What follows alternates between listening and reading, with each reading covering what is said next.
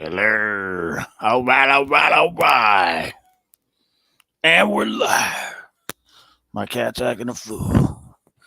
This is the Act Fool stream, so that's all right. You can act a fool, damn it. Per usual. Per usual. All right, all right. We might act a fool tonight. I don't know. We just work here. Let's see what we got. Hammer down now. Simmer down. Sponsored by Simmer Down. Sponsored by Simmer Down now. My cat just tried to swipe me in the face. Give me the skibbity pap. Pap, pap, pap. He said, simmer down now. All right, all right, all right. Let's check this out. We're going to start it off with a jam. We got a good one. We got a good one lined up for you. Let's see what we got. Swamp Funk with Shiny Reds.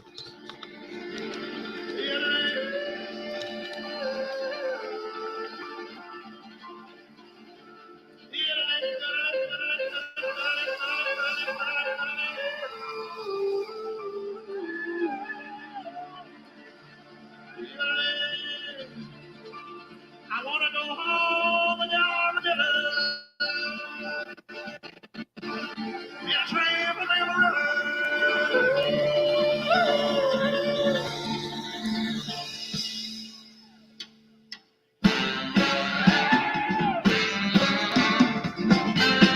diamond rings and petticoats, burlap bags and billy goats, creamy corn sausage and gravy.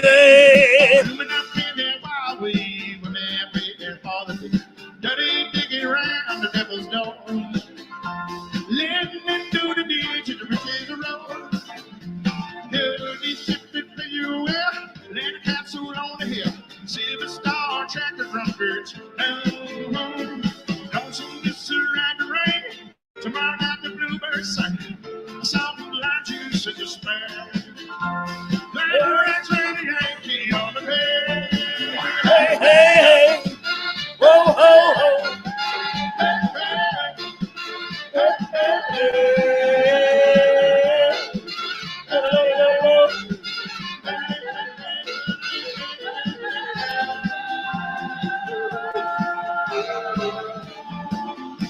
Last night standing very warm on the battlefield of the devil's horn. 20 sugar cane in his hand. Raccoon sleeping in a box. Holds a picture on a silver box. So baby, sun's falling in the western sky. Rain and love's ring in the design. Hey, hey, oh, oh. Hey, hey, hey,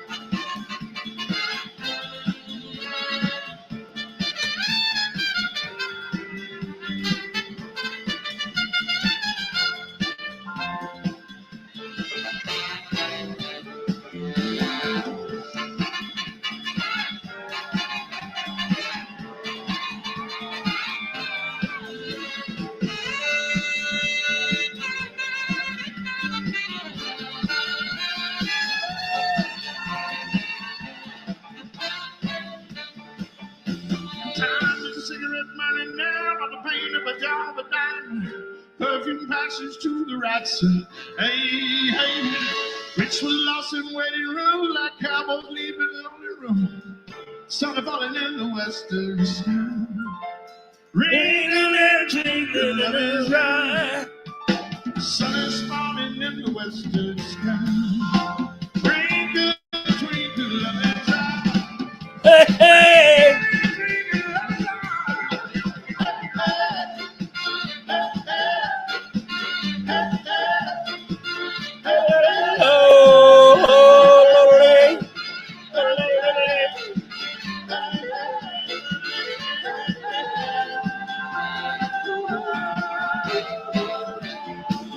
Oh my!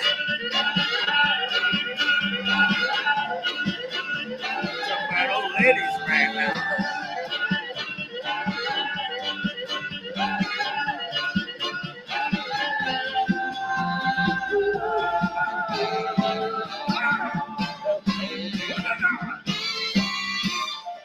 Oh my! And there it is, right there, ladies and gentlemen. That's how you do it. I tell you, a little bit of shiny ribs. It's called the Song of Lime Juice and Despair. Oh my. Cyclops. What? I done gave up on your ass. What? I'm dead gum. Oh my. You know what? The people will drop at the drop of a hat, it turn on your ass. I tell you what. Next thing you know, they're shutting down your phones.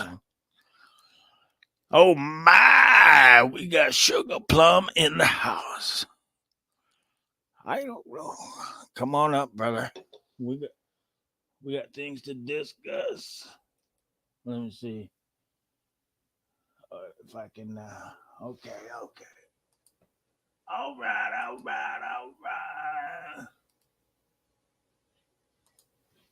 My cat's acting a fool up in here. She loves to go live. She's a tiny little baby. Actually, she's a big fat bastard. Bitch weigh about 20 pounds. My cat weighed more than most chihuahuas. She would tear up a chihuahua. I'll tell you that. I'll tell you that right now. Any one of my cats would tear a chihuahua a new asshole. That's all I could say.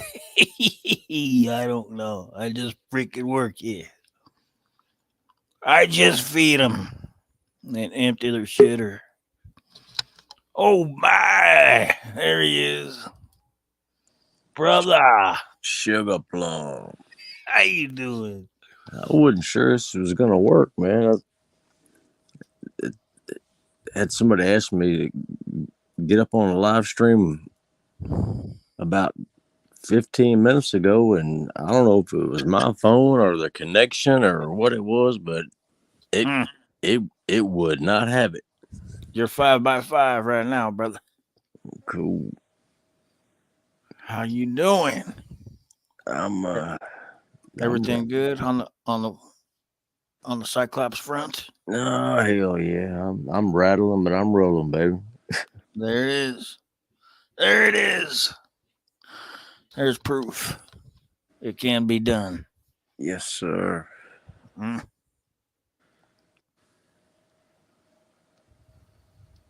Did you get here in time for that song? The song of Lime Juice and Despair? Yeah, I was. Yeah, I turned my phone off to reset it or reboot it or whatever. Yeah. And sons of bitches cut you off. It still acted weird, so I shut it off again and rebooted it, and then boom, there you was. I was like, "What?" I thought that somebody was probably snoring his ass off by now, because that's the longest damn 30 minutes I ever seen. I was watching a movie, man. It was a good one. Yeah, I got me a little nap in though, so I can't complain about that. Right on. You got to get those in.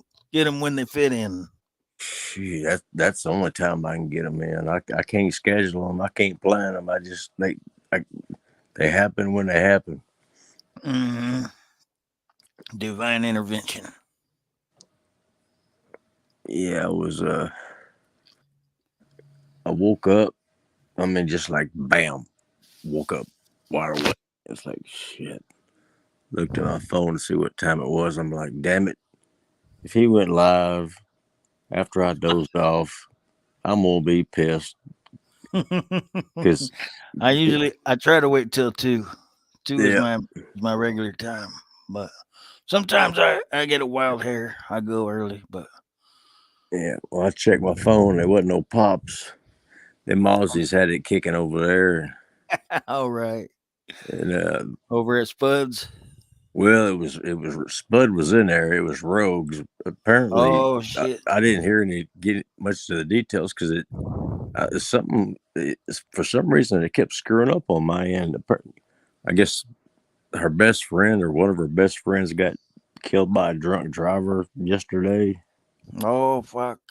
But I couldn't make much out of it, and so I don't know. I tried 2 or 3 times, and you know me, I don't know shit about this tech stuff. I don't know what it was. I don't know if it's just a bad Yeah. connection getting over there, and finally I said, Well, like, well, screw it. I'll just listen for a little while, and then yeah. and then I wouldn't be surprised if Rogue was just shutting you down out of hatred.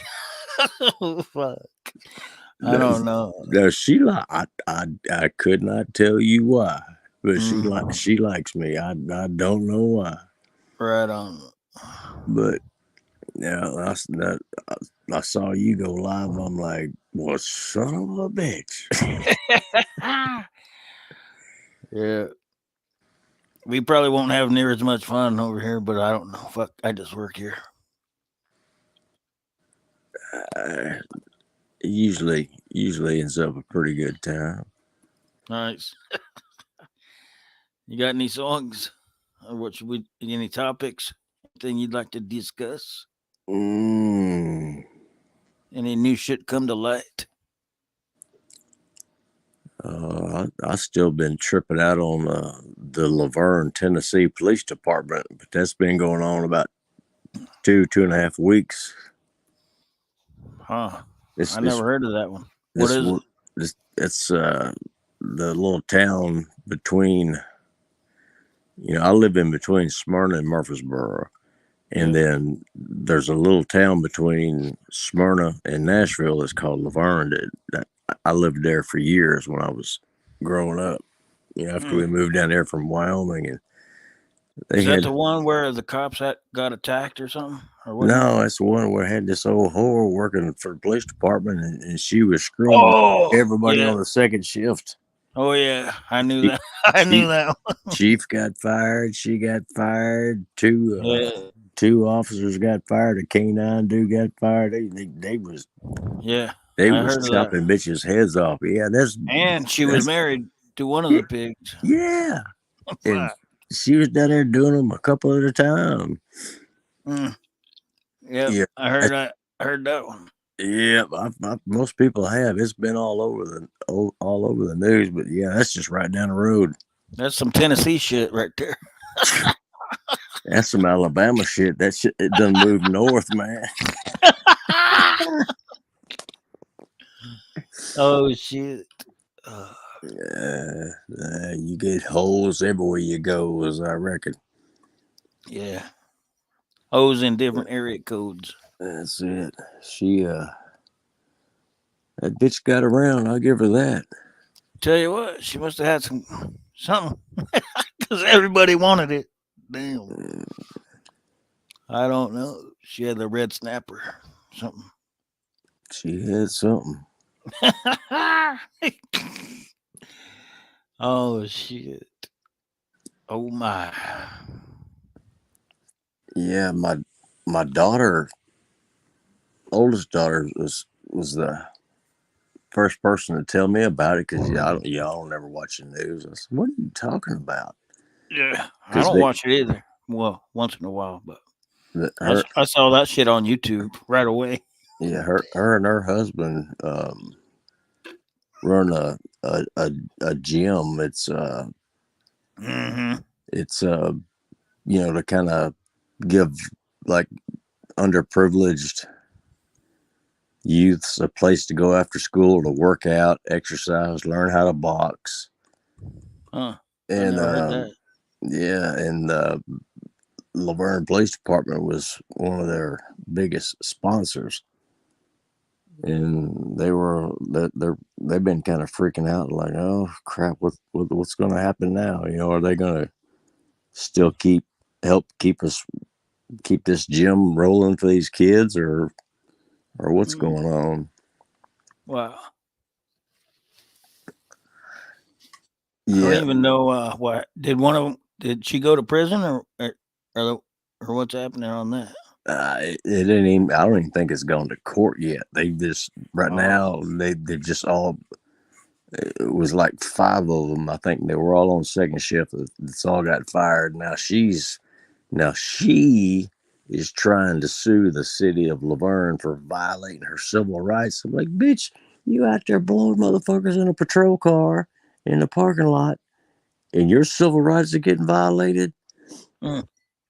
She sent them all kind of naked pictures, but now once she got caught, she was coerced into it. Now, Pseudo, I don't see you in the basement, brother. Pseudo said, I'm in the basement. I don't see you.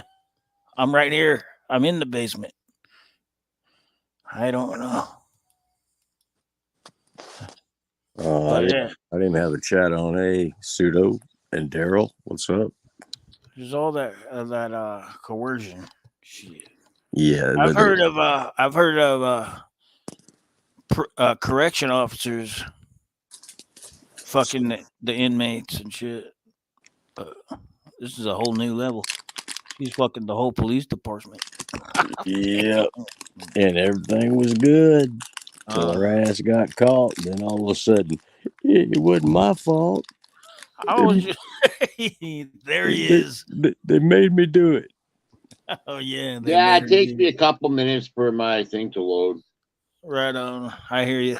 5x5. Good morning, gentlemen. How are you doing? Good morning. What's up, Pseudo?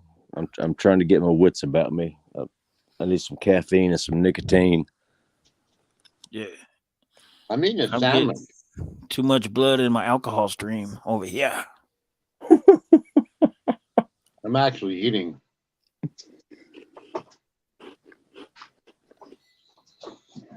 Yeah, me too.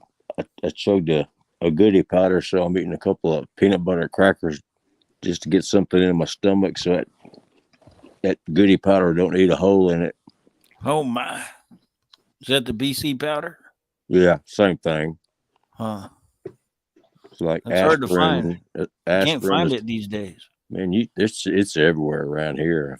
I die without that shit. Yeah. I'll be right back. I'm gonna get a beverage. Give me 30 What- seconds. What were you talking about, Stacks? A goodie powder or a BC powder is basically like a acetaminophen, aspirin, and a little bit of caffeine, but it's all ground into a little fine powder, and it comes in like little sleeves. And the only way I can take it is like take a drink of like a sip of something carbonated, and then chug that powder down, and it kind of foams up a little bit, and then take another bigger sip of something carbonated. That's the only way I can get it down. If I can't take it with just water or tea or anything that's not carbonated. That carbonation helps bubble it up and get it down. You goozle like a seltzer. Yeah, because does it act like an antacid, or does it do something different? No, it's more like a Tylenol, aspirin type thing. Painkiller. And the caffeine in it helps because I get killer migraines. And that the old saying, take a powder. My old man always used to say it. Take a powder. Yeah. That's what it means. It's one of those powders right there. Well, was it BC powder or goodie powder? BC. They sponsored Richard Petty's one of his race cars off and on for years, along with STP. Yeah, cake of powder. Yeah, I remember him doing. Nikki, does caffeine help with migraines? Yes, I thought caffeine could trigger migraines. I thought drinking coffee had the potential to trigger. Like, how does that weigh out? One, if that's true, it's got to be a. Look, I have a David Carlisle in the house. David, He said, "I'll tell you what, it's hard to find Carter's little liver pills." Huh? Never heard of those. Little liver pills. I could use some liver pills. I tell you what. Carter, What's up, HVAC? That's going back a ways. HVAC residential basics in the house. Take a BC powder and come back strong. That's right. That's it. Yeah, I got a prescription of migraine medicine, and it's got acetaminophen, caffeine, and a small amount of barbiturate. It's kind of, they call it, it's like a cocktail drug. It's a combination of all three. Roofie. That if you catch your migraines, sometimes you can feel them coming on. If you can get one or two of them down your goozle, as soon as you feel it coming on, sometimes it'll hit it off at the pass. They used to call those Reds. back in on Venice Beach. You need any Reds? No, I'm good. I'm good. I call them lifesavers. Right on. Migraines are a bitch. Oh, I've had abscess teeth and I've had migraines. I'm not sure which is worse. I'd almost lean towards the migraine. I don't know. Yeah, it's a tooth pain is the worst. Yeah, they both suck. They both suck. Yeah, I agree.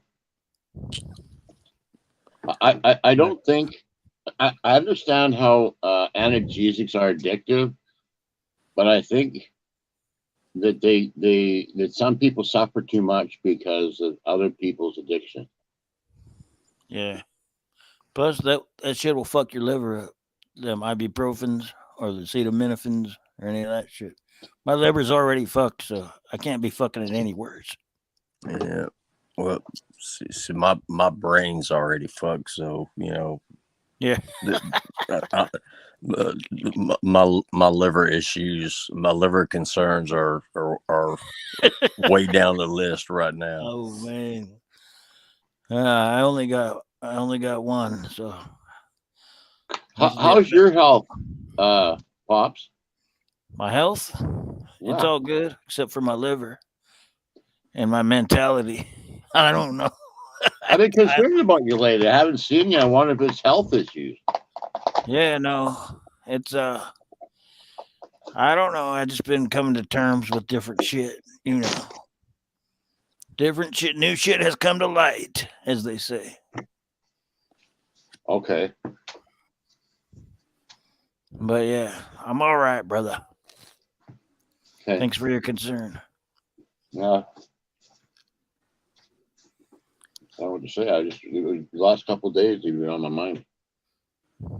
Yeah, I had to break down and check up on him. So you're not the only one, Pseudo. At least he can take comfort in the fact that people give a shit about him. Yeah, that's cool. Yeah, there you go. We're Snoopy asses. We're checking up on you. I appreciate you. I was going to go to my like subscribers to just see if they were hiding videos from me. I was wondering if I was missing you or if they were hiding videos or something. Nah, I've been live. I've been going on, but not every night like usual. But it's like every 3 or 4 nights. Yeah, I missed you the other night. There's Hector. What's going on, my brother? Hector, my brother. I finally noticed him leaving a comment in one of somebody else's videos, and I was able to click on it, and I finally got his ass subbed. All right. because I always forget to look because I always remember Hector, but And when you type it in, there's like 10 million hectares. Huh? I always forgot. I would forget that interest in coins, and I'm like, Yeah. I saw him. I said, "Oh, I got his ass now." All right on. There he is. Oh my brother. What's happening? My brother from Fresno. Hey, gentlemen, my friends, and my brothers. How you guys doing? Hector, Good morning. what's up? Good Well, morning, just brother. morning. How you doing? Good. Good. Hi, Stock Clubs. How you doing, man? Doing good, man. I wonder if you've been wearing that big smoker out. Oh shoot! The other day I made myself a big old butt roast, like you would believe. Ooh, Damn. talk dirty to me. Butt Well, roast. it was 9 pounds Hey, after we cooked it. It took me 13 and a half hours to get it to about 160, 170 around there. Depends on what part of the meat I hit. It was covered full of black powder, black pepper and garlic, and overnight I had it in a light beer wine with some lemon and some orange juice, Oh my. and I just set it there for about, I don't think, about 24 hours before. Yeah, about 24 hours. It was maybe a little less, and then I cooked it over a hickory smoke. De puerco? No, Beef beef, stick? Oh beefy. my. Nice. Yeah, and it was nice and had a nice bark to it, nice and round. Oof. Nice and round. That's how I Yeah, like my butts. hey, yeah, 170. That's what I shoot for. That's always my number. yeah. The only thing I noticed that I have to keep turning the meat because when the heat rises, it only hits the bottom and on the left because the smoker's on the left side of the smoker, and when it comes up, it looked like it was cooking from the, let's put it, the southwest side of the meat. So I had to flip it over every 4 hours so it cook even. Yeah, That's well, fine. you No problem. cooking one of them big old butts like that. You gotta treat them like a woman. Sometimes you gotta Treat them like a lady. slap them up, flip them, rub them down. Oh yeah. I kept poking it. There you go. Okay.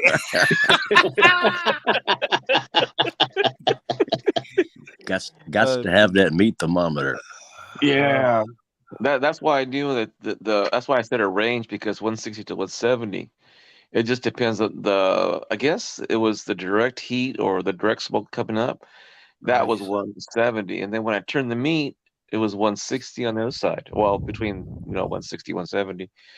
But I try to keep it consistent, and then I took it out for about an hour, let it set, there, and then I wrapped it in a paper, butcher paper, put it back Yeah. in, and then Perfect. one of my friends, what he does after he takes it out, he cuts it, then wraps it in. Um, well, he puts the another, barbecue sauce or whatever the people want on the outside, and then folds it back in. Pineapples. Yeah. Oh no, that's too sweet, man. Us Mexicans don't like that much of a sweet. Ours has to be either tangy, hot, or just real well seasoned. Yeah. I like. That's why I like my dry rub. I don't use the wet stuff or the like Yeah. super sweet stuff. That reminds me, some parts, well, how should I say this? Some parts of the South or the East, or like way down in Texas, Al they have a pastor. wet. Yeah, well, I don't know if it's pastor is, but they sure do put a lot of well, it just depends on where I'm talking to and the people, Yeah. and they like, see, California, we like ours dry rub. Some parts of Georgia and Alabama, they like their barbecue wet.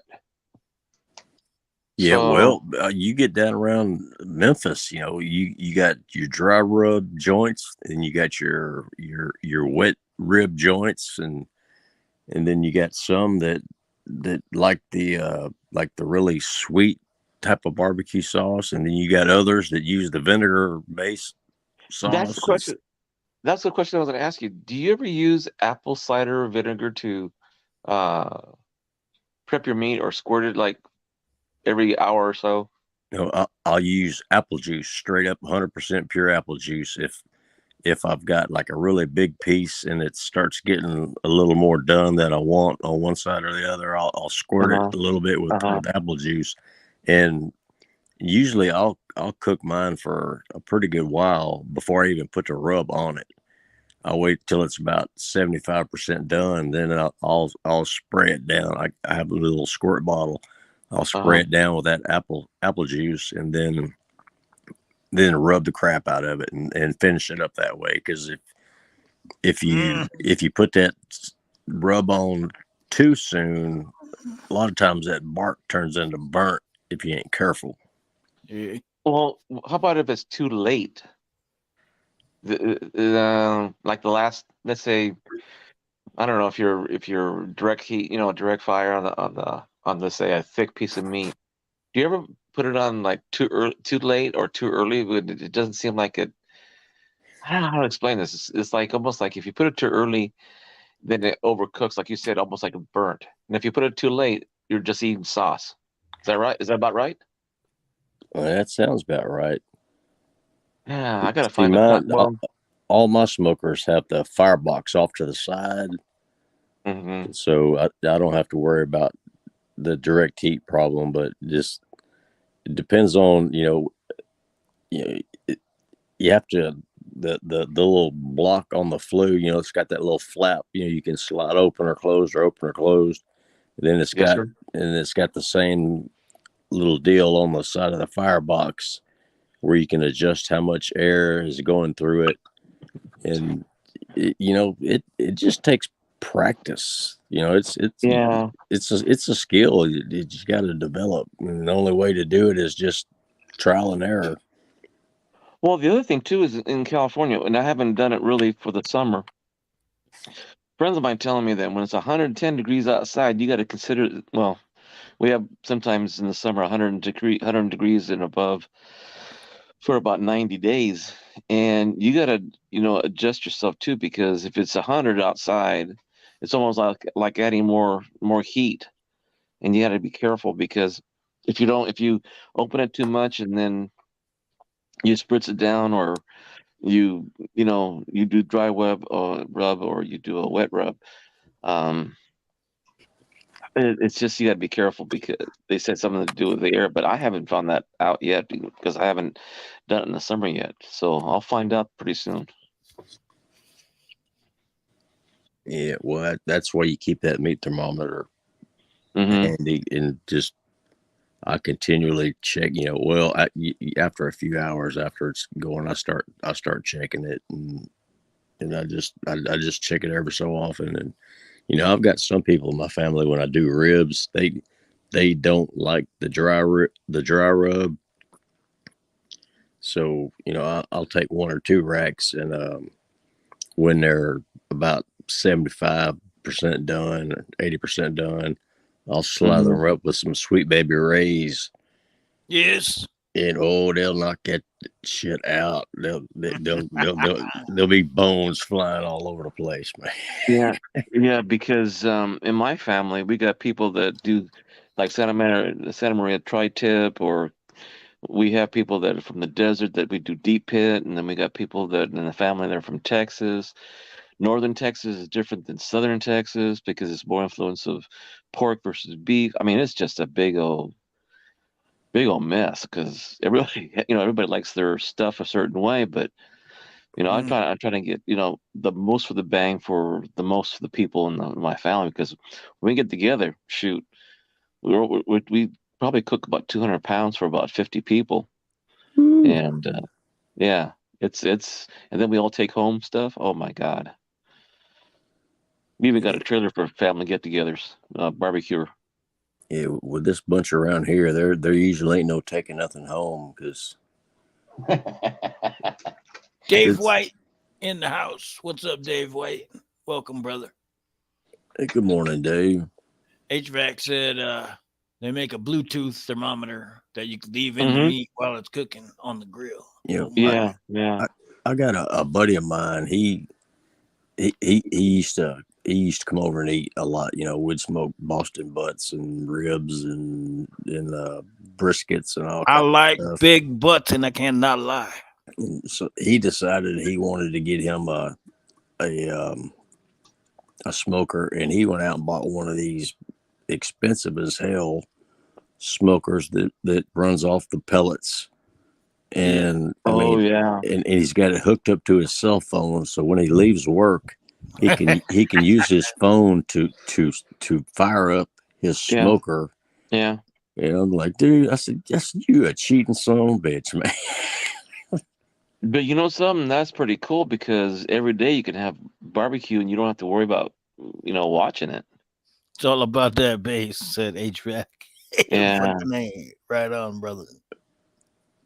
Yeah. I still gotta do a chicken because I saw a guy do a spatchcock chicken where he Oh cuts the spine my! out and then Yeah, Pollo opens it up and loco. flattens out. Well, you see, that's another thing too. I've got a cousin who puts cactus with his chicken and wraps Mm. it in cactus. nah, that's a new one on me. Well, that's the old stuff because we used to cook meat and Agave, chicken, whatever, and then yeah, we just agave cut the cake. pack the planks, or I call them the pan looking like cactus. Cut them, put Oh them on yeah, there, grease no them down with pales. lube. Yep, that's the old Right way. on. That's All the right. old those are the old ranching days. Your vegetable and then your meat. Yeah. Nice. I still got to do my carnitas. I mean, learn how to do. Oh my! Don't get me started on carnitas. Oh Uh, shit. my cousins, they do that every weekend for a family or wedding, Yeah. quinceañera, baptism, church service, whatever. They're always cooking. But Oh man, my. yeah, yes, it's almost like pulled pork, but only fried. Uh-huh. I love it. Yeah, I got one in my freezer right now, as a matter of fact. you're making me hungry. Hungry. That peanut butter cracker didn't go very far. Uh, Sir, You that's guys that's into that's making kids food. sausage at That's all? kids food. Oh, as a matter of fact, I've got oh shoot, one of my kids, their friends are Filipinos, and they do deep pit Filipino style with the pork nice. over the coals, buried with banana leaves. I'm gonna, Yes. we're gonna try some pretty soon. Mm, that's a lot of work, but it's worth it in the long run. Yeah, Yeah. we've done some pit cooking, but you can't find no banana leaves around here. Yeah. Oh, they're in the You markets. can use They're corn all, husk. or Yeah. even corn stalks with us. The green ones. Yeah. Now those I could find. Banana leaves in Tennessee, you ain't gonna find them. That there ain't a market in Tennessee that you're gonna find a damn banana leaf. I'm telling you. Really? Hey, Amazon. Amazon some Yeah, banana leaves. That's not a yeah, bad idea. hey, It'd be Uh, yeah. worth a They try. do. I bet y'all got some weed leaves hanging around. Oh, well, there's plenty of them hanging around. Yeah, there's plenty of that around. Okay. Corn husk though. The green ones. Same deal.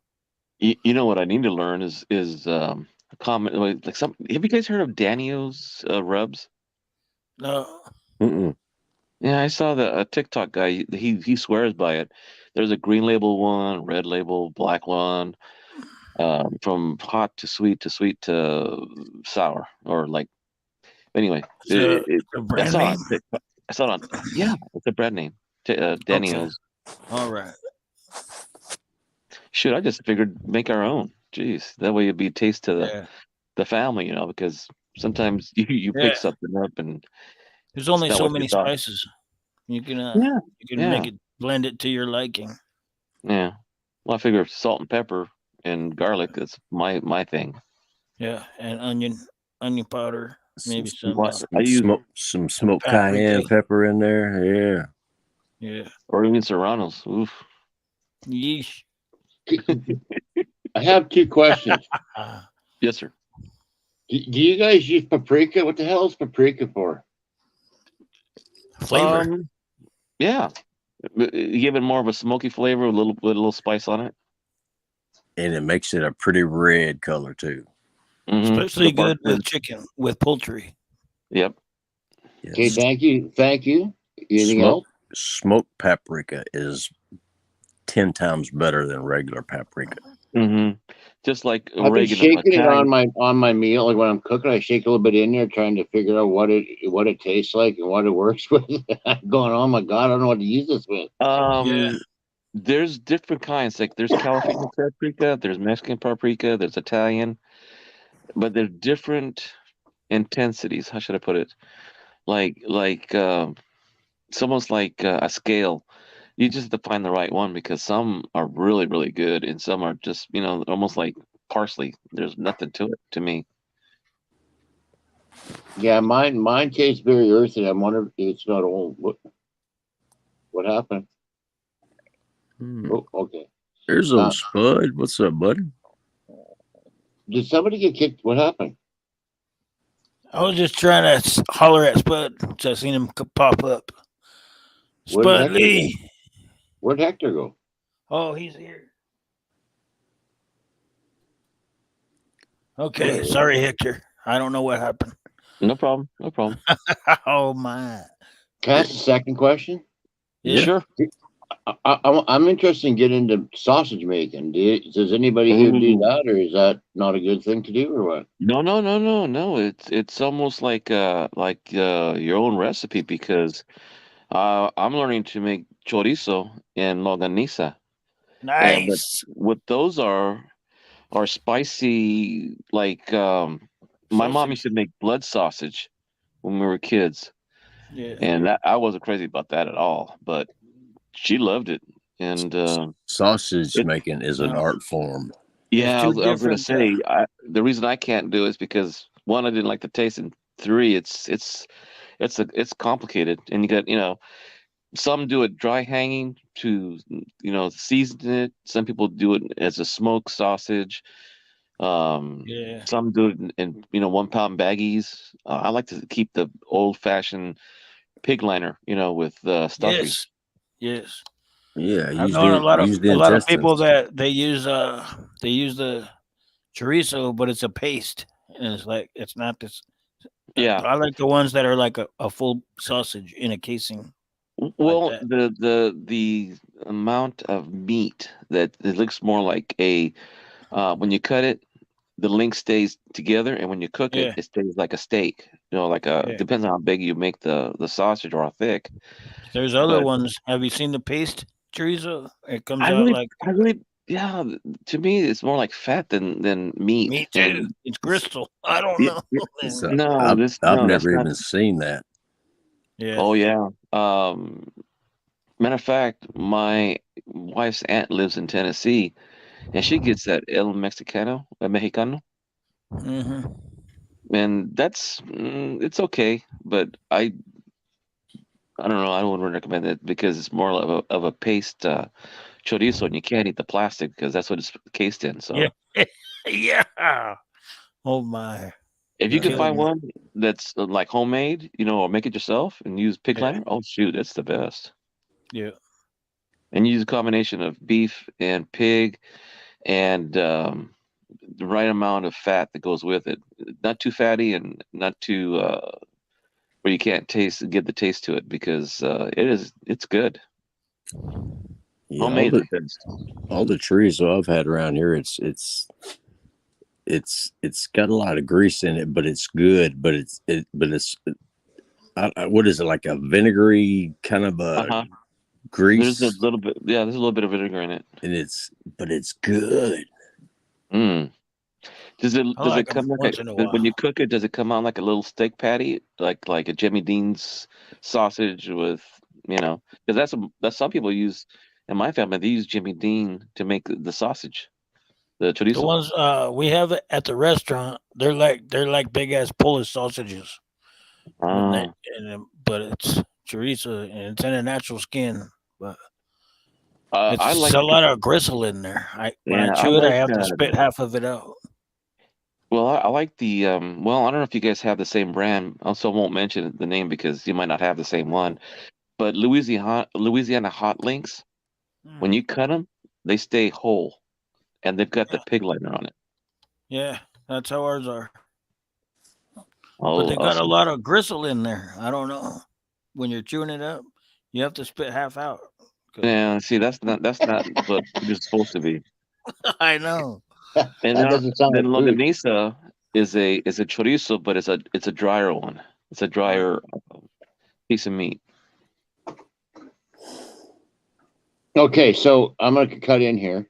Sure. I'm in Canada, so I have no desire or interest in making Mexican sausage, but with gristle in Uh-huh. it. But one of you called it complicated, and the other one said it was an art form. Can we get a little deeper on that aspect of sausage making? Oh, Like, what makes it so complicated? Why is it an art form? Because I've done it as a kid, uh, and I just want to know what you guys meant by that. well, it just seems like everybody had like it's like your mom's recipe. It's never the same with somebody else using your mom's recipe. Well, I was going to say that to you when you said it's a little too spicy for it. Well, it's just the ingredients you put in, change them, like back off on something or take it right Well, out. Like, it's like everybody likes lox, but I don't like lox. And it's just because one person says it's great, and another person says you can't. okay, I got my Not hand everybody. up. You can't see it, but I got my hand up. What's a lock? Oh, okay. Some It's kind of it's uh fish. it, it's raw. Sardine. Is that raw? Yeah, smoked fish. Yeah, Yeah. you need a good bagel to go with some lox. Oh I've yeah. never Oh, tried that's one good. Whoa, myself. okay, are we off the topic, or is somebody putting fish in their sausage? No, it's You're still the still one we that still said barbecue lox. fish. Oh, We still barbecue fish. I mean, we lox smoke are. fish. I've never tried any lox, but I've had some sardines out the can, and I do not recommend them. I do Oh, not. my father-in-law, man, he loves sardines in the I can. love I love sardines. Oh fuck. The one in tomato sauce. Yeah. Oh my Okay, so mustard. if all of us are in areas where people do fishing, how come nobody pickles fish or something or I s- cans them? Or I smoke it. I smoke Because fish. Like mostly fish trout. that we I go smoke fishing weed. off the coast of Monterey, and we go fishing in the lake, so it's always fresh. We never thought of frozen fish and then take it out because we have a Yeah. lot of fish markets here in California, yeah, that's what especially because most people, if they have extra fish, they'll just freeze it and cook it again later. yeah.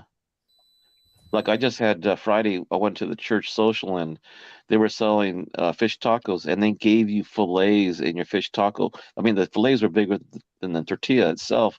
And it was for $15, three tacos, three fillets. You got a soda, you had coleslaw, you had French fries for $15. Where can you get that? I said, They barely Jesus. made any money. They barely made any money on that. No, no, they donated all the fish and all the vegetables and everything. Okay. So they made money. The whole thing was donated. We sell one fish fillet for $3 over here Dang. Have you without the done? taco. Okay, again, I'm going to jump in. How is food inflation for you guys? Is it still going up? Is it leveled off? What do you Oh, guys think? it's it's still going Mm, up it's still over going up. here. Over E- here, it's $10 for a jar of mayonnaise, a small jar, not e- even a big ass jar, not a Eggs gallon. eggs have gotten a little cheaper around here. Yeah, I have to admit that is well. Here's the reason why. In California, we have like three of huge companies. We have Foster Farms, Lendell's, and I forget the third one. And when the bird flu came around, they killed off all their stocks. So that's why price went up. Now that The we've the got quote unquote bird flu. no, my cousin in Livingston at Foster Farms, they had to because they had to save the rest of them. Because even if you go into a hatchery or brooding, or even a where they harvest the chickens, You have to wear David special. Carlisle. You What's have to up, wear brother? wear certain outfits in order to get in and walk in among just to take out the dead ones. You Oh know, yeah. you just can't walk in with regular boots on and your clothes. You have to wear a suit now because chickens are so damn susceptible to a lot of diseases now. Huh. Oh, excuse me. I used to work in a semiconductor factory, and we had to put the bunny suit. It was a Mm-hmm. clean Are room. you Clean room. serious? It was 20 Very times, serious. 20 What the times hell? cleaner Okay, than a I got hospital. my hand up. What was your job at the semiconductor place? I was the clean room janitor. He supplied the semi. Yeah. I had access to every building because every fab, every it was like working on a spaceship. Before you walked into any fabrication room, you had to put on the entire bunny suit. All you could see is your eyeballs, and you walked through an air shower, and it was zero particulate. You couldn't even bring any paper or anything in any fabric into there. 'Cause Boy, it would you could have just got your hands on some metals then, couldn't you? oh yeah, there was big ass garbage 50-gallon barrels of gold in the basement, scraps that they used, and they were highly highly guarded. Shit. Yeah, no shit. I believe it. Uh, You imagine what it'd be like today? yeah. Okay, I'm back. I'll grab me a sausage. Ooh, sausage fest. Quit bragging. No, it's a cold. It's already it's cooked, but it's a cold Italian sausage. Oh, okay, you're Do you good. guys see any shortages on your shelves yet? Nope, Not oh, not here. Not in California. Not in Idaho. I've And seen a bunch of videos of people that have it, but I don't know where they are. Well, I Or see England is in a hot spot because they got their greenhouses are basically shutting down because they got the price of gas to heat them or whatever. Electricity's too high. yeah, that's what happened with the florist. We California is known for selling out roses for Valentine's, and for the last Valentine's, the prices went up because it was too expensive to heat the flowers. So did you did you they say just cut them off. Valentine's? Yeah. Valentine's. I always make fun of people that say Valentine's because Oh, yeah. Is it like chimney? someone Or like often instead of often. or at least there's a guy. I got One of my friend always says at least. I'm I, like t- motherfucker. It's not at Pop. least. I, I, But Spell February. I tell you what's got me worried is, man, we've had such a mild February, and February is usually our most brutal month.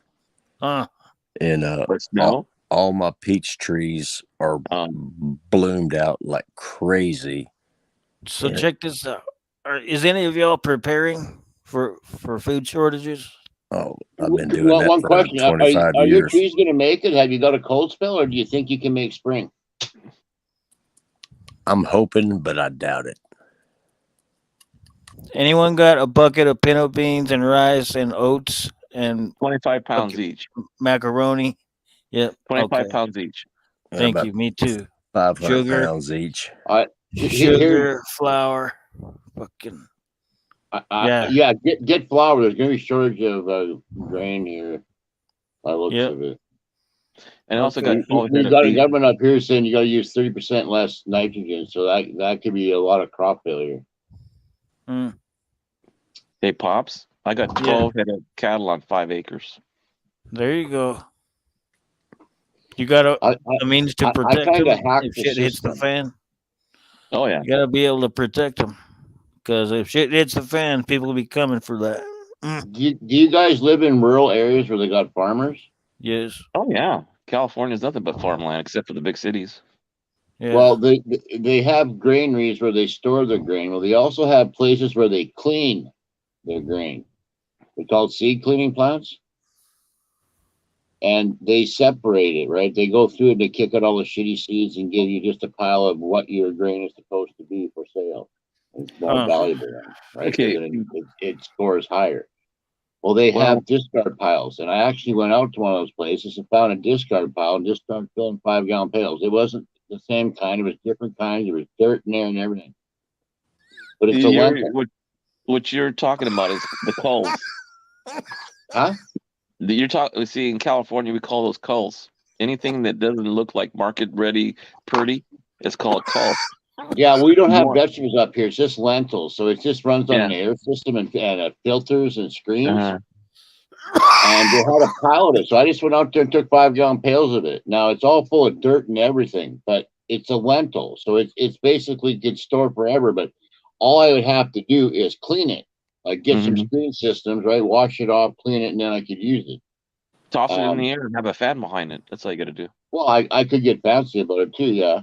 Oh my! But I figured at least if I had it, I would have a food source. Like I figured if I'm in a situation where I'm starving to death, I'm guessing I'm not working all day, so I'd have time to clean my lentils. With my Clean those lentils, baby. You see, on my dad's property, he's got, let's see, 2 almond trees, 2 orange trees, a pecan tree, 2 pomegranate trees. He's Oh my! got, let's see, what else does he have? Almonds are Oh, amazing. he has 1 pear. He has 4 apricot trees. He's got, like I said, 12 Peaches. head of cattle. Yeah, I, peach. Oh yeah, we have a peach tree too.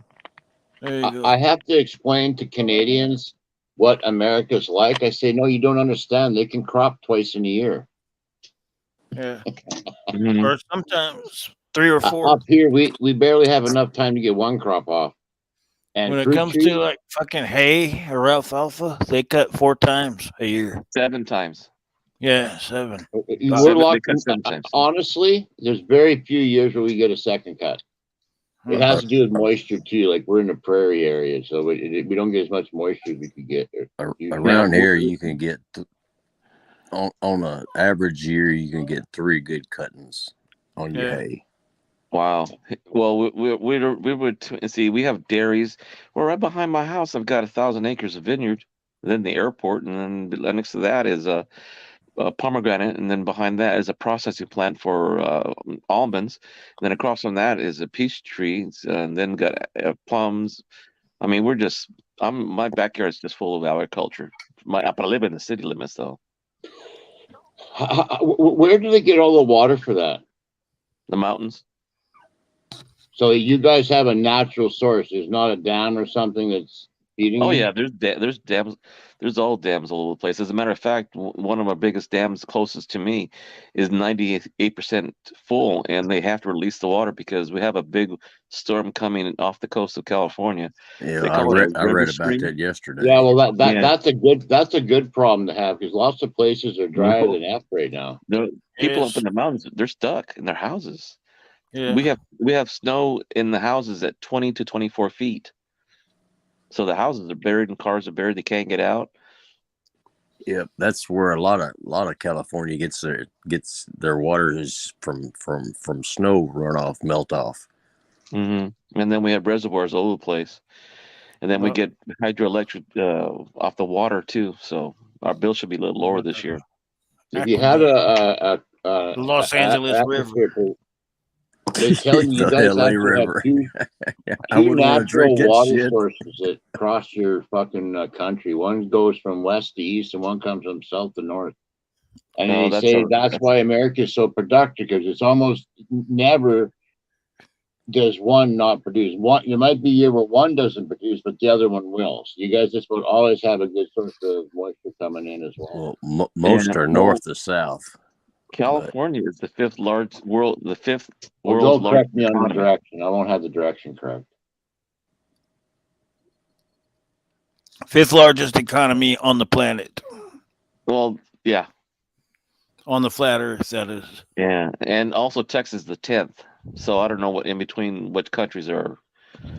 Yeah. I know the United States is one or two, and China's like 1 or 2. Figure out how it goes. But we're 5th in the world.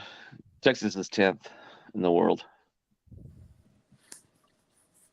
The only reason you guys are fifth is because all the fucking actors and actresses and billionaires. No, it's because of our agriculture. I Our don't know. agriculture smokes movies and actors. I don't know. I believe you. But Well, we have the four largest economies in California is Tulare, Fresno, Madera County, and Merced. all right, I believe you. I'm just I'm just thinking out loud. America's sitting pretty, actually. I'm a little concerned about these chemical spills and these food manufacturing fires. Oh, They seem to be a little bit weird. people are fired up about that.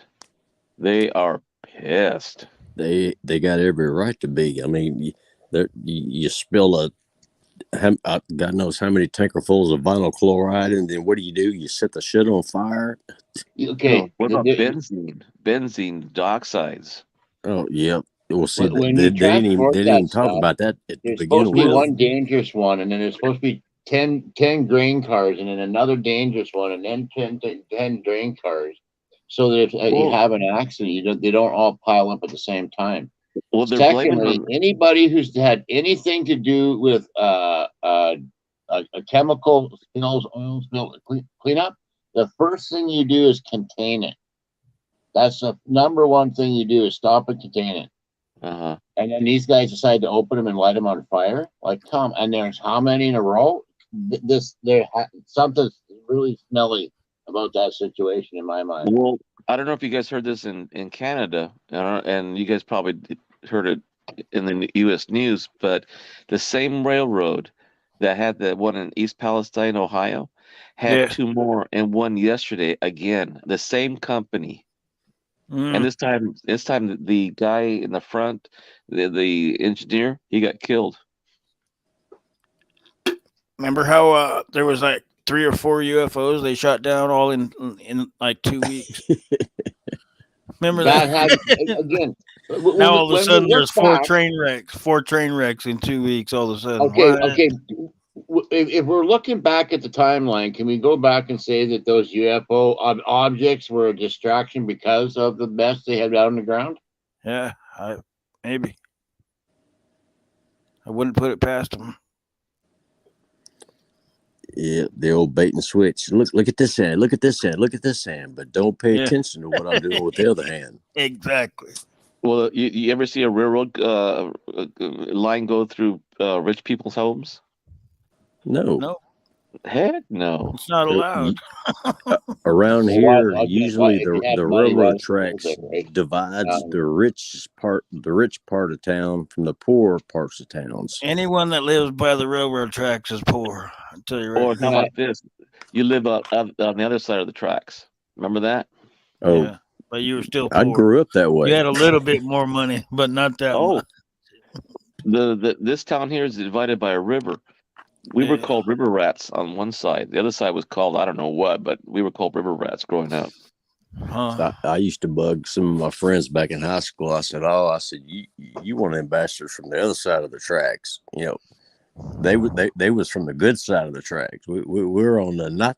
I mean, it wasn't like horribly poor. It was just That's where the lower term middle wetback, class. You the You know, know term something? wetback I came from have that. to tell you something there, Came Cyclops. across the river. Use a wetback. We had better food, man. I I didn't know. really care for eating. You I know, know. Yeah. I didn't really care eating on the side Can, with my friends can, on the other side of the can I tracks. ask one more question before we get into the culture war? Sure. There's Does no anybody culture think? war. There's no culture war. Does anybody think that they're gonna try and say? Because I'm hearing the conspiracy theorists talk about this. They say Oh my that God. now that I'm just asking a question, you can answer it Okay. any way you All like. right. All right. They've contaminated soil. They said that some of these agencies can basically just confiscate your land if it's contaminated. Do you think that that's what their play is, or do you? What if this isn't a whole bunch of actions like occurring at the same time? It's on purpose, and if it's on purpose, what would the purpose be? Yeah. Well, okay. Let's take East Palestine for right now. Yeah, As a nobody wants safe that argument. place. Nobody wants it in any place, even in the cities where they have designated dump areas. They don't even want it. So, what would be the purpose of just transferring it from one state be a problem to another state? And the question is also, was it preventable? Was that the train accident, was it preventable? And now they're saying in the news, yes, it was. Well, I mean, the brake systems and the carriage Mhm. systems on those trains, they've been using the same damn thing since the 40s. Well, they said that the first one that wrecked was the Civil War. The patent hasn't changed. Check this out. Couldn't any kids just go put a bunch of rocks on those rails No, and they're too derail a heavy. train? They No, just annihilate. I mean, the only way it could be is when you put a big old, like in World War II when they were destroying the Yeah. um, the Yeah. train tracks. It had to be a massive thing in order Mm. to stop a train to throw it we off. we were kids. We used to put coins on the tracks, Me let the too. Yeah, trains flatten them Me out. Pennies. too. Pennies, Pennies. and Yeah. watch them get squished. Oh yeah, that was fun. It yeah, was that fun. was cool. I I admit. Yeah, but that's about as bad as we got, right? Pennies. Like, When I was 12, I worked at a restaurant, a Polynesian place, best damn food in Middle Tennessee, and the train tracks ran right behind the building, and every now and then we'd catch when the boss wasn't looking, we could hear the train coming. We'd slip out back with a couple of little cartons of milk yeah. and chunk them, and there was a big like lighting up the back parking lot because that's where the employees parked, and and just laugh our ass off because when that carton would hit those train cars, going about 50 miles an hour, it was like boom, instant whiteout, just for a few seconds. I don't know why we got such a kick out of that, but I bet I bet over the 2 years I worked there, I think I worked there from the time I was 12 to the time I was 14. I bet I busted about, you know, 50 gallons worth of milk on them trains. Oh my. But it was fun. It was, oh man, it was, you'd only do it at night because that's when it really showed up under the big floodlights back there. It's just stupid shit you do when you're a kid. I hopped a train one time. Oh, I've done that a few times. It was a good time. Yeah. Rode it Yeah, I 200 did. miles. Yeah, I got in trouble for doing that. Oh, I my. fell asleep on the train in the railroad cart, and I ended up in Stockton instead of about 7 miles from my house. My Oh, dad fuck. was we pissed. we used to do that around here, and because there's a farmers co-op down in Laverne, Tennessee, and the Mhm. train almost always stopped to fill up grain cars at the co-op. So we knew we could get off at the co-op, and it was only about an hour and a half walk back. But we got on the wrong train one time and ended up way down in the middle of the train yard in downtown Nashville. I Yeah. was like, oh, we're in so much shit, man.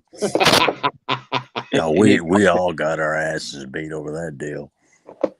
The railroad cops were mean, man. If you got caught by one of them, they almost beat the crap out of you before they sent you home. Yeah. Yeah, we never got caught. I would have rather dealt with them than our parents because they were a whole lot meaner than them railroad cops, man. Exactly. Hey, Pop, when you said about 25-pound bags of rice and beans and all that kind of stuff, Yeah. that was normal for me when I was growing up as a kid because in those days, well, I'm probably older than most of you guys. I Were you just turned Mormon? 60. Probably not. Are you 66? No. Yeah. Ah, zip it. Yeah. I knew that was coming. Hector's got us all beat. Shit. Hey, were you guys Mormon, or did you just No, naturally? no. Okay. We were just stretching our Naturally. foods. Yeah. Well, because my mom and dad both grew up in the Depression, Yep. and mom grew up in Mexico where there was no like Nothing. I mean, there's no, safety net. My dad had a job that when he worked seasonal, there was no Section 8, there was no unemployment, there was no Yeah. EBT cards, there was nothing. So my mom had to stretch out anything that we had for a long time. We grew everything in the backyard. We had chickens, we had pigs, we had, a vegetable garden, we had fruits, Nice. Yeah. we knew how to make root beer, we knew how to make ice cream, things that we Did your take for mom? granted. Did your mom can Oh, things? Oh yeah. nopales, peaches, See. jam. All right. All right. My So mom everything everybody canned talked about. everything. Yeah. People talk nowadays about prepping for war or for famine and all that kind of stuff. That was Yeah. natural for us. Every day we would Yeah. go out to do weed something, we had to pick something, we had to barter something, we had to, and Exactly. everybody talks about, hey, getting ready for the war, getting ready for the famine, getting ready for the struggles, and this and that. I'm going, dude, that's what we were doing every day All for my life. years. Yeah. I know. I Wow. know. I What are you know. guys talking about? I feel you, Exactly. but we always, when I was a kid, we always had a huge garden because my mom, she was born in '33.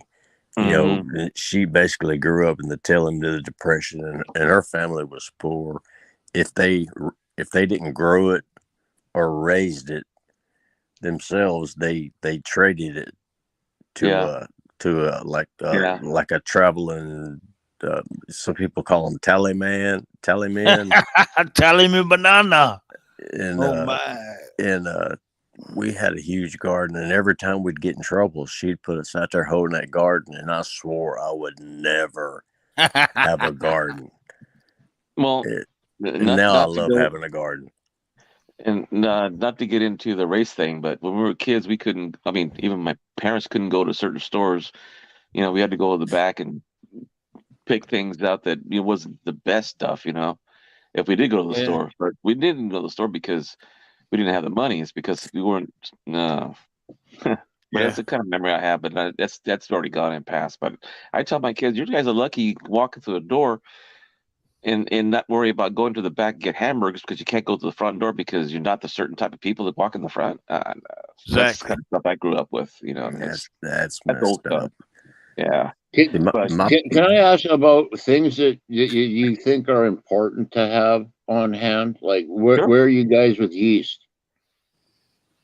I'm We good make our on own bread. yeast. Well, the only thing is we make tortillas, so we don't use yeast. I make brewer's yeast. Brewer's. I can always make a home batch of wine at the drop of a hat. So you guys store sugar, but do you say you have a bunch of coffee saved too, or could be only lasts about a year? So like, Oh, how much can you guys save really? Like, I don't do coffee at My all. my And wife we do has tea. We grow our own teas. my wife has freeze dried coffee. She doesn't drink it, but she has it as part of her preps because she's a coffee drinker. you I'm can not. freeze dry coffee beans? No, it's like Yeah. what's that stuff called? Instant. Oh, like the English, like the instant coffee. Yeah. No, it's Mm. well, it is instant coffee, but it's I can't remember the name brand of it. It's all the same. I'll look Yeah, into it. but I don't drink coffee. I bug my wife. She's 4 months younger than me. I tell her, so one of these days when I get as old as you, I might drink coffee. Yeah, Well, let me put it this way. In prepping, we also had medicinal herbs and plants that we use. Like we have, I don't know what you call it in English, but we Yeah. have a plant called ruda. Ruda is for earaches and blisters and toothaches. We have spearmint for using in our soups, and we use it also for colicky babies and having like teas. We have an orange tree that's so bitter you can't eat it, but the leaves and is made into a tea as a Kratom. drinking. Yeah, and then the Kratom. orange itself, we make candy out of it. Mm-mm. So Do you one of guys the have things, a whole bunch of garden seeds saved then? oh yeah, I have a whole box full. Of, shoot, I've got about 100 pounds of seeds put back. Holy shit. I don't have that Well, much. I have about probably 10 pounds, but that's about it. Well, yeah, so what else should we be saving before it gets horrible here? Chemicals. Make your yeah, own. Learn how to make your own soaps. Like yeah, a alcohol. guy should have some fertilizer for his garden and maybe a little Roundup or something. Yeah, okay. Hey, No, don't use hey, Roundup. That's not good for composting. It's not good just for hey, your I use it animals. around the outside. I'm in a rural setting, and the quackgrass and stuff, it can travel 20, 30 feet a year. So I got to beat it back on around the outside. I got a recipe for that: salt, vinegar, and start something else. your own Yeah, but compost pile. you don't understand. I got a big area out here. I'm using. Oh, you can you can use you can make vinegar yourself. We used to make vinegar when we were kids. You just make wine and then you let it sit for a long time. Yep. No, I don't know. I am getting into composting. I'm figuring out you have to have lots of nitrogen in there to make compost. Well, it also Make depends on wine. the plants that you grow. So, I mean, tomatoes need nitrogen. Other things like leafy greens, they don't need as much. That's why they have the 4-2-1 or 4-2-4. Corn is heavy on nitrogen. Yeah. Oh, first of all, learn how to make wine. Because your I neighbor want. will want I it. don't even like wine, but I'm thinking if I made it, I might like it. So I'll try and Yeah, make it. you definitely will. And then Yeah. even if you That, don't, see, that's one of your neighbors will, and you can trade them for a gallon of ketchup or whatever you Yeah, like. I'm not a big wine fan either, but I bet yeah. we've got probably I'm gonna have to buy 30 some more gallons judges. of whiskey in Yes. in our preps. Actually, if we kept all the food in California, we wouldn't starve at all, and the prices would be cheap Yeah. because we You got guys have every to vegetable you supply can the think of. freaking. You got to supply the rest of the nation. Right? Christ We don't sake, like they supply somebody. Canada for Christ's sake. Yeah. Nah, We you get guys are lots too of much. our shit from Florida and California up here. You guys are too close to us, Americans. No, we're not, Yeah. because we got lots of snow and winter up here. We're glad to get what we get. Well, we have enough. Well, late this year we have too much water and too much snow now. If you hear me saying blah, blah, blah, blah, that means I'm underwater. So that's one thing about where I live. In the summertime we grow your normal garden vegetables. Now, once all that's played out, I till my garden a couple of times and I'll plant. There's a couple of different types of turnips, and I don't like turnips, but I love turnip greens, so I plant 7-top Mm-hmm. turnips, and you can grow them in some cold weather, and you don't even want to eat them until there's one or two good frosts on them, because that takes the bitterness out of them. And I've never heard anybody eat turnip greens before. Me Yeah, neither. we turnip. have. When you first said it, I thought you said beet tops. And I went, "Oh yeah, No. they're really healthy for No, you." turnip greens. Once they get a couple of frosts on them, they're turnip greens, collard greens, mustard greens. All that stuff's good, and it's extremely healthy. You know what? Also, my mom used to do all year long, even when we had cold winters in California, which is very rare. We had a greenhouse, and we grew tomatoes even in the wintertime. We can them or freeze them for up here. No, you can do it. You can do it too. You just have to have a heat source. That's all. This is my testimony. Anyone else, you didn't hear it from me.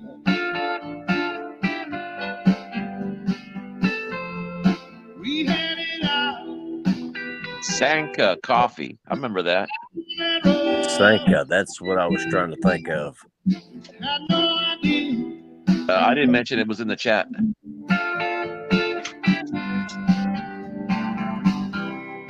Highway diamonds. Highway diamonds. No one will notice we're gone.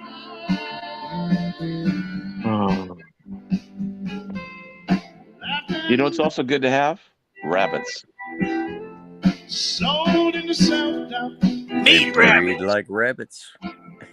Well, because they have 8 to 12 in the litter, you can get 3 litters a year, and you can freeze after you harvest. 6 months later, they start producing again at about 9 to a year old. So you have a constant feed of meat there. And they make damn good fertilizer. Oh yeah, those They don't round have balls any in the fat ground. on them though. What's You that? know, Well, the rabbits don't provide enough fat to survive. the The meat is No, too lean. you don't want to have fat. You want to have protein well, for the body. if you eat too much rabbit, you can literally get protein poisoning from them. Exactly. They don't have enough fat. That's why you mix them with vegetables and fruits and potatoes, and like we used to make a stew. My mom used to make a stew out of rabbit and Yeah, beans. it's good for you. I tell It is. people you can eat what you like. Can't survive only on rabbits. Oh no, So- this is everything that I mentioned all together. That way you Yeah. have a food source and a trade. Yeah. When you have extra, you trade for what you don't have. Right on. Like when you Here. make a homemade wine and you trade it for a hog, and you all right. Don't forget it. That's your liver, though.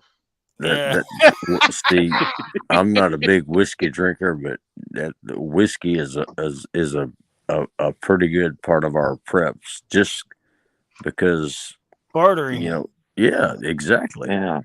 That like the tame rabbits, those white There's always rabbits. going to be a drunk bastard that has 15 cows with no whiskey, and you're like, okay, let's make a deal.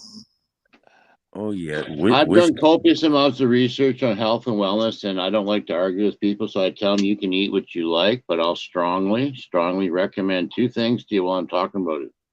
You need the fat with the meat, because meat's too Exactly. acidic, and the fat balances out, and the fat actually balances a lot of systems in your body. The second thing I'd recommend to you is to pay attention to what meat you crave, because those are the ones you should be eating. The tame rabbits that people raise for meat, I can eat them.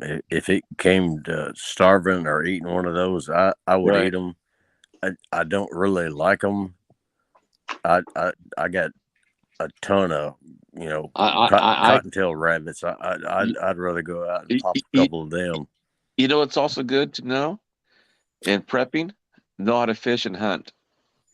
Yeah, I grew up doing that. I got that covered. I would rather raise chickens. I understand them. I used to do it. I like the meat, and I know if I wanted to barter and trade, I think just about anybody would barter and trade a chicken. Whereas if I asked, hey, you want some rabbit meat, and most people, my kids will never eat that. Exactly. Or if you were saying, do you want a fucking silver 50-cent piece or a chicken? They probably want the chicken. The only thing you need is 10 do you chickens. Want a jug of wine or a rabbit? Yeah, I'll take the wine. You have 10 chickens, you have 10 eggs a day.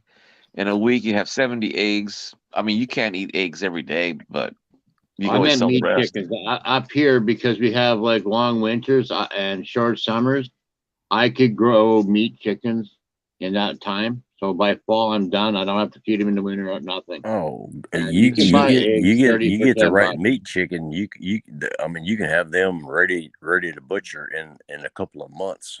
Right. Yeah. But yeah, we've raised chickens for decades. I mean, laying hens and meat hens. Right.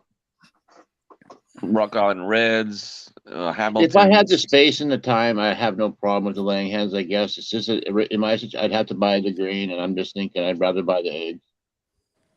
So we always free ranged ours. Yeah, we've our scraps of vegetables or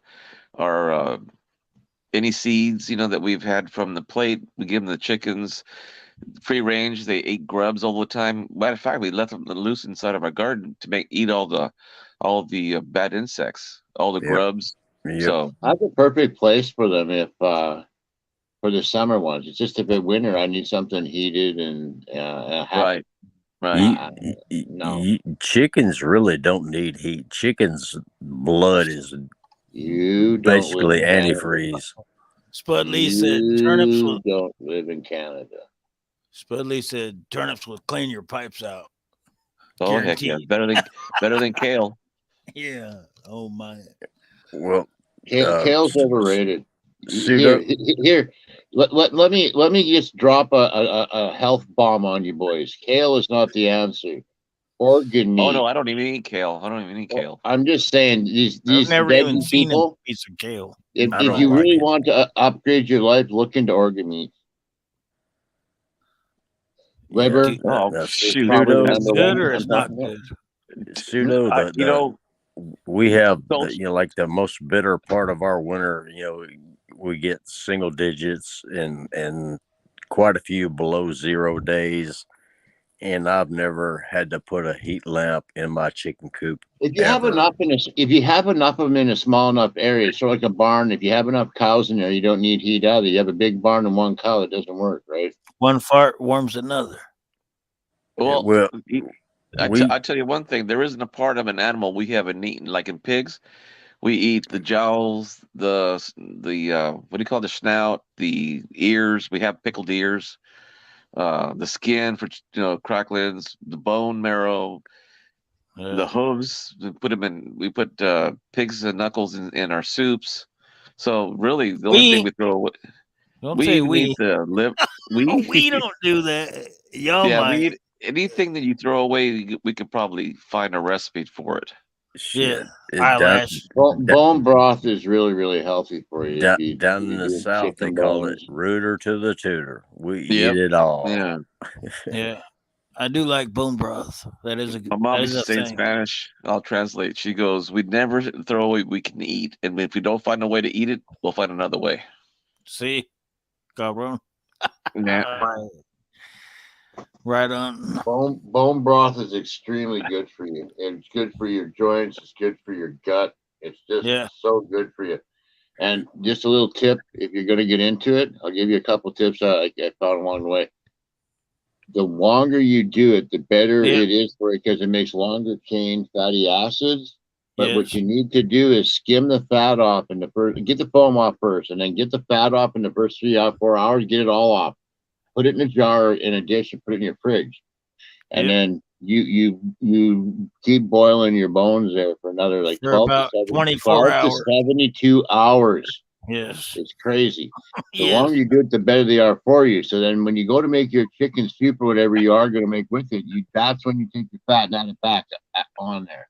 Right before. That reminds me, my cousins used to take all the bones off of the ribs from the side of the beef, and they would cook the side of the beef without the bones, and then they would cook the bones afterwards Yeah. That's the separately, best and part. then they That's would the crack best them part. open. Yeah. Yeah. I just remembered that just now. Man, that shit is good for you. Well, even How this long, place in I've Gilroy, never done it. How long do you have to cook beef bones to get them to crack down like that? What? Like it's again, that just must be normal. like 12 hours or something. Oh no. As long as you get an internal temperature, that's like regular meat. Once it's done inside, that you're done. And matter But of the fact, No, no, no, longer no, the no. longer you cook it, the more No. goodness comes out of it. Did I misunderstand you? Did you guys not say that you cook the meat by itself and then you cook the bones by themselves? yeah, How do you cook beef bones? over the fire, just like a barbecue. Boil that shit. And you go, yeah, boil it. Yeah, you can do boil, but it's faster with the barbecue. And then what do you do after? You crack them open and you just suck on the bone ends. You cut them with a saw. You're looking for the marrow? Yep.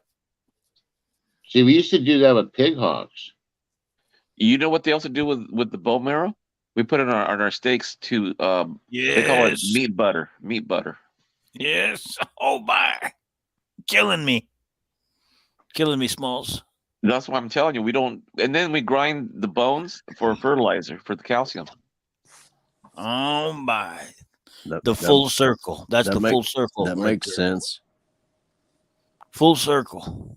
Yeah, there's nothing we threw. I mean, some things I forgot what we used to do, and when you said the bones, I started thinking about what else did we do with the bones? We made soap. We made a cleanser. We did. We put it as fertilizer for the compost. What else do we do with the bones? He waste not, want not. Yeah. It rubs the lotion on its skin, or else it gets What the hose I again. remember as a kid, we used to go to the butcher shop and we asked for all of the bones, and they would throw away the heads of the cattle, and we Yeah. pick them up for free. All the bones, and we take them home and we deep pit the heads and we barbecued the bones. My parents would, even in the oven, my mom would do the femurs inside the oven. You know, then we get a saw, crack it open, and then we start spooning it out on the femurs and put it in our tortillas and butter with a little bit of Damn. jalapenos. Oh, Hey, That's there's a lot gangster. of meat in those cow heads. oh That's yeah, gangster. Right oh there. yeah. The tongue. My daughter likes tongue. The Lingua. tacos, lengua. You know how much those tongues are? $40 a piece, 40 to 50 Yeah. bucks Hey, each. that you cook that right, that's like some of the best tasting kind of. I don't know. My dad like Pe- eyeballs. People around here refer to it as the best tasting roast beef you ever get. That Have you ever had tongue. tongue Yeah, like- sausage? That's good No, too. never have. So Yeah. I grew up eating tongue and heart and liver with onions and all that stuff, and we'd have bone marrow of the pig. And one of our neighbors knew how to make head cheese out of pig brains and shit. That was a little tougher for me to eat. Anyway, I couldn't if tell the you- difference in the taste. We let call me it ask you one. souse down there.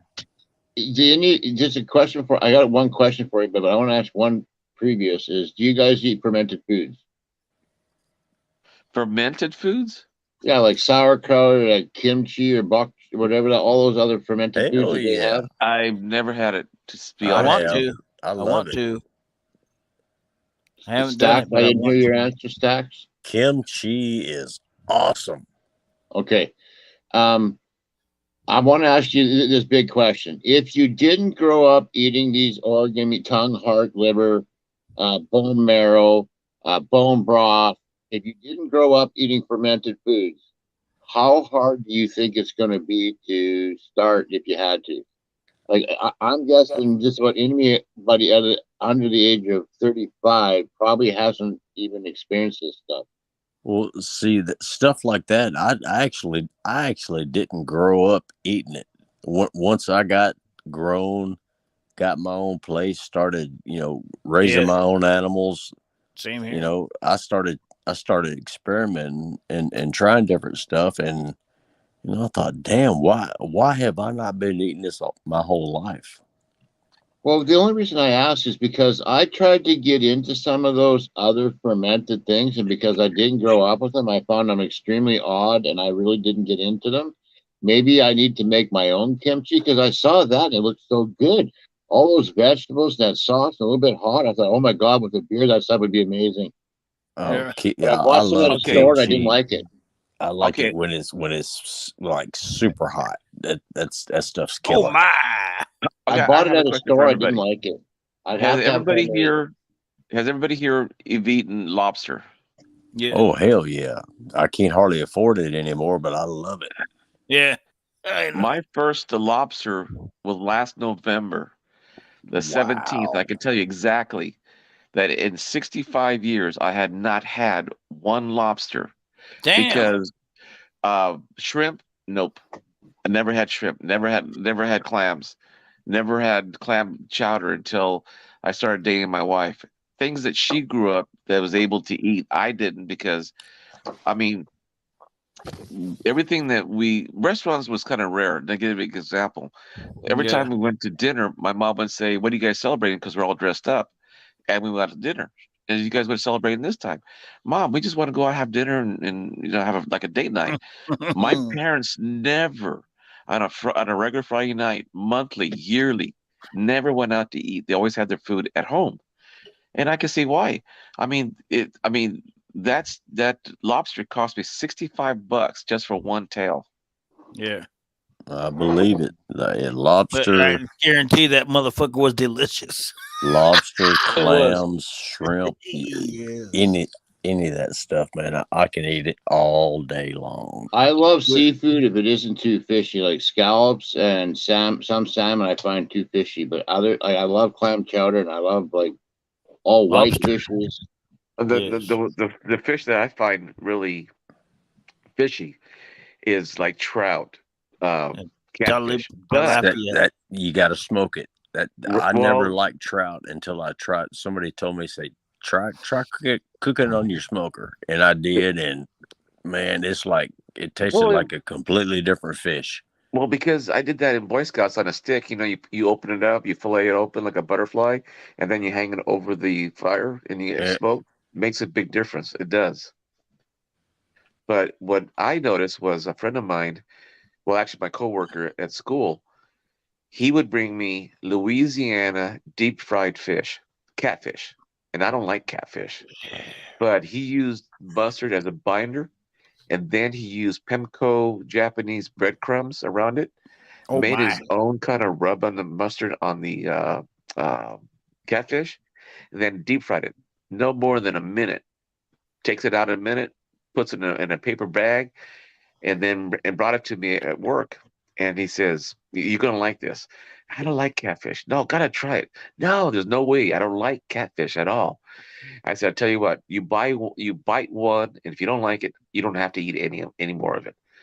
Man, I finished the bag. That's how good it was. Shit, catfish. All I need is dip it in a little milk and roll it in some cornmeal, and boom, fry the hell out of it. That's all. That's all it needs. Kathy's Corner. Kathy's We Corner have- in the house. Oh my. Who? Let's say everyone say hello to KK. Kathy's Corner. Oh, Hey, hello, KK, how you doing? KK. I haven't All even been right, looking all at the right. chat. Neither have I. I just caught up. Just to jump in here, for those of you that said you want to try fermented foods, it's so easy. Everybody should do it. Just go buy a cabbage. Cabbage. Yes. Shred it up with any machine you got. If you don't, just take a knife and cut it into any shape or size you want. Put it in a preferably glass container with a lid that you can burp. And you just put it in there and you add 2 to 4 tablespoons of salt. Now you can measure it out if you want. It's like 2%. You go online, they'll show you it's like 2% by weight. Anyway, I just do it by taste, and you make sure it's salty enough. Because if it doesn't salty enough, it doesn't pickle, it doesn't ferment properly. You put And if it's vinegar too in there? salty. Huh? You put vinegar? You can, Listen, but I you don't don't get have fancy. You to. can. Yes, you can. You absolutely can, but you don't. I don't tell people to do that because it just do it. And you just add 2 to 4 tablespoons of salt. You just add And it, then, and because you got to sweat it out. You got to chop it up and put it in a container and You let it gotta sweat for fill 2 hours. you gotta fill it up when with it water, does, right? Am I wrong? You gotta fill it up with You water. actually don't. Okay, if you have fresh cabbage, it'll actually sweat and produce enough moisture. You might need a cup of water. If it's old fall stuff or it's been in storage for a while or whatever, then yeah, you'll add a bunch of water. In that case, just put it on the stove. Or If take not, warm just water, put whatever. in a bunch of Put it on vinegar. the stove, warm it up, and add the salt, and just get it warm and get it dissolved that way. And I taste it. And if it's not salty, very salty, it's not salty enough. You taste it, it's too salty. It's too salty.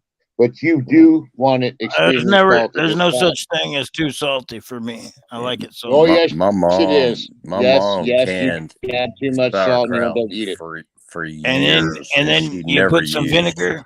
Vinegar. Vinegar, baby. That's what I'm gonna do. Yes, you can add vinegar. You can add caraway seeds. There's all different ways you can do it. You just leave it on your counter, and I used to taste it Garlic. and add dates 1 and 2. I'm gonna put some garlic cloves just in case. And it's just a mild ferment in the beginning. You can taste it. And so if you're new to fermenting, just start eating it right off the hop because that taste won't be very strong and you get used to it. Because the longer How it long do sits you leave there, it the in? stronger the taste gets. You A can leave month? it in there indefinitely, basically. If it's salty enough, you long can do you- basically leave it in there for months. How long 'Cause it's does it live. take till you can eat it? 3 days. 3 days? Yeah, because again, I put it on my counter because I used to make Asian salad, which is out of cabbage too. It's basically the same thing. So I would steal a whole bunch when I made it just to make Asian salad. I was into Asian salad at the time, and I went to make Asian salad on day 3 and it already was fermented. So I tried to make Asian salad with fermented kraut and it didn't taste near as good as I thought it was gonna. But anyway, by The day only 3 it's already turned anaerobic. And then Okay. after the that, only every day it thing just gets stronger and stronger. I like it to get a uh, little bit soggy. the only thing that we use vinegar is that we put chilies, carrots, Yes. and onions in chili in vinagre, which means chili and vinegar. And it not only preserves it, but if you put onions in there, either purple or white, either one, or even the yellow one, we put them in our sandwiches like big old grinders. Yes. I've seen They it. make the best accent for like a flavor for a sandwich, roast beef, chicken, whatever you want to put in your as a meat. But those pickled onions with the chilies and the vinegar taste to it, oh my gosh. Yes. I I love know We hit it. it by I love accident. We pickled went, onions. We used to do a lot of pickled onions, and we just do pickles. man, What Speaking about it's of the pickled eggs? best sandwiches that way.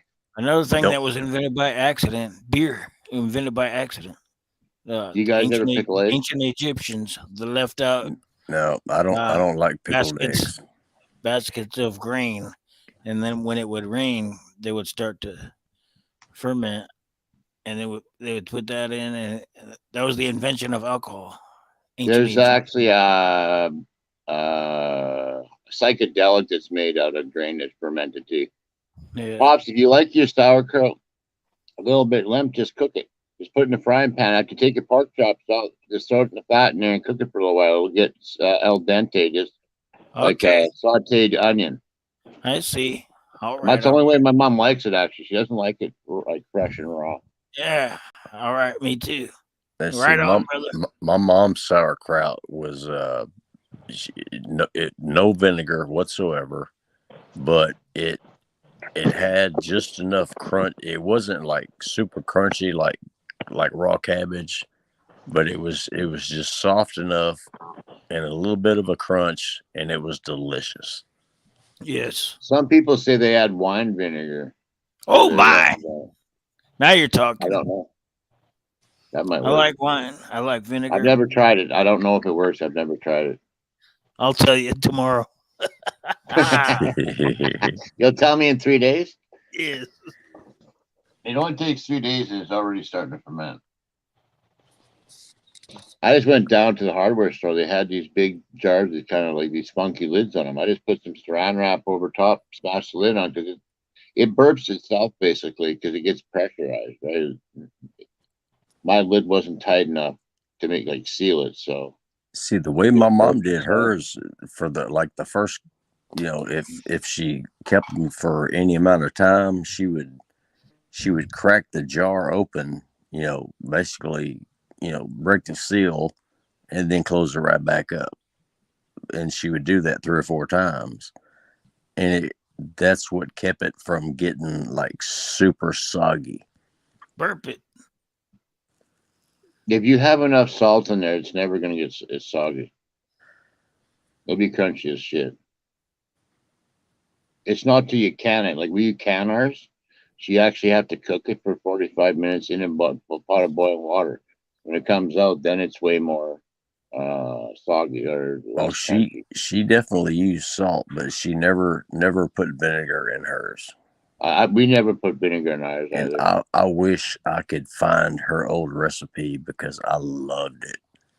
Well, it's just salt. Just take a cabbage and add salt. That's all she would have done. Oh That's my! that's the basic version. That's all I ever do. I don't add anything. I don't add caraway seeds. I don't add shit. I just add salt. No, that was her. It was just cabbage and salt. Period. Yeah. I'm gonna do it. I'm doing it tomorrow. Yeah, and you can take a half a cabbage. You don't have to whole cabbage. Just taste the water till it's like salty. You don't want it Yeah. like too light or way too strong. One time I didn't do it strong enough, and it literally rotted because it didn't ferment. It just decayed. The salt keeps it from doing that. Oh So my! the second time I overdid it, and I put way too much salt. I couldn't even eat it. Couldn't eat it. I left the whole batch. So I'm good at it because I found every way to do it wrong first. Yeah, Right on. my mom would drive me crazy. She would grow like 15 or 20 cabbages in her garden, and then she decided it was crop making time, and then she called me. She said, "All right, get over here. It's time to start cutting cabbage." I'm like, "Oh God, not again!" I actually bought. There's a thing with a hand crank on it, and it's like a hand processor. It's got these sort of cone shaped things you put on. They got different sizes or shapes of holes on it. So when you spin it and you put your cabbage in, it just grinds it up. I did about Cheater. 50 to 60 pounds of cabbage at a table my first year. My back was so sore. I went, I went from me. I saw this crank machine. I fell in love with it. I actually got 2 of them now. So it ground it into like a pulp, or No. It's like a food processor. There's a wavy thing on it, and there's one with little pieces and one medium size, and then a larger one. So you can pick, and you can get slivers too, right? yeah. So you can pick whichever cone you want, whichever shape you want. So you stick it on, and you grind a couple times. No, yeah, that looks good. You just run it through. You pick whatever size you want. Yeah, I just run it through. I cut it up in like slivers. I just cut it into wedges, and I just slam the wedges in there and just chews them up, man. I can do it in no time at all by myself. I just take that thing because it's a hand crank thing, right? It's got the squid, like the vacuumy things on it. That's not good enough for me. I go out and get C clamps, and I clamp it to my table so I can get some elbow grease in there. And I can really give her shit. I clamp it right to the table so I don't have to worry about any movement. They're amazing. It's funny you say about your mom's recipe, Cyclops. I remember that my mom made so many salsas, so many different kinds of salsas. She'd make, one red, one green, and one dark red, and different powders. And I wish I know how to make all. I only know how to make 3 of them really good. And one's a tomatillo, one's a red chili, California, and one is the what they call picante, which is a all vegetable chopped up for garnishing, your steak, using lemon on your rice, using lemon on your meat after you cook it, or making, like my wife, she had this habit of getting all the lemons off the tree, juice them, and then put them in 2-liter bottles, and then she would put them in the freezer. So the whole summer. So the whole summer we had lemonade. I mean, some awesome fresh lemonade. You can make awesome wine out of that. Lemons? Yeah. Get the lemon, My mom used to lemon juice, sugar, make a beer out of it, and you get a champagne yeast wine, or it's actually called a mellow. I don't know if it's made out of fruit. They call it mellow yellow. Exactly. That's right. That's what I call my son. My grandson. His name is Carmelo, so we call him Mello for short. Right on. That's exactly what I call him that way. That's awesome. But yeah, you can make fresh wine out of lemons. You can. See, I never knew that. Neither did I. Because I guess you can make almost any recipe, really. You can make it out of any flowers, fruits. You know what? I didn't know. I didn't know that a kind of beefsteak. What do you call it? A chicken beefsteak. Is that a right term to use? No. What is it? What is it that's I don't know how you call it, but I saw one. Well, it was a piece of meat, but they called it a beefsteak. Not a beefsteak. What do they call it? It's like I think chicken. it's just a chicken breast, man. Is that what it is? Yeah. And it's pounded? Yeah. Mallet the shit out of it. That's another thing I haven't tried yet. I haven't tried that. You see, a buddy of mine, he grew up half Italian, half German. His mom was German, his dad was Italian. And I met his grandparents, and they were born in Italy, and they do the same thing. They grew everything. They made their own pastas. They made their own Yeah. raviolis and spaghetti. Their Italian bread. Oh my God, the Italian bread. Oh my gosh. Oh my. Yes. Fresh out of the Yes. oven with just butter and a Oh little my. bit of balsamic vinegar and a little bit of oil Olive with oil. Oh yeah. they have a little pesto on it. Oh my gosh. Yes. What type is breakfast? It's in a couple hours. I think it was a couple hours ago because y'all are Oh. killing me. There's a place in Fresno that was called BJ's Country Kitchen, and they had cowboy fries, they had Western fries, and they had it with their uh, what do you call it, omelets, and they had this huge. I mean, you get a cowboy special, and the whole thing was like I would say about 2 or 3 pounds. They give you 4 eggs. They give you a pound of cowboy fries. You $40. talking about the Believe it. you talking about the balls? Is Huh? it $40? It was close to Well, that. It was like $29.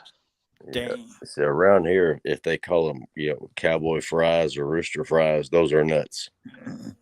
No, we just call them mountain oysters.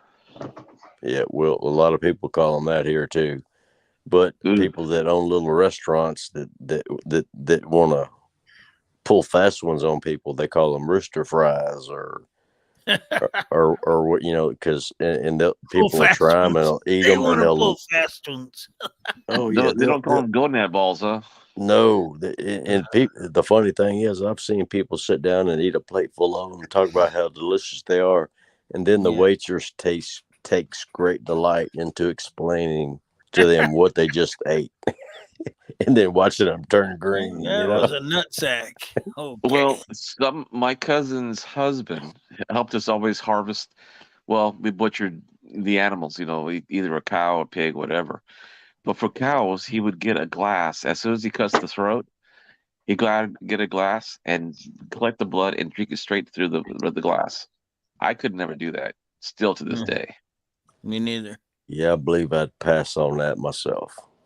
I think it says in the Bible, "Don't drink no blood." It says that somewhere. Well, it also says don't eat the hooves, don't eat the meat of hooved animals either. So people Well, still do. that's the Well, Old that Testament. was in the Old Testament. Oh, Didn't that get changed in the New Testament? I Everything don't changed know. in the New Testament. Everything, like Yeah. divorcing wives and having more than one wife and all that. Yeah. Huh. Yeah, I don't know why anybody would want to have more than one wife. One is enough. One is more than enough. Well, like I said, if I ever divorce my wife, I ain't getting married again. Oh hell no, Yeah. me neither. No I way. always told myself I'm only buying one wedding ring in my life, and I already bought it, and it didn't happen. So there's no more of that. No more. No more. And she ain't moving in with me either. Exactly. No. I told her, call Hector. You might know somebody. Shoot, in my age group, they're dropping like flies. Damn. Me too, man. I'm getting old. I am. I'm 48, bro. Fuck. Yeah, you're 18 years younger than I am, boy. That's 2 lifetimes. That doesn't mean I'm going down, brother. I don't hey, know. hey, Cyclops, how old are you, sir? I'm 58 and I got friends dropping like flies. Yeah. From what? Herpes. Herpes simplex 10. It's just cancer, heart attacks, strokes, you name it. Yeah. It's all out there. We all know what's coming for us. And some of us do. Some of us do. I don't know. Just freaking work here. Well, I figure if my dad lived in 93, mom lived at 90, my dad's sister lived in 90, my mom's sister lived at 90. Man, it's looking for me of a long term away. That's 24 years from now. So Yeah. I got a plan to make sure that everything in my house is ready for an old man to stay home. I know. Get you a wheelchair ramp. Start building that right now. Oh, I don't even have a step up. It's all flat. Okay. All right. You're good then. And nobody in my family ever lived past 60. So I Well, got remember I told you. Remember, yeah. pops. I know I you told you told me. years. Yeah, I told you years ago. You're gonna be around as long as I am. All right, brother. And I pray for it too, man. I hope so. If not, it's Cyclops. all good. I don't think the Cyclops know that we've been talking for at least 5 years. I don't know. Yeah, I think I've heard y'all mention that Yeah, before. we've had some long single story Yeah. one night until overnight. Sometimes we'd be up at the sun be coming up. Yeah. I remember. Good old Hector praying for me. And yeah, and I'm praying for your sons too, man. Right on, brother.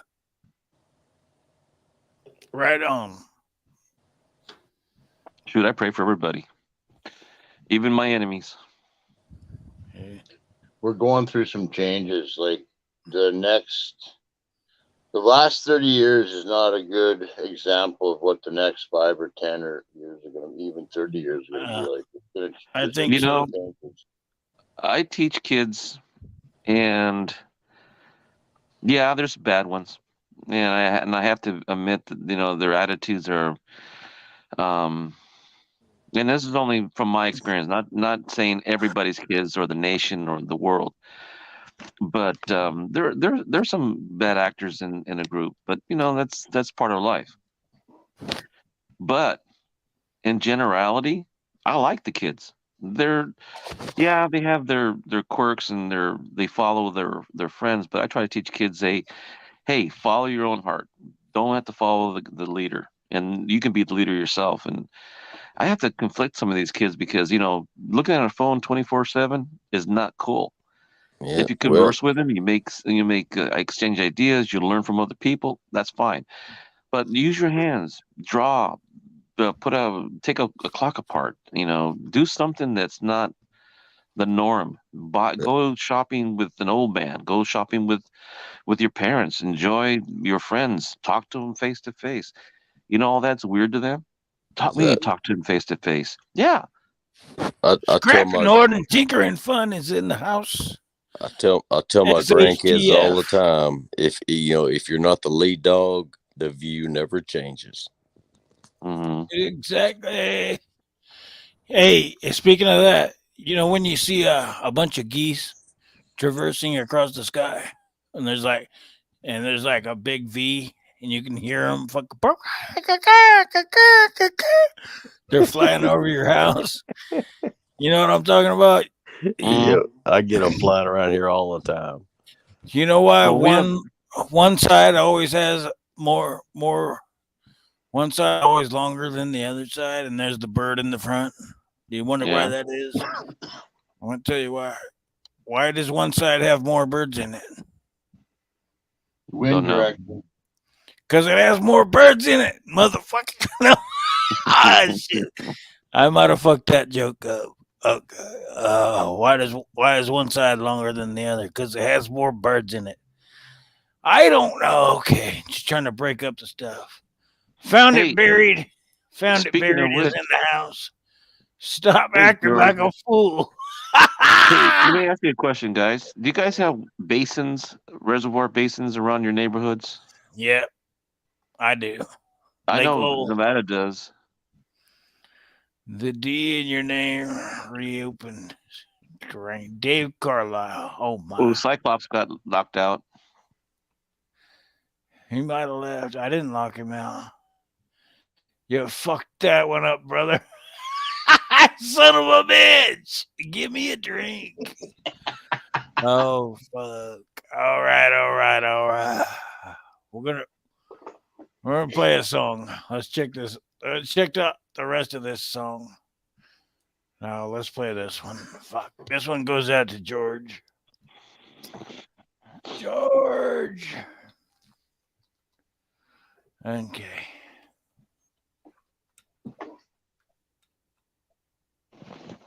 It's Cyclops in the chat. No, he'll be back though. I'm pretty sure. He must have dropped. He must have dropped coverage or cell phone or whatever. Hmm. He'll be back. Son of a bitch. Let's see if we can find this one. Who's acting like a fool? Probably me. Hey, George, how you doing? Here we go. This is a little song, a little ditty called "Son of a Bitch." It's about an alcoholic that tried to quit drinking. And he said, "Son of a bitch, give me a drink." It's all been worth it, but the best part is I get to tour around the world with my best friends. We're all out here risking our marriages and our lives to play music for you guys, so we hope you enjoy it. Oh, that's not a downer. I'm just trying to, I'm an honest guy, that's all. You know. Yeah. We love you too, guys. All right, here we go. Here we go. Mm-hmm. Mm-hmm. Mm-hmm. There's the link if anybody wants to come on up.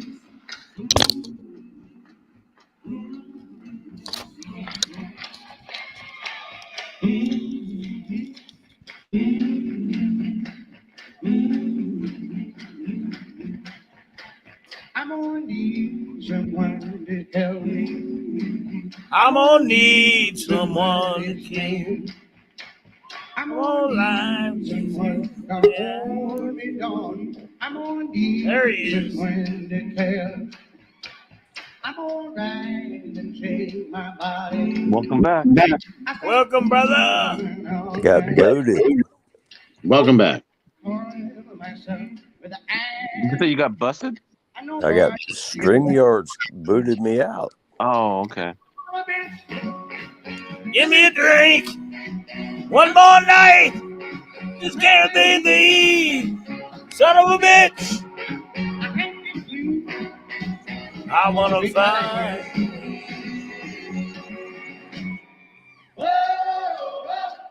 Whoa, whoa, whoa, whoa, yeah.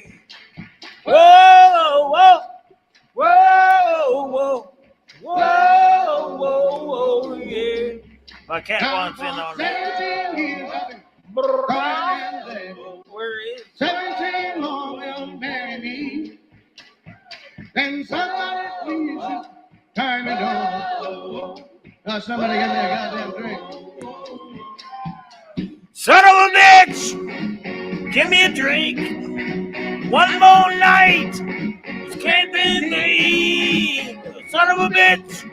I can't get free. Oh, I'm gonna drink my life. What's the one?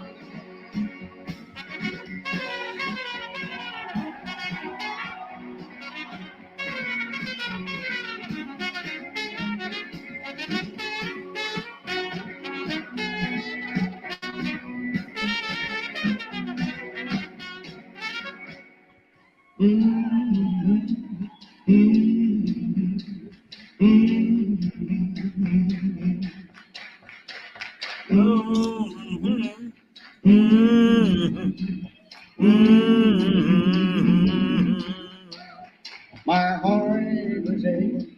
My hands are shaking. Bugs are crawling all over me. My heart was aching. Hands are shaking. Bugs are crawling all over me.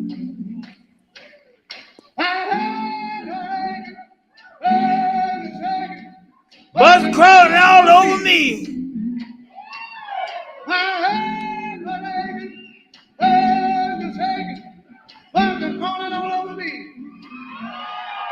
Sounds like a church revival. What's happening, Ron Wilson, my brother? The Trucker Bible. Okay, all right. What's up, Ron? How you doing, George? Fucking bugs. Found it buried, my brother. Scrapping. How you doing, brother? Scrappy dabby doo. You know, I would like to see is go to like a world championship barbecue place and meet everybody that talks about food here and meet up there and just have us a feast. You know what I mean? Oh yeah, that'd be good. That'd be good. I could get down with that. Mm. The beans and nopales. Shoot, I was just thinking about a friend of mine just got back from Cabo San Lucas, and they were barbecuing on the beach. Anything they catch off the surf, they slammed it right there, filleted it, Mm. cooked it right there, fresh off the beach. Man, I just sounds great. Yes. Unless you're in Long Beach. That's and you're catching that shit right out the sewer. Mm. You know the sewer empties right out into Long Beach. They're not supposed to do that. I know. They're not supposed to. Damn. That's why you don't see no very many fishermen over there. Fuck. Most of the guys that I know that, well, they don't keep fish. They just catch and release. That's all they do. Me too. That's what all my friends do. I'm not a fisherman either. But As a matter of fact, one of my friends who lives in Oceano, that's a city close to, well, you guys probably won't know, but it's close. It's on that other side of Los Angeles, the city, not the county, the city. And he has a sea boat. He goes out, gets red snapper, lake cod, rock cod. He gets all the flounders, and he'll come home and he'll cook them all in one day. Cook everything he caught. He'll come with like 40, 50 pounds of the fillets, and he'll just call up his brothers and sisters and his in-laws, and they go over and just have a feast. Just some right, fish. that's how See, you do it. I always catch and release. Now, sometimes I catch and release them back in the water, and sometimes I catch them and I release them in the grease. We used to go off of Monterey, which is due west of me, and I would come home with so much fish that I gave it to my brothers and my sisters, and I couldn't because a lot of times all my brothers and sisters and my uncles and my wife's side of the family would go on a 43-foot and 53-foot, fishing boat. And we'd come home with hundreds of pounds of fish. Man, lasts almost a year.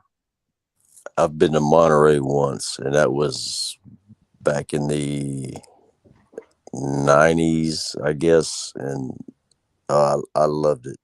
I wouldn't want to live there, but it was a hell of a place to go on vacation. Yeah, it's a nice place. Very nice place. I almost got a job there, teaching and coaching baseball. That was back in 98, 90, no, yeah, 98. Yeah, that's not far from Savage. I don't believe he's in Santa Cruz. Yep.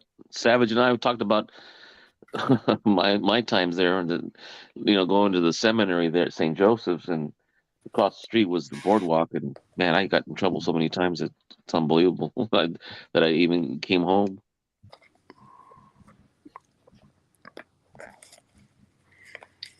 Yeah, I think Santa Cruz. By the sounds of it, that place is turned into a crap hole. Well, a lot of places are turning that way because they're not keeping up, and people not working, and or they don't want to work, and I don't know. It's just a lot of social issues, and nobody want to take responsibility. That's the one thing. The night before, I went to my parents' house, and there's a person sitting on the front porch on the bench. I'm going, what the heck are you doing here? Oh, you live here? I said, yeah. I said, what are you doing here? Oh, I just got off the train. I said, the train station's on the other side of town. You're on Avenue 14. You're 4 miles away. And um, but then she started getting scared, and I didn't know it was a she. And then she started talking, so I gave her $3. I said, "You need to leave." I said, so I called the cops on her, not because she's trespassing, but she sounded like she was um, not aware of her surroundings. And then we couldn't find her after a few minutes because I didn't want to get close to her, and she'd say, "Well, I try to attack her or something like that," So kept my distance, gave her the $3, and told her, "You need to go." Then I got in the That was car. a that was a ghost. I hope not. It was. Maybe it was an angel. Yeah. At least you didn't try. At least you did the right thing. Yeah. You give her some money. Yes, sir. And then dropped a dime on her. Well, Hey, there's a suspicious bitch out front of my house. Can you come get her right I don't now? want her to go to jail. I just want her to go away. No, I wanted her to get some help because it was too cold for people in California to freeze to death here, and we just lost a guy who had dementia. He was only 65 years old. They just found his body after being lost for 3 weeks. So I didn't want her to find her in a ditch or something because there's a lot of places around that neighborhood. Well, I'll call it a neighborhood, but there's junkyard down the street. There's You a could have school. told her another that. time. Could have told her all that. Well, I like told her Pseudo's answer was the best. You dropped a dime on her. Okay. It's just because you said you gave her money, and I went and added the dime comment. I didn't mean to judge you or anything. I was just making a funny comment. Well, you said that was at your parents' house, right? Yeah. Well, I would not want to catch anyone around my mom's house before she passed away. You probably were a lot nicer than I would have been. Ron Wilson in the house. What's up, brother? Ronnie. My brother. But yeah, we get into deep conversations over here, and then people just stop in. They have no idea what we're talking about. It's a you had to be there. Yeah, I wouldn't want some homeless or whoever who's not in their faculties hanging around an elderly person's place. Yeah. I would walk them until they were far enough away. I was pretty sure they couldn't find their way back. Yeah. We lost Hector. Oh my. I love you, Hector. I wasn't trying to be a dick. I don't That know. wasn't me. Did I die up, Banner? No, I don't know. Probably it was probably me, or I don't know. He probably might have. I was just trying to make a joke. I didn't mean to do it on his behalf. I agree with him. I wouldn't want them around my elderly person's place at all. Like I said, I'd walk them blocks away to make sure that they were on the way, not going to reverse course. Exactly. Because the other person can't defend himself. This retard is hanging, loitering just to see if anybody's looking before they break in, right? Yeah. I don't know. Maybe they're just tired. Maybe they just need nap. I don't know. I would talk to them a bit. I'm not scared to talk to people, so. Me neither. I would be asking some questions, and yeah, I agree. All my parents are dead though, so I don't have that problem. I'm suspicious of just about everyone though, so. Yeah. I get the same treatment, so why wouldn't I give it back? Yeah, Hector might have got booted. YouTube is being screwy tonight. They booted me out. Hell, I tried to get in a live stream with Spud a couple hours ago, and it would not let me in. It usually tells me it's my connection is weak. Nah, you're good. I hear you. You're good. Yeah, but it's usually me that's lagging out. Not today. You're fine. Not today. 5x5. Things are going to get spicy though. Like, there's too many things in play.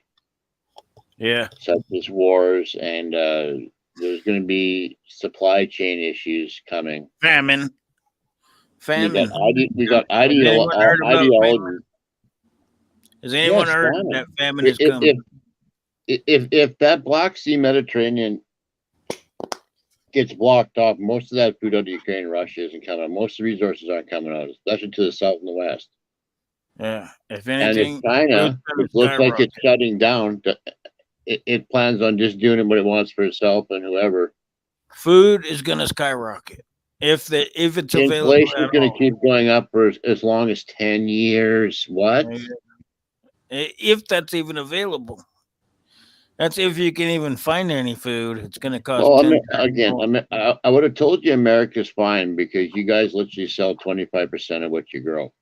But if they're going to contaminate all that small 30% chunk of the land over there, that means you're going to barely have enough for yourself unless to sell to anyone else. Exactly. So that means a lot of other people are going to be hurting. Yeah. Right? Like, and the prices will still go up. People need to prepare right now, man. Well, I try to tell everyone. There's no preparing for citrus food or Arabica coffee or chocolate or sugar. Like, there's certain things that you have to import. Yeah. Sugar is one of them. Protein. I can live without sugar. I can damn sure live without coffee. It's hard to cook without sugar or salt. Pasta, beans. Oh, I've got sugar as part of my preps and a buttload of salt. But Hector, he's back. All right. Hector, did you get booted by a StreamYard? If there is problems in the Southeast Asia area, there's a whole lot of electronics and power tools and stuff that we probably just won't get.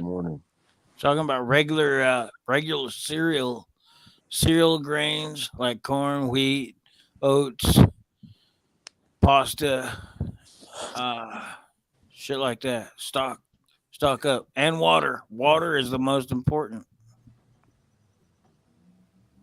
Y'all know about stocking up on water? I hope you do. Don't forget, you can also drink Gatorade. For how long? Drink Mountain Dew. For the same Mountain Dew whiskey. For the same amount of time that you can't drink alcohol, because alcohol will probably dry you out faster. I've got a spring on my farm, and I've got a river right across the street, and I've built my own water filtration devices. So damn, we're good. Me too. Yeah, you're real good. Another thing too, you need to get is a 2,500 gallon tank. I don't have one that big, but I've got 5 of the 300 gallon ones. Water, roof one. Runoff water. Yeah, the reason they do that here in California is because depending on your well, if you go dry, the county will send you 2,500 gallon tanks and even give it to you just in case that the water has been depleted. I had to go another 30 feet in my well. You put the fucking runoff gutters on all your buildings, and they run into that too, and then you got 2,500 gallons of rainwater. And that's what we've been watering our garden with for the last 20 years. Is we put cut off downspouts on my gutters, and put them 300 gallon, those plastic tanks that come in, cages. Yeah, catch the rainwater, and that's what we water our garden with. Always have. There you go. That's actually what I plan on using. Is I found somebody that has food grade ones. What was in them, I don't know. Oil. But it's food grade, so it was oil or pickles or hot sauce. I don't know. But I'm gonna get 2 of them for my trailer. You know those 55 gallon drums that are food grade, the blue ones. Yeah. I use those to grow my vegetables, and and you don't dry out. You line that's the bottom. a nice size. Yeah, that's a nice size. Yeah, and I put 55 gallons, and I cut them in half, and I put plastic at the bottom, and they call it wickering. You can put 5.5 gallons at the bottom, like 5 inches. Let's say an inch per gallon, and I've got about 5 gallons. For 2 weeks, I don't have to water those plants at all, and all the water moisture comes in from the soil pulled up. Yes. So I've got tomatoes, cherries, beefsteak, cauliflower, you name it, I've got it. And you don't evaporate the water. The water stays longer. And if you cover the top of the potting soil or whatever compost you use, then it'll even last longer, the water. There you go, brother.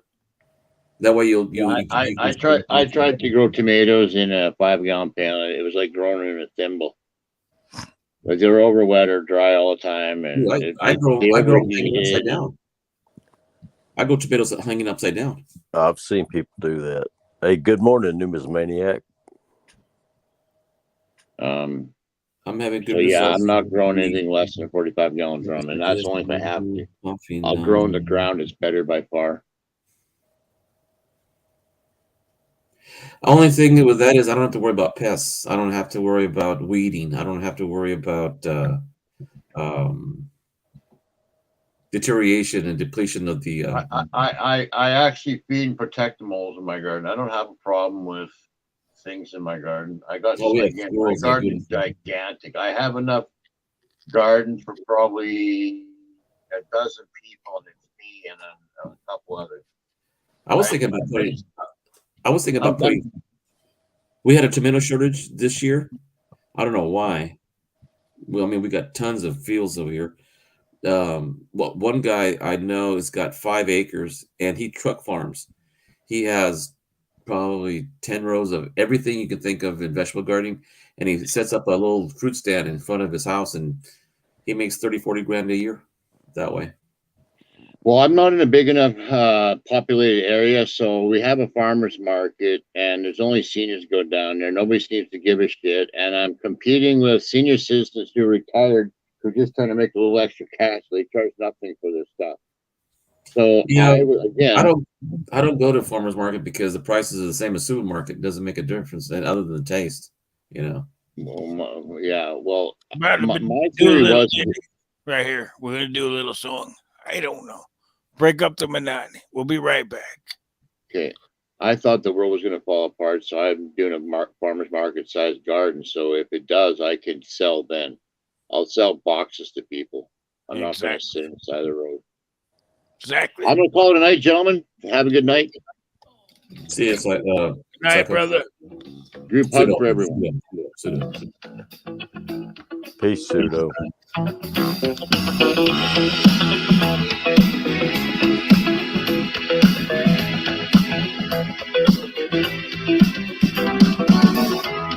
When I wake up in the morning, love, and the sunlight hurts my eyes,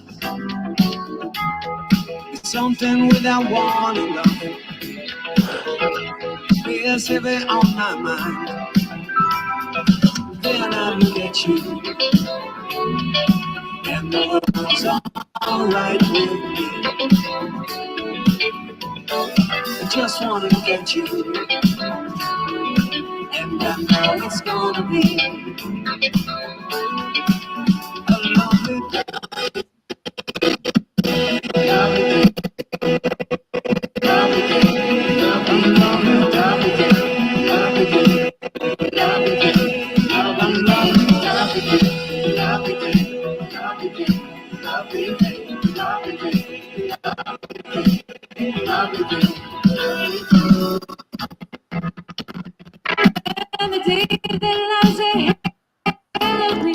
Fuck. Yeah, that's breaking up bad, brother. When someone else is scared of me, oh, it seems to know the way. Then I look at you, and the world's alright with me. Just wanna look at you, and I know it's gonna be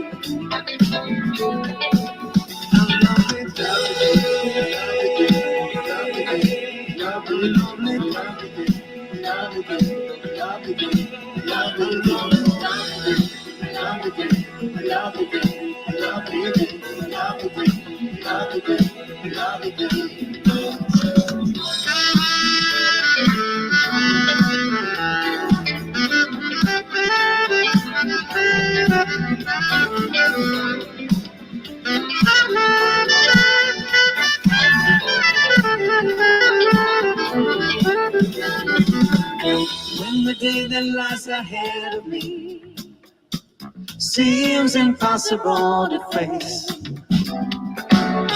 and when someone else instead of me always seems to know the way, then I look at you, and the world's alright with me.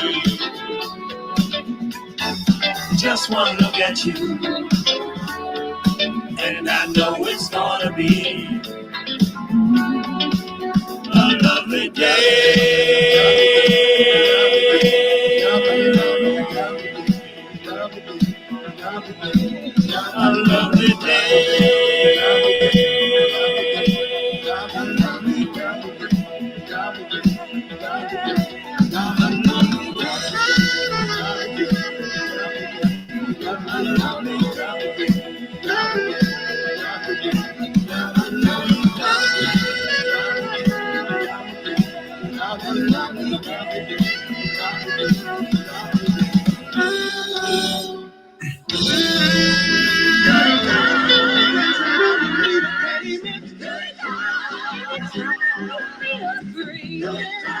Anytime you're out from under, not getting hustled, not getting hustled, keeping your head above water, making a way when you can. Temporary layoffs, Good time. credit rip-offs, good times, scratching and surviving, good times, hanging in a jar, good times. Ain't we lucky we got 'em? Good times.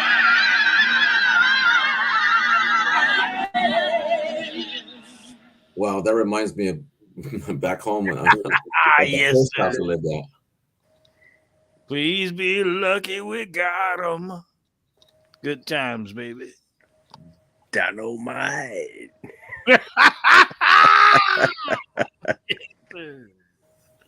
That's right, brother. Oh my.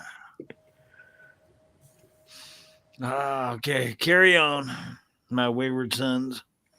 What were we talking about? There'll be Food. peace when you are done. Food. Yes. Hell, I don't remember. Something about some bullshit. It's all bullshit. Food, prepping, some kind of shit. Yeah. Mm. Well, I'll tell you one thing. I won't starve. Me neither. Yep, same here. I got The a one freezer. thing, I'll probably die, but not from that. I got food for my whole neighborhood. Shit.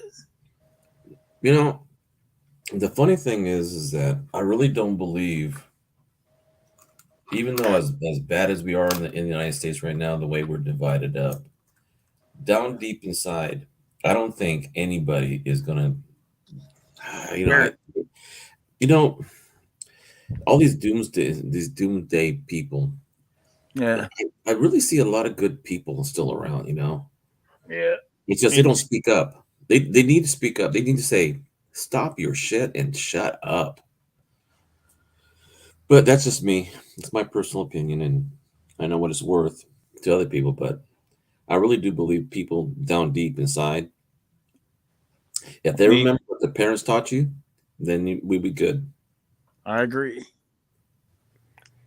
Because I know my parents, man, if I disrespected anybody just because I didn't like them, man, I get the whoopings on me. Oof. I Yeah. feel you there. I mean, I knew what a switch was even before I even knew what a cinto was. Right on. Un asinto. Now, I've never been one of those crazed doomsday preppers. I always wanted to make sure that whatever happened, my family would have plenty of food to last them for a long time. It wasn't out of fear. It was Exactly. out of intelligence. That's the way I look at it. How about this, Cyclops? How about Yeah. practicality? Just Yep. knowing that if you needed to go deep into survival mode, it was there. Yep. You have the knowledge. Knowledge is more important because you can find food anywhere around you. I mean, when I was a Boy Scout, we were with the Marines, and they told us what to eat. And even my mom on the side of the road, I think you call it in English purslane. I think that's correct, but we call it verulaga, which looks like a cactus, but it's a flat leaf one. It makes a good salad, and then it's all over the place. I mean, you go down the street from my house, and it's growing like a weed, in some of the people's.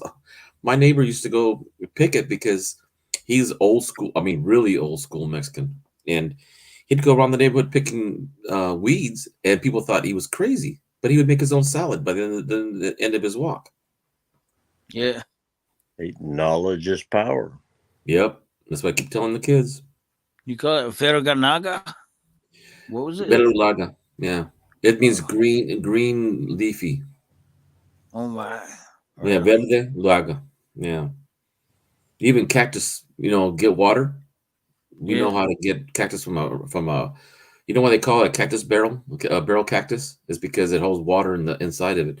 You eat the crown away with a knife and split it open, and you make a puddle, and you can squeeze the cactus on the inside, and drink the water from it. It may be a little sweet, but it's still drinkable.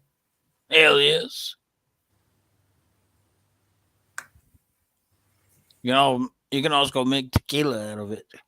I don't know. Not that one.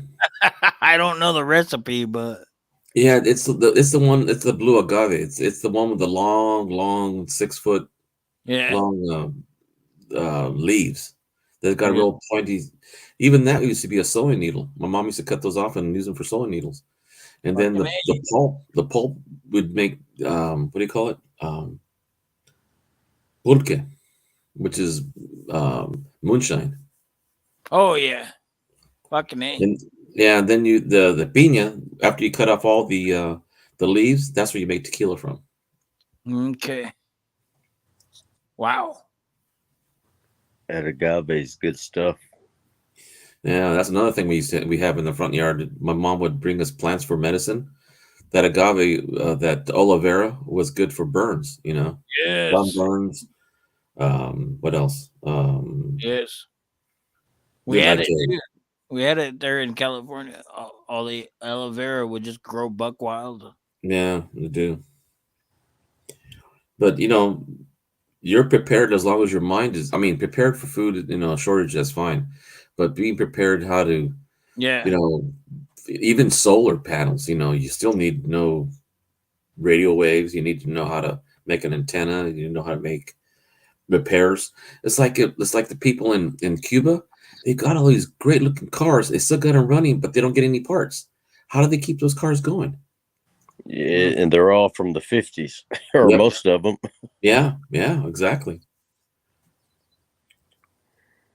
Even car collectors can't buy them because the government won't let them export them.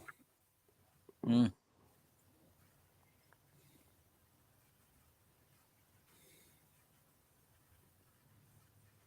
Yeah, well, you learn to make do with what you have. Mm-hmm. My dad was always a good barter. He's always coming home with something, and he always takes something with him. Tool. Never had buy. They always traded, food for shovels or shovels for or other things that we had for whatever we needed. We used to. The most embarrassing part now, it's a fond memory, but when we were kids, to feed our cattle, Dad couldn't afford to buy bales of hay. So we would go around the corner and we had these sickles and we would go around the streets. I shouldn't say streets, but more like, country corner to country corner.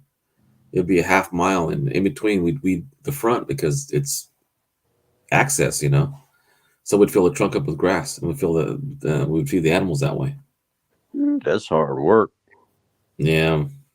After even for tamales, we'd ask the farmer after he'd gone through his field of corn. We'd ask him if we can go and get the husks. In the meantime, when you see the husks, they're probably a corn or two busy. We'd take those. Hell yeah. And then my dad would husk the corn into a bin, and then the corn cobs went into the fireplace for the winter to keep the house warm. Oh my. So I knew an old man that used to come into the restaurant. They said he was about 85 years old. He said back in his day, they used corn cobs to wipe their ass. Mm-hmm. Yeah. We use grape leaves. Wow. That's hard times. Back in the day in the South, everybody had outhouses. and Yeah. they saved the corn cobs. Exactly.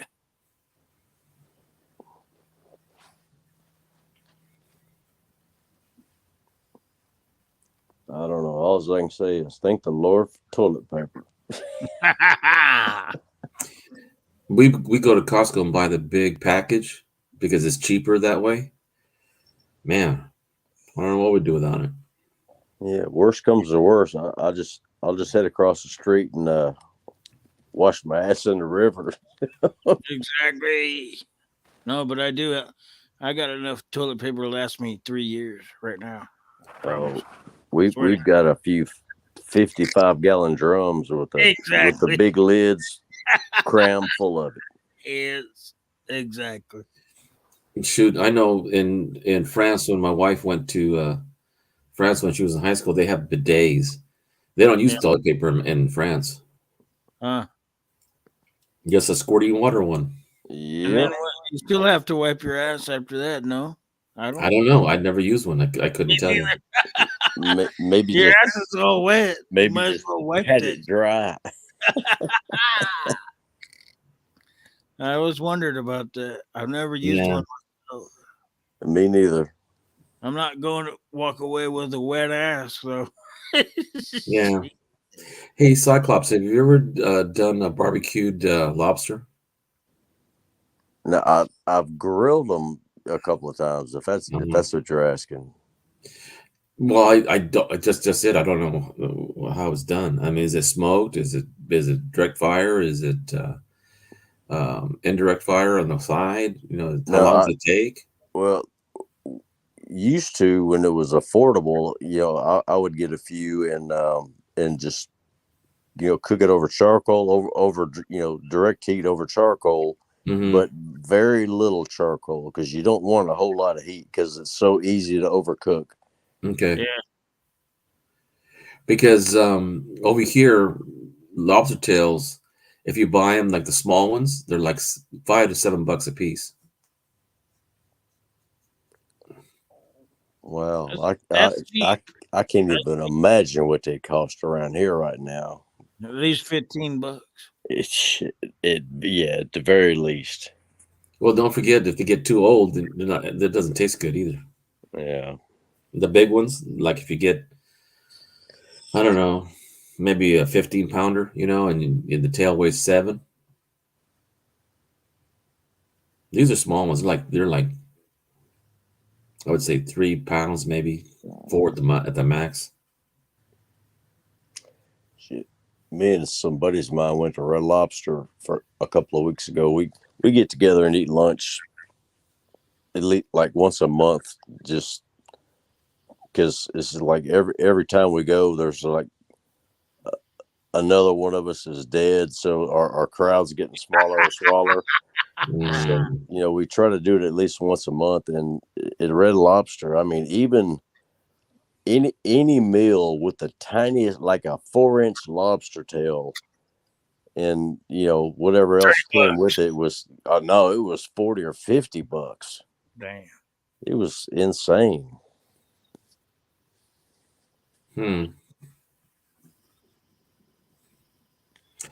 I know when I came back from Texas and had my first lobster tail, I know my brother-in-law picked us up at the airport and took us to the airport to go to Texas, and to reward them. And we really didn't spend a whole lot of money in Texas. But when we came back, he said, "Hey, let's go to San Francisco," because he picked us up at San Francisco airport. Let's go to Pier 39. And Pier 39 is Exploratorium, is where all the shops are at. The nicer eateries. It's just north of well, actually it's northwest of the baseball park for the Giants. And we ate there, and I spent $473 for 4 meals. Good grief. I hope it was good. It was excellent. Yeah, I kind of splurge on when I'm on vacation or out of town. Oh well, I do too. I had to be at a budget when we're out of town. Yeah, see, my wife laughs at me because that's one thing I do when we go on vacation. The Yeah. first, we start, bouncing around places where we want to go. The first thing I do is start Spend checking out the money. restaurants. No, I start looking for places to eat. And Uh, she's like, "You're the only person I know that plans their vacation around food." hey man, vacation is the time to splurge. Tell you Heck when yeah, you're on man. vacation, fucking get her done. Who cares? You're never gonna be there again. Yeah, Pops, have you been to a Bubba Gump's? No. I have in Monterey, Bubba Gump Oh Shrimp my Company. goodness, that's a good place. I got snockered, really snockered, just on 3 of those Long Island iced teas, but it wasn't called that. It was peach something, and they were so good, man. Uh, Yeah, it's They were funny good. that they got the bench out front where you can sit down and put your feet in like Forrest Gump shoes and have Hmm. take your picture, Right. and they got that stupid movie playing 24/7 in Yep. there on like Yeah. 9 different TVs. The food was good too. It was pretty good. Yeah. I went in there with low expectations, but Uh-huh. it was actually good. Wow. There was a place called the Chart House in Monterey. They don't even have prices. They don't even have prices on the menu. That's where my brother-in-law takes us, and I said, "No, you can't take us everywhere. oh I my. can't. I Yeah, can't even imagine what he paid." places like that make me nervous. Me too. Yeah, yeah. But the Chart House, the food is excellent. That's another place, but They what said if I you have miss to ask, you can't afford it. you can't Yep, afford it. and then yep that, and I'm one of them that I probably can't afford it. Shit. Now that my house is paid off, that's a little different story now. I'm so cheap when I go to on vacation. I go as far out in the woods Yeah. to have catfish, my foods, if I want to eat. Yeah. That's me too. Actually, you know something? I always laugh when I don't like eating places like Taco Bell. I mean, I'll do it if it's the only thing around and it's the only thing I can find. But if I can find a good restaurant, Yeah. Italian, Yeah. Chinese, Yeah. Thai, Vietnamese, Mexican, I'd ask the locals, what's the best place to eat so and so? Yeah. Whatever I'm in for. Man, I've had Exactly. some really good food, you know, like Los Betos. Mongolian beef. I've never had it before. It's Yeah. good. If anyone comes to Mercy and asks me, I say Los Betos. Los Betos. They make the best Mexican, man. I tell you what, and it's fast food Mexican. It's not like sit down and wait 2 hours. It's good shit, man. It's not no Taco Bell. I'll tell you that. Los Betos. You know the name Taco Bell came from. This Harold Bell was working across, and it's documented. He had a restaurant, a hamburger place across the street from Yeah, another I restaurant. And he borrowed some of the. He did the first kind of like nachos with the recipes, and you know what I miss yeah. is the Bell Beefer. The Bell Beefer, you remember that? The No, Taco Bell Beefer. no. It sounds good though. I don't remember It was that almost either. like a sloppy Joe, but really good. Yeah, it must be like But the Bell is the McRib. guy's name. It only comes by once a year. The McRib. My Oh my. wife hates those things, and they look disgusting, but I like them. It's compressed meat. It's meat put together by getting meat that Oh, it's horrible processed garbage, but it still tastes good. I like them. I don't Exactly. know. I don't know. It's like my wife said that she likes the El Chorito. I said you could do this at home. Like, you can all you I, gotta do is get the enchilada sauce. Fry it a little yeah, bit, mix it with the enchilada sauce, put cheese inside of it. If you want to put beans, it'd be a lot better than going to Taco Bell. Oh no, these are the exactly. good. These are the best. But The uh-uh. same with the chalupa. Remember the chalupa? That's all it is. The chalupa's not bad. Fried Indian bread, and then you put whatever you want in there. You can get it done. Chalupa.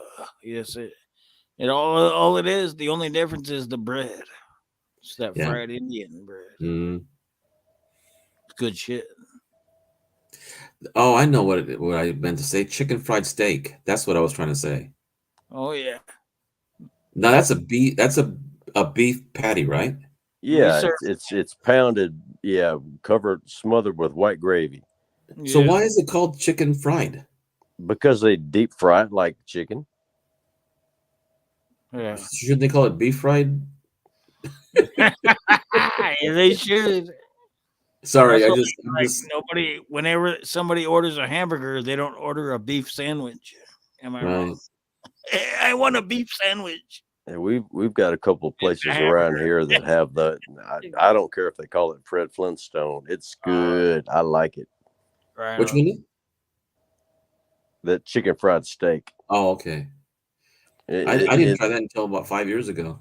Yeah, With and the gravy. Oh yeah. the gravy. Yeah, if the gravy is what makes it. If you got good gravy, that just makes the chicken fried steak. Is it true that people consider in some places in the South that gravy is a beverage? Yes. Gravy is one of the major food groups, brother. Let me get a large gravy with that. What? You know, we gotta do like each of us get on stream and each of us cook something. Oh yeah, I'll do it. I'm good. I know Hector's would be the best, but dang. No, I'd be competing with you guys. That's just comparing notes, man. Jeez. I'll do it. I got a good one that's ready to roll. I'd have to learn how to edit because mine would definitely. No, this would be live. And it'd be live. A live stream. Nobody's going to want to watch me run a smoker for 12 hours. Oh yeah, I guess so. Well, we can do a grill. I could do carne asada and eggs. You can just turn on the stream at the last right when you're about to pull it out. Yeah, yeah. There you go. No, I can do that. Planned. I still want to do a chicken in a beer can. I still want to do that one. Beer can, yeah, I've seen them do that. My son always does that one. He says it's so good, man. I never tried it though. But really, I've never tried it either. But I haven't tried it either yet. I always kind of chalk that up as more of a fad type thing. I don't know. The meat pretty tender from what I hear inside. Because I always get really dry chicken from people who try to do chicken. Yeah, me too. I'm thinking it's gonna be a fire. A fire. I mean, by fire, I mean awesome food. And well, you got to make sure the chicken's cooked too, because salmonella and whatever. Yeah, but it's gotta be moist and flavorful. Oh my! You guys ever have a Thor steak? Nah. What is it? It's the meatier part of the shank, and they'll cut the meat from the lower portion of the shank, and the meat is almost like around the whole upper part of the shank, and it's thick, and they barbecue it that way. And there's also called the what's the other one called? The hammer? No. The hammer steak? No. Well, I bought the ribeye. Oh yeah, that's my favorite cut. Where the bone comes down. What do they call? Tomahawk ribeyes. Yeah. Oh yeah. My son-in-law is trained chef for cooking. He made us. We came back from San Francisco and we bought some steaks from this place called Milo's Meat Locker. And you guys got any of these tomahawk? Oh yeah, we have plenty. We have the 3 rib, we have the individual, and we have a 4 rib. Give me the 4 rib. So we brought home 4 rib, and it weighed almost 20 pounds with a bone for one steak. Oh my! Yeah, I've actually seen a 4 rib tomahawk steak. Yeah. Oh yeah. Okay. So and then 5 when pounds. 5 pounds. He butterflied it, left the bone on there, and flattened out the ribeye because it was 2 inches thick, each one of them. So Holy fuck! that was excellent. That was excellent. I bet it would be.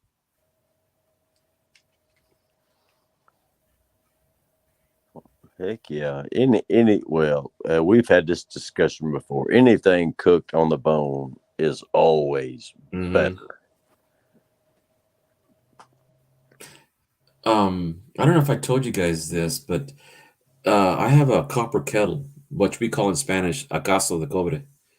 And that copper kettle, I've seen them use they also have sizes of the copper kettle the size of a pig. That's how big. And they'll slide head, tail, everything, and they shave the outside of the hair. And you should see this. Then when they start cooking, they start cutting the head off, cutting the legs off, the shoulder, as they cook, and the whole thing is just being cooked inside. And all of a sudden, when you pull the stuff out, you have to pull it out in shovels because the meat's so tender that the whole thing just, it's so good that way. My neighbor has that shit, man. It's he's got a propane burner. Yep. Yeah. And he puts like a 5-gallon kettle on it, and he just cooks the shit out of there. 5 gallons of meat. I mean, the big ass one. He's got cardboard going around the sides so it doesn't blow the flame. Yeah, that's another thing too. Is when my cousins do it the opposite. They don't do whole pigs. They do they cut the meat up in smaller portions, but big chunks of meat though. And they'll put big cardboard, kettle, like a 5-gallon kettle. No, more like a 50-gallon. Oh shit! Hey. Yeah, it's like 3 or 4 feet across the widest part of the kettle. I've got one that's about a 30-gallon, but the only thing I use it for is crawfish boils. Oh, okay. Yeah, we have tons of crawfish in my dad's canal in the back. I haven't eaten those yet. I love them. My kids, when they were young, it would gross them out. They're like, you could see their eyes. I said, yep, but don't judge them till you try them. And they kept seeing me eat them, and over and over and over. And then all of a sudden, they one of them got brave, and then the next one got brave, and then the next one got brave, and now shit, man, they'll eat the hell out of them things. Well, my kids are picky. The only thing they eat is lobsters. Ooh, they got expensive taste. Well, they buy it. I don't buy it for them. You all right? You all right? Hey, these days, the crawfish are getting a little expensive. Yeah, because it's not like lobster. It's just like chicken wings. You could buy chicken wings cheap now. Jeez. Yeah. Yeah, when we buy chicken wings, we buy them in bulk, and 90% of the time, 95% of the time, I smoke them. Mm-hmm. And they're good. I heard you did, like, I see that one guy, that blonde guy who drinks beer like crazy while he's cooking, and he has that real Cajun accent. And America, that's America. Oh no, this guy, this is a Louisiana boy. Okay. And he only puts him in there for like 10 minutes at the most. Anything more than that, or not even. I don't think even 10 minutes. I think it's even shorter time than that. With the crawfish, yeah. Well, see, the way I do it, you have to time it out.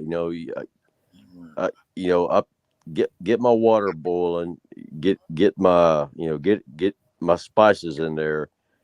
You do your potatoes at a certain time, your corn on the cob at a certain time, and like the last things to go in there are your crawfish and your shrimp. If a lot of times I'll do them together. It's probably that's Cajun that you're thinking of. Oh, that's straight up Cajun. Yeah, but you can't throw everything in the pot at the same time, or you'll end up with a pot full of crap. So you put the potatoes first to cook, and then the corn, right? Oh yeah, because the potatoes, obviously, they take longer to cook. When do you put the seasoning with the potatoes, or when they put the corn in? As soon as I put the water in there, I put the seasoning in and just Okay. let it start boiling. And when it gets to the temperature I want, the potatoes go in. And when the potatoes get to I've got it written down somewhere. I've got a timetable where, all right, you get the water boiling, the potatoes go in, you wait this long, then the corn on the cob goes in, then you wait this long, and then the very last thing you put in is your shrimp or your crawfish. Mm. Because they really don't take that long. But you have to have your timing just right.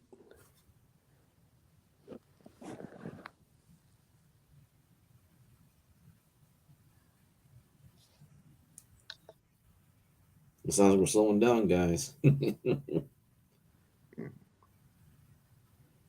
Good grief. It's almost 7 in the morning here. Huh? Yeah, it's almost 5 o'clock here. Even though I only slept from 12 to when I came on, I don't know how long that was. Yeah, I think I dozed off for about an hour, maybe 2, and woke up wide awake. Like, I hate it when I do that. And that's pretty much all the time. Yeah, I'm trying to get back. Well, that's why you guys haven't seen me too much on here. But I have to start thinking. Well, I'm trying to get back to work, but I've got so many projects going on right now. I'm having my house hydro flushed because when I had the next door neighbor had a kitchen put on my patio, and he wanted to feed his family. He used my backyard and his backyard to host all the people in the neighborhood. Well, not neighborhood, his family that came over for a reception. And I remember that.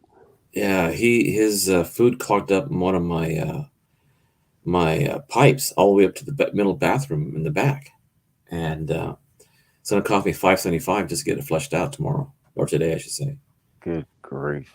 Yeah, well, he's a good guy. He's been a good neighbor, for 25 years, so I can't really complain. And I eat every day, morning, noon, night. Oh my gosh! I mean, they had fish and shrimp and lobster and chicken and beef, and man, I couldn't get enough. It was great. Sounds like it. Yeah, I don't mind trying different foods as long as I know what it is and I can smell it. If I don't like the smell, I won't eat it.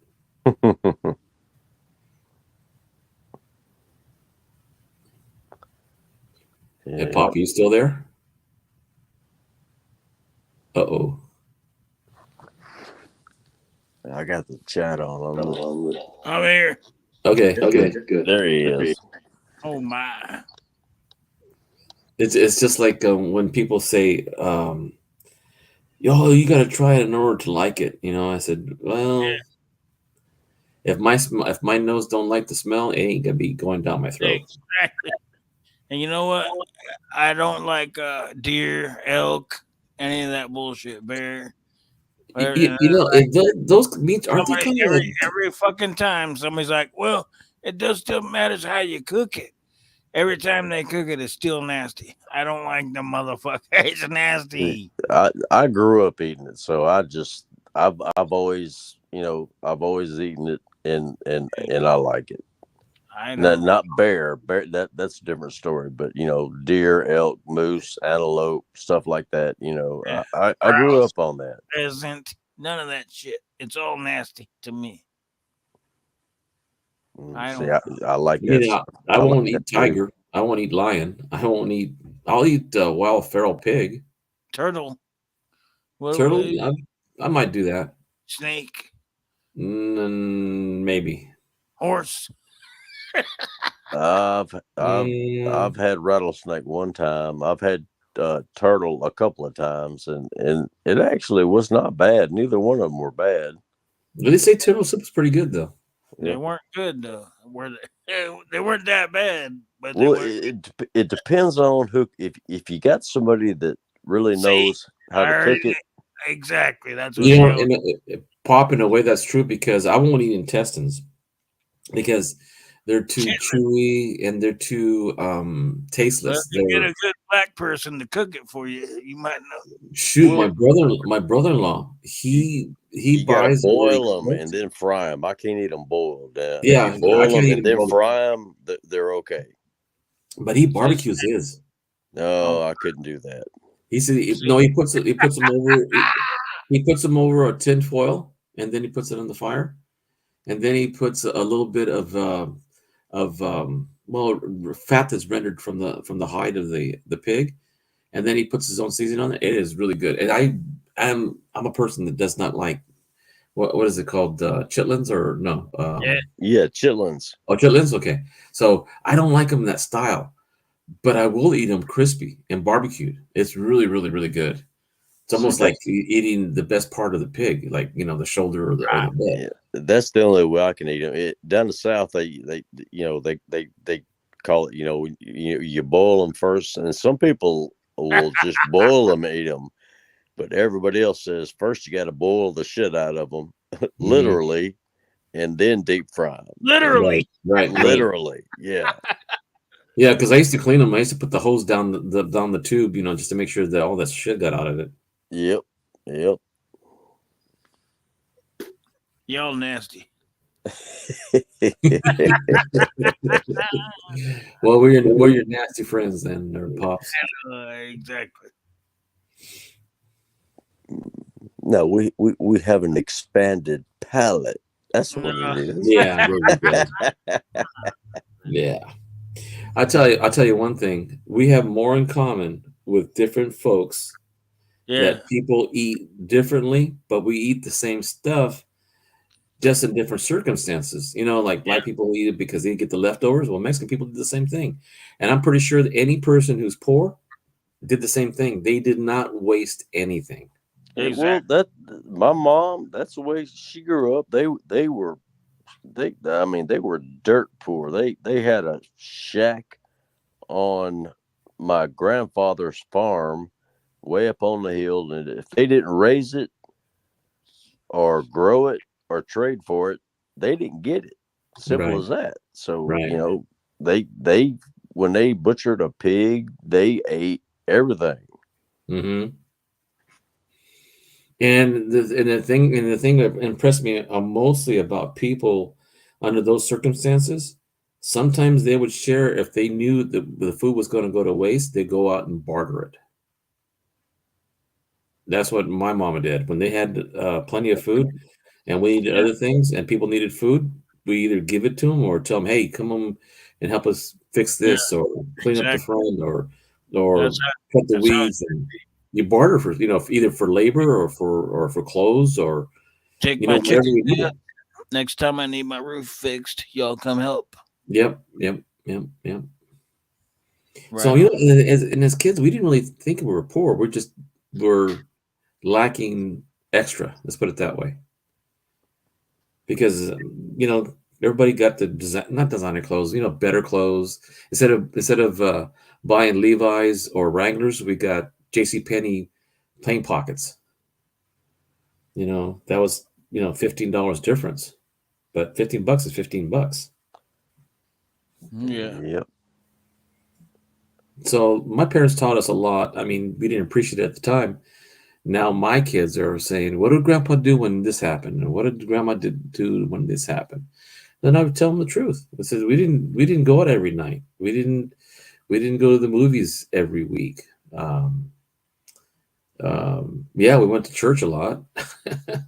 We did a lot of church services and church helping, and you know, um, but for entertainment, radio, TV, storytelling, visiting people. And now we kind of got out of that. We're not visiting people anymore, and our old folks are now in care centers. So hopefully things will change. It's sad, but it's true. Yes, sir, it is. And if you notice, a lot of times when I talk about the old times, hey, he's back again. Found it buried. It's not that I'm nostalgic because it was rough in those days. It was tough, especially like our parents, grandparents.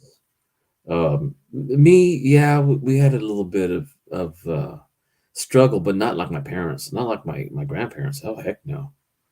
Um, but it seems like America's got a little bit too soft, for my opinion. No, we've gotten way too soft. If my kids, they couldn't bear to grow up like I did, and they damn sure couldn't bear to grow up like my parents did. Right. They wouldn't make it. But I think they need to be exposed to a little bit of not neglect, a little bit of need. You know, tell them like my son. He's the opposite of my daughter. He's a single guy making plenty of money. Bought his first house. My daughter is the opposite. She bought her house at 27. Now she's 37. So she's had the house for 9 years, and she's got 4 kids, and she's really independent. Both of them are, but the way he spends his money is like he'll go to New York and go watch a play. My daughter will go shopping for the kids and buy them toys and buy them things that are a little too extra. I tell them, hey, you got too many toys here for these kids, and all of a sudden they're playing with the boxes instead. I said, dang, so why don't you just get them a box instead of buying them toys? and I see that a lot. And I tell my daughter, says, you can cut back on the kids. They don't have to have everything, they ask for. Like when they come with us, hey, I want to go to Starbucks. I want to get a macchiato. Okay, we'll make coffee at home. And there's a bottle in the refrigerator that it costs as much as 2 of those coffees for the price of that bottle. So, yep, never been to a Starbucks in my life. No, I have to say I like the caramel macchiato, but it's a treat. It's like I get one every maybe 3 to 6 months, never every month. Face blue, white eyes. Face blue, white eyes. Don't understand what that means. Well, when they're in on the YouTube side, they put in those little emojis, but when you're in StreamYard, that's what it is. Let me check this YouTube side. Okay, I got it now. Yeah, I see. Yeah, when the first couple of times I saw that, I was like, what the hell are they? Are they high? What are they doing? Yeah. I mean, there were good times, but I wouldn't go back to them. Maybe to send my kids back to know what it was like with their grandparents and their parents. What it was like. Imagine what this world's going to be in 10 or 15 years. I might choose going back to them. You know something? Even now that I have no house payment and we're living a little bit more on the high and the hog when we do it, but we still revert going back to, like sometimes we miss the struggle when my wife and I didn't have enough money and we were never out of money. It was just that it was always like, hey, there's $10 left in the bank account. You think we can last another 4 days without going anywhere or buying anything? I said, yeah, sure. But the next 20 years is going to be a whole different situation, I think. I think so. I won't have to worry about it. I just worry about my grandkids. Exactly. And I said the same thing to my wife. Well, we're saving most of our money and paying off on most of our bills that, we don't have a car payment. We don't have a truck payment. We don't have a car payment. I mean, a house payment. All we're paying is our electricity, our gas for our cars, mortgage, what do you call it? Homeowners insurance, stuff like that. Life insurance. The house is already out of our name. It's in the kid's name. So everything happens to us, it goes to them without having to pay taxes on it. So it'll give them a boost, Yeah. But yeah, I'm worried about my grandkids. You know, my kids, man, they're adults and they know how hard it is right now. But it's my grandkids that kind of worries me. Not kind of does worry me because then now they're going through things like, well, you don't have to go to college. Well, no, but you don't get paid as well as they go to college. Well, you don't have to go work for this company, and then they don't have retirement. Like my retirement is a heck of a lot better than people working nowadays for their 401ks. I have a pension. People get 401ks. It goes with the market. 10 years up, 10 years down. It Well, averages out. by the time my wife gets to the age where she can get her 401k, it will be gone. There will be nothing left. Yeah, I'm afraid that's going to be true because when they first proposed it, the 401k was back in the late 70s, and I just started working for a union store. Um, Within 2 years, I was making $4 more an hour than my dad, who's been at a place for 23 years. And I was only working 32 hours a week and going to college. My college wasn't even what, $50 a year. And Wow. I was making $12 an hour back in 77. But in the next 8 years, yeah, 8 years, we didn't get a raise for 8 years. It stayed the same, which was fine because it was so much ahead. But everybody else was complaining because they had a family, they had a house, mortgage, they had car payments. So when their raise didn't go up, man, I was single. I was living at my parents' house. I was going to college. But I did feel it when the store closed down and trying to find a job for the same pay. And then a lot of the stores were being closed down, like Vaughn's and Save Mart and Foodland, and they're all union stores. And I couldn't cross the county line because in our contract says that we couldn't work for another store for the same company if it was cross county lines. But then when those stores were closing and ours were staying open, they couldn't cross, so it was a protection for me. And I finished college, and 2 years later, a year later, I got married, and that's when the struggle started because we didn't have a house. We didn't buy a house until '88, which is about 8 years later. My wife, man, I don't know how she did it, but she saved 20% of the house payment. Not 20% of the down payment for the 20%. I don't know if she did it, but we did. I don't know how the kids are going to do it these year. I mean, you got to make 125,000 just to qualify to get a house that's 400,000 or something like that in California. Well, when we bought the farm next door to us, we had to pay, 20% down. But I mean, good grandma, I'll tell you what, I'm so glad we bought that place when we did because the property values around here have gone through the roof. I could sell 2 acres of either one of my farms and get more money than I paid for both these entire farms put together right now. It's funny when you say that because when I bought this house, now the house is 4 times the value of what I bought it. Yep, it's crazy.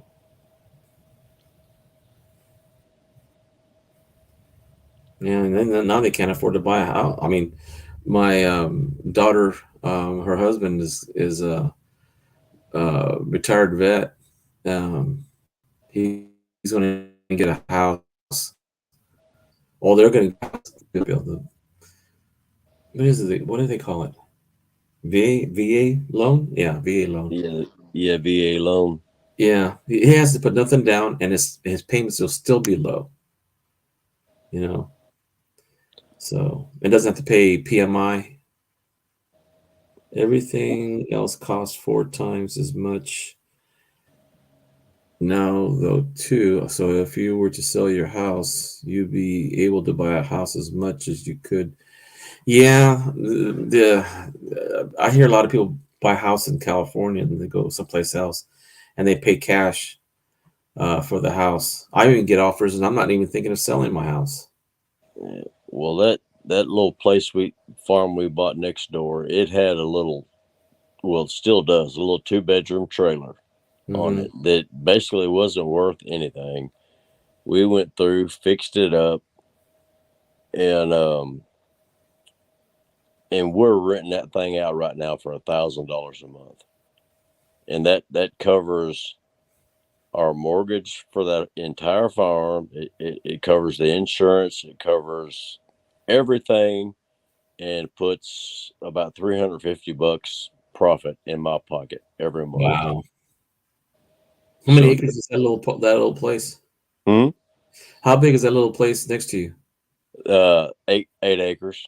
8 acres. It's not real big, but yeah, 8 acres. But If the you try the part, working 8 acres, that's a lot of work. oh yeah, believe me, I know. But the part we rent out, it's fenced in. It's got it's got the little 2-bedroom trailer. It's got an outbuilding, and it's got another. Well, actually, it's got 2 outbuildings, but one of them is an old style smoker, like a smokehouse, and it's still got I mean, it hasn't been used in forever, but it's still got a huge wooden box in the back with all this old burlap bags of salt in it. Really?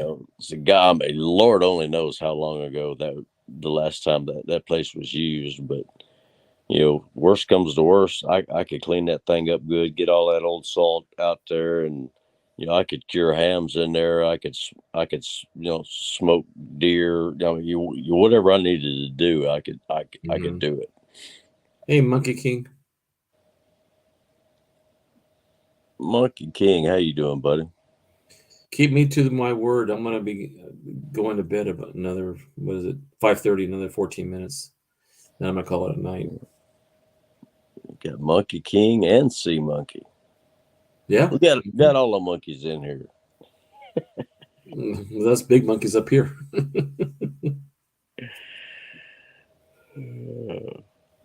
Yeah, the prices in California for a 5-acre parcel with a house that's got 1,800 square feet, 3-bedroom, 2.5 baths is going for like,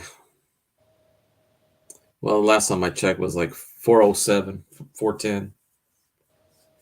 Payments are like 2,500 a month. That's insane. When I bought that farm next door. Now, granted, my neighbor, he was my neighbor for about 11 years, and he passed away, and his son was his only heir, and he wanted to get quick money, and he wanted to be done with it. He didn't want to fool with it, didn't want anything to do with it. And I told him, I said, as soon as you finish probate, before you put it on the market, come down and talk to me. And he literally went, once they cleared everything through probate, he drove straight to my house from the courthouse, Mm. and we sit out there and bartered back and forth for about an hour, and I ended up buying that place for $80,000. So basically, 10,000 an acre, and it's a big, huge barn, 2 outbuildings, a trailer, and the place it's not costing me. It's actually making me money. It's not costing me a dime, and in about, I think, 3 more years it'll be paid off. The land we live on, the farm we actually live on, I already own that land. That our land's paid for. In about 3 Awesome. more years, that land will be paid for, and then everything coming in from that will be profit.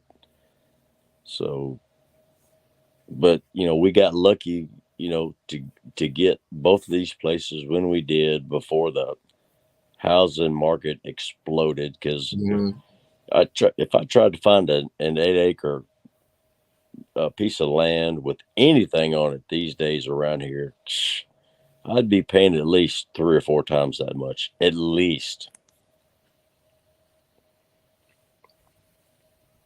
But that guy, he was so greedy. I mean, if he would have took the time and got with a realtor and listed it, he could have got even then, he could have got 150, 160,000 out of it. He just wanted to get quick cash and be done. I mean, his father was my neighbor for 11 years, and I never saw his son one single time in 11 years. So that tells you what kind of jackass that boy was. Yeah. Well, he wasn't a boy; he was a man, but he was still a jackass. Yeah. Well, what I'm going through now is with my parents' property. Sounds about right. But we're raised in the church and Catholic and all that, and my wife gets angry at my siblings, but I can't do that only because my dad's wishes were certain things and done a certain way, and I'm gonna honor my parents that way. And when my dad was in the hospital at ICU before he passed, the only day they saw him, really, from what I can remember, was very few. I saw my dad every day for 3 months, and I had to travel 45 minutes in order to get to see him. But I didn't want to leave him alone, so every night after work, I'd pick up my mom and we go see him in ICU. And I think he hung on a little bit longer than he should have, even though I wanted to keep him longer, get him better and get him out. He was supposed to go to a procedure the next morning, the last day I saw him, and he had some kind of episode that caused him to pass away. But at least I can say that I saw my dad every day for 12 years. There you go. Well, you were a good son.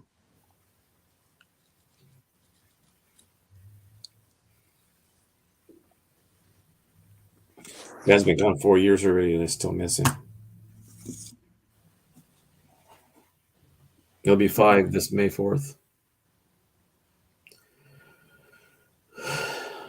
Yeah, my mother passed away 5 years ago. I think it was 3 days ago would have made 5 years. Now my dad, he died in 96. He's been gone a long time. Wow. And to this day, I haven't seen him since my mom's funeral. I haven't seen either one of them, all 3 of them. That's just sad. Yeah. Well, like I said, you can't love your family if you hate your neighbors. I mean, your enemies. So you got to love your enemies just as much as your family, even though sometimes your family does more wrong to you than your enemies. Ooh, sometimes your family is hard to love. Yeah, ain't that the truth? But the most important thing is I got my wife. I've got my 2 kids, my son and my daughter, and my 4 grandkids that are just unbelievable to me. And that's why when I first met Pops, he was kind of down in the dumps that he won't live very long, and that he's got these issues and this and that. And I go, so I'm going to pray for you anyway. And he kind of like, well, I'm not religious. I said, that don't matter to you, the God. For me, if I pray for you, it's because I want you to live longer. Because there's always good people, no matter what. Yep. Even people that don't believe in God, that doesn't mean God doesn't believe in them. Right. I had a discussion last night with a person on YouTube that we went private, and it was the 4 of us talking about, why are you Catholic? I said, well, I grew up Catholic. I said, well, why are you agnostic? And he goes, well, I didn't go to church, and I didn't see any value in religion. I said, well, that's the point. If you didn't find value in it, then you won't be that. But then I says, I think a person who believes in Buddha is just as good as a person as a born again, right wing, staunch, cast the first stone Christian. I said, but I'm tired of turning my cheek so many times that I can't even sit down anymore. Because I remember the parable about when a person slaps you on your cheek, offer the other. I said, here it is, but still, I'm not gonna like it. And It's they, easier said than done. yes, sir. You're absolutely correct. And so when my wife complains about my well, she doesn't complain. She just feels that they're taking advantage of me, and I said that's okay. I'll get my reward later. Don't matter if it's this lifetime or the next. But at least I did the best I could for my parents and continue to honor their wishes, and and not have to believe that they're going to profit from it. If they profit from it, that's their greed, and that's on them. Yeah. And Well, what comes next is what matters the most. yes, sir, that's what I believe. So I've had issues, with them because I've asked them one time, and I can tell you exact day, December 25th. I'm sorry, it's December 24th, 2017. I said, I need help with mom and dad. And all four of them said no. Wow. Hmm. And then my dad passes away 3 months later, or 4 months later after that. And then my mom passed away 10 days before dad. And then the most ardent no, he passed away in December of that same year. So I don't say he got just reward. I think that he was really bitter, and I felt sorry for him. Really, actually, I feel sorry for all of them. Yeah. I'm not saying that I'm better than them. Not saying that I'm in a better situation than them. I just can't. I just can't be their judge. I can't be their. You should have. You ought. You should have been doing this and that for mom and dad. That's out of my hands now. Well, what I don't understand is how people with no faith face the harsh realities that that you have to deal with in this world. I mean, without my faith, and granted, I'll be the first to admit I am probably the least perfect Christian on the planet, but without my faith, I don't think I could stand this place. Oh, you got that? I mean, I grew up at a time where everything was so strict that even the Bible people would say, "Ooh, you guys are just too strict," in those days. And then everything got changed in '63 with Vatican II and became more folksy. Nuns didn't have to wear their habits, and we were able to see more movies that the church didn't have to say anything about. There was a big culture change in the church, especially back in the '60s, which it got hard to get used to because we would say mass in Latin, and I was taught Latin when I was in first grade, second grade, third grade, so I can understand the service and what to do during the service. And it's just that my brothers grew up the same way I did. I just can't understand why they didn't follow the same kind of pattern that my parents expected us to do. And to this day, that kind of not it disappoints me. Let's put it that way. It just disappoints me. You can lead a horse to water, but you can't make him drink. Yeah. Did we lose Pops?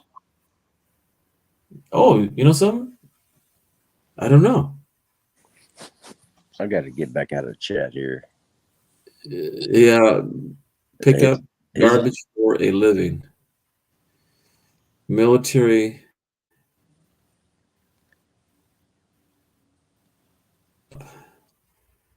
Drugs did that to me, LOL. Alone and abandoned.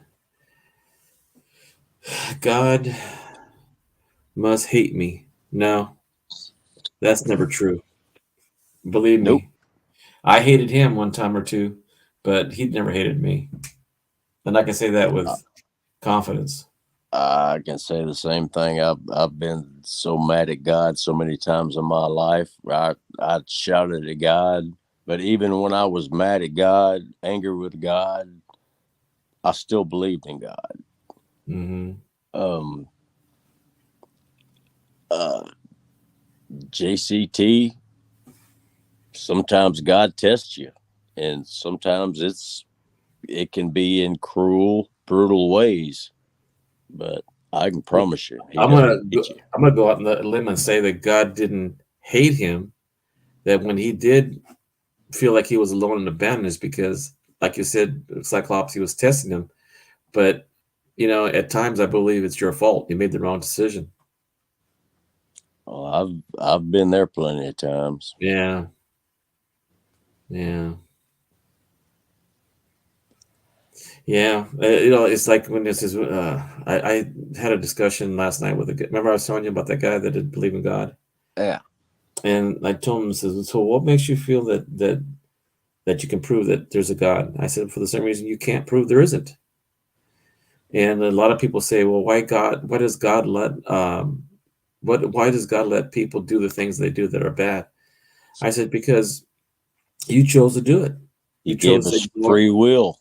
Yep. And if you didn't take the right choice, you paid the consequences by man, because we're following a moral code of Christianity. And so I said, what about the people that don't believe in God? Then they're Buddhists. Well, I'll tell you, they have karma, and to me, that's their God. That's their sense of following rules that they break, and karma is God punishing you. I don't think God punishes anybody. Yeah, at one time the Bible says that he punished the world because he flooded the earth. And God not supposed to make mistakes, but he made a promise by using the rainbow that was his promise not to do that again. That was his covenant. So when people tell me about, excuse me, oh my gosh, when they start talking about that, why does God let man do things he does? It's because you did it. He didn't say don't do it. He also didn't say do it. The devil made me do it. No, the devil didn't make you. Tempt yourself. You know better. Um, um, it's just so hard to believe that even the people, and I hate to say this about people in the belt, southern belt, the Bible belt, but I think this is about all Christians. How can they say certain things and go against their upbringing in the church? JCT says fetal alcohol syndrome. I survived. Why? Because you got something special coming, that you're going to do something for somebody that you'll never know that will happen in front of you, and you won't know that you're directed in that direction. One word, one smile. Like I was sitting one time, because I was feeling kind of bad, because I left my job to help my parents, and I was feeling kind of like I'm helping my parents, but I was feeling pity for myself. And I was sitting in the cafeteria where the teachers' lounge was at, and this teacher started choking. So the teachers got up and ran to the nurse's office to go get her. And I said, "Where are you guys going? Don't." And so I went around this teacher, and she was a larger lady, and so I had to do the Heimlich on her because she was choking in her. I guess she was eating pizza or something. And I had to hit her 3 or 4 times, and I said, the last one, I really got to push it. So I used all my strength, and I pushed her stomach in, and here pops out this food particle. So after that, I said, why am I, look, I just did something that no one thought of doing. And I'm feeling sorry for earlier myself, because I was feeling bad that I had to quit my job. So I helped my parents out because they couldn't afford to pay for a caretaker, because they both needed help. Dad was 90 and mom was 87. But I look back at it now, that was a good thing for me to do. And I did it for 5 years until mom and dad were both gone, and I started substitute teaching, and I got back on my feet, and I felt a little more proud about it. And yes, I'm crazy. The pay is great. Pay? What pay? JCT. Well, I'm not getting. I don't want accolades for it. I just feel good that I was able to do it, and I appreciate it afterwards.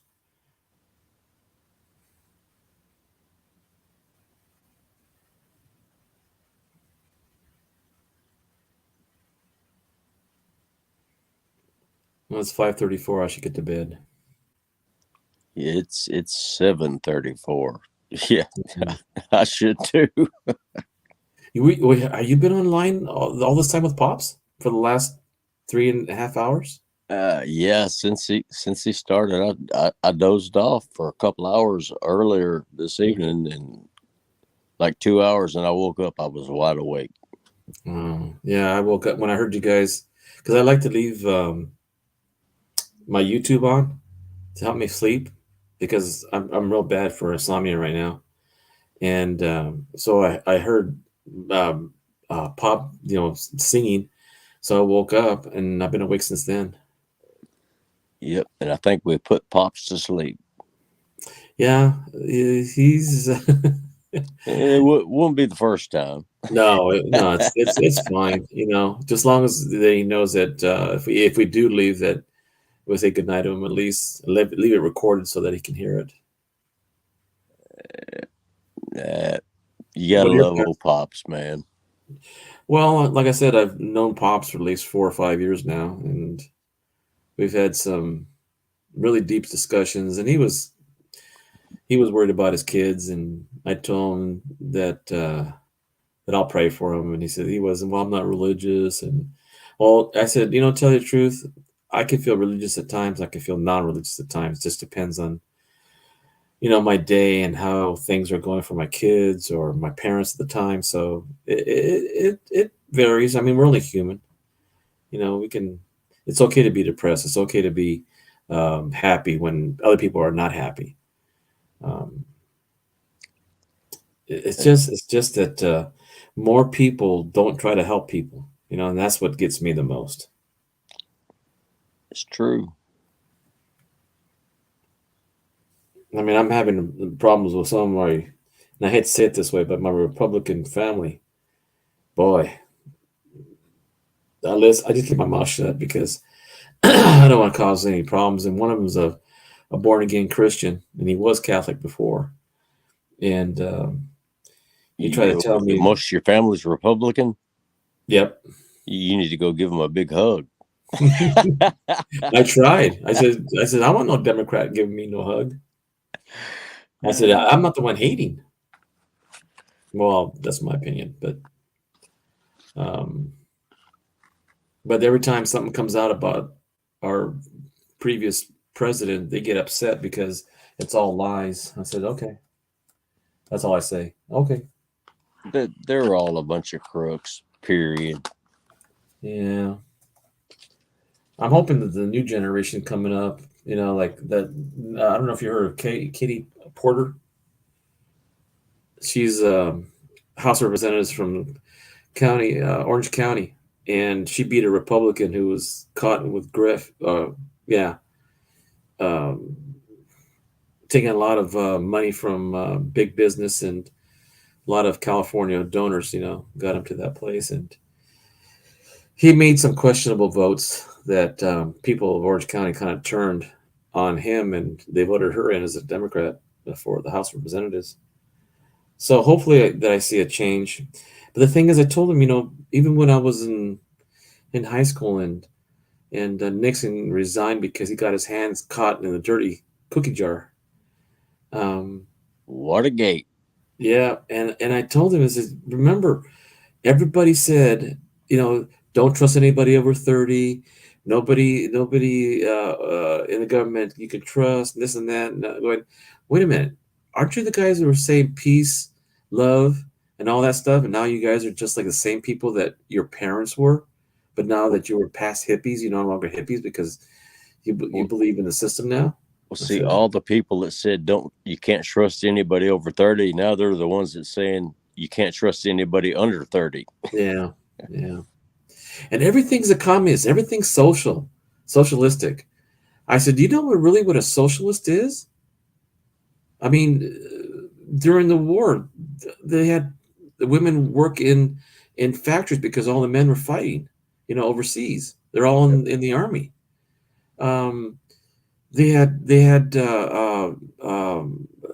child care so that the children can go to, a place where they can go to work, and the child was on premises. Social Security. Now they want to kill Social Security. The WPA, which, that was a big way of getting people back to work, and yet now giving people jobs is not earned, it's because it's given. I'm us. I'm a U.S. Army proud woman. Oh, JC is a female. I didn't know that. I did not know that either. JCT, do you see my patch on as my avatar?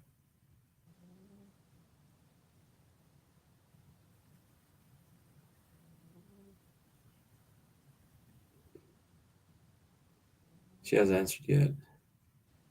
What's left of me? Well, I'm going to put it this way, JCT.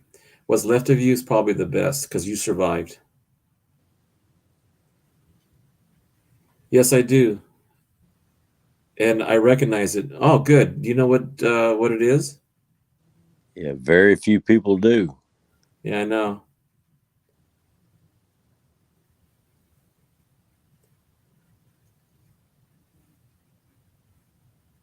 Let me see if she gives me the answer. That's old school. Yeah, very old school.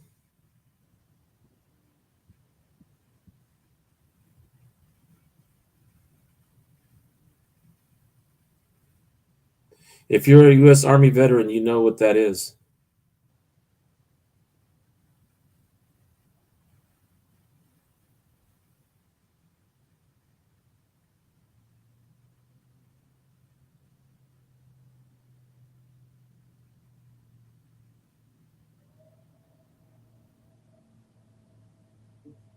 JCT, can you tell me what you think it is? Because you recognize it.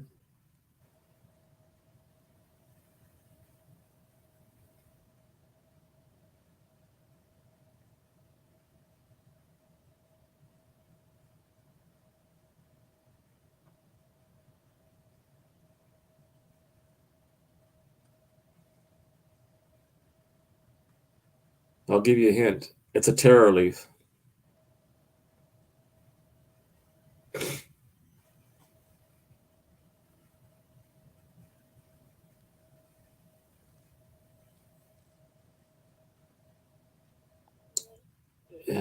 I has to be told 4 years ago.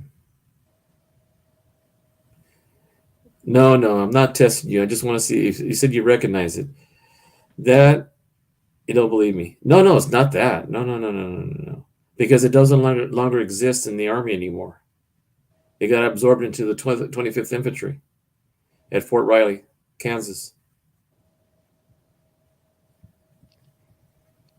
That was wasn't it your grandfather's patch? My Or dad's. your dad's, okay. And the reason why I use it, not because I'm claiming any valor from it, but I don't want people to forget a generation or the lives of those people that joined the service, and they were called the best generation of American society at the time. They were the best generation. Yeah, and I don't want people to forget them. I mean, it's not just the men and women who served under that patch. It's families. If you look up a little further, she put infantry in there. Go ahead. Yep, 24th Infantry. Yeah. Even the 25th has got the same terror leaf, except it's got a lightning bolt through it. And one of my cousins served in the same 25th in Vietnam. I'm old enough to be signed up for the draft in 1973, actually 74. No, 73 in December. And April of 74, the Selective Service was dissolved, and my parents didn't want me to go to the service. And my cousins that were coming back from Vietnam in 73 and 74 said they don't want me to go. But my family's been in the service since World War I. Even though they weren't American citizens, two of my uncles served as U.S. Army veterans during World War II, including my dad. And then my dad's younger brother, Ralph, was in Korea and Charlie was in the Army after that in the 60s. I'm not sure what his MOS was, but most of my family is either military, teachers, or they're police officers or corrections. So we've had 3 generations up to me in service for the country, either police officers, teachers, correctional officers, military. And I still got relatives that are younger than I am that are still in the military. As far back as we've been able to track our family so far, we can go back as far as the Civil War. And the funny part is, my dad's side of the family fought for the North. My mom's side of the family fought for the South. It's because that's where they lived. Yeah. They didn't have a choice. The Mason-Dixon line, does that cross into Kentucky below you, or I'm trying to remember where that. Kentucky's above me. Above you. Yeah. So the line was between you two states, right? It's been so long since I've looked at that on a map. I couldn't tell you, to be honest.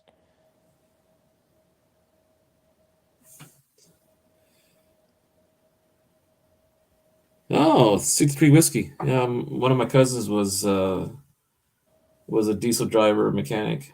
I don't know if it's the same. My neighbor down the street is 12 Bravo. Oh, George guessed your avatar was an avocado. Yes, he did. I remember that. Hey, freaking George, man. He cracks me up. Yeah. It's funny because I'm not sure if my uncle ever became a citizen because he was discriminated during the Army at basic. Once he got overseas, they didn't really care as long as you got somebody's back. They didn't care where you're from.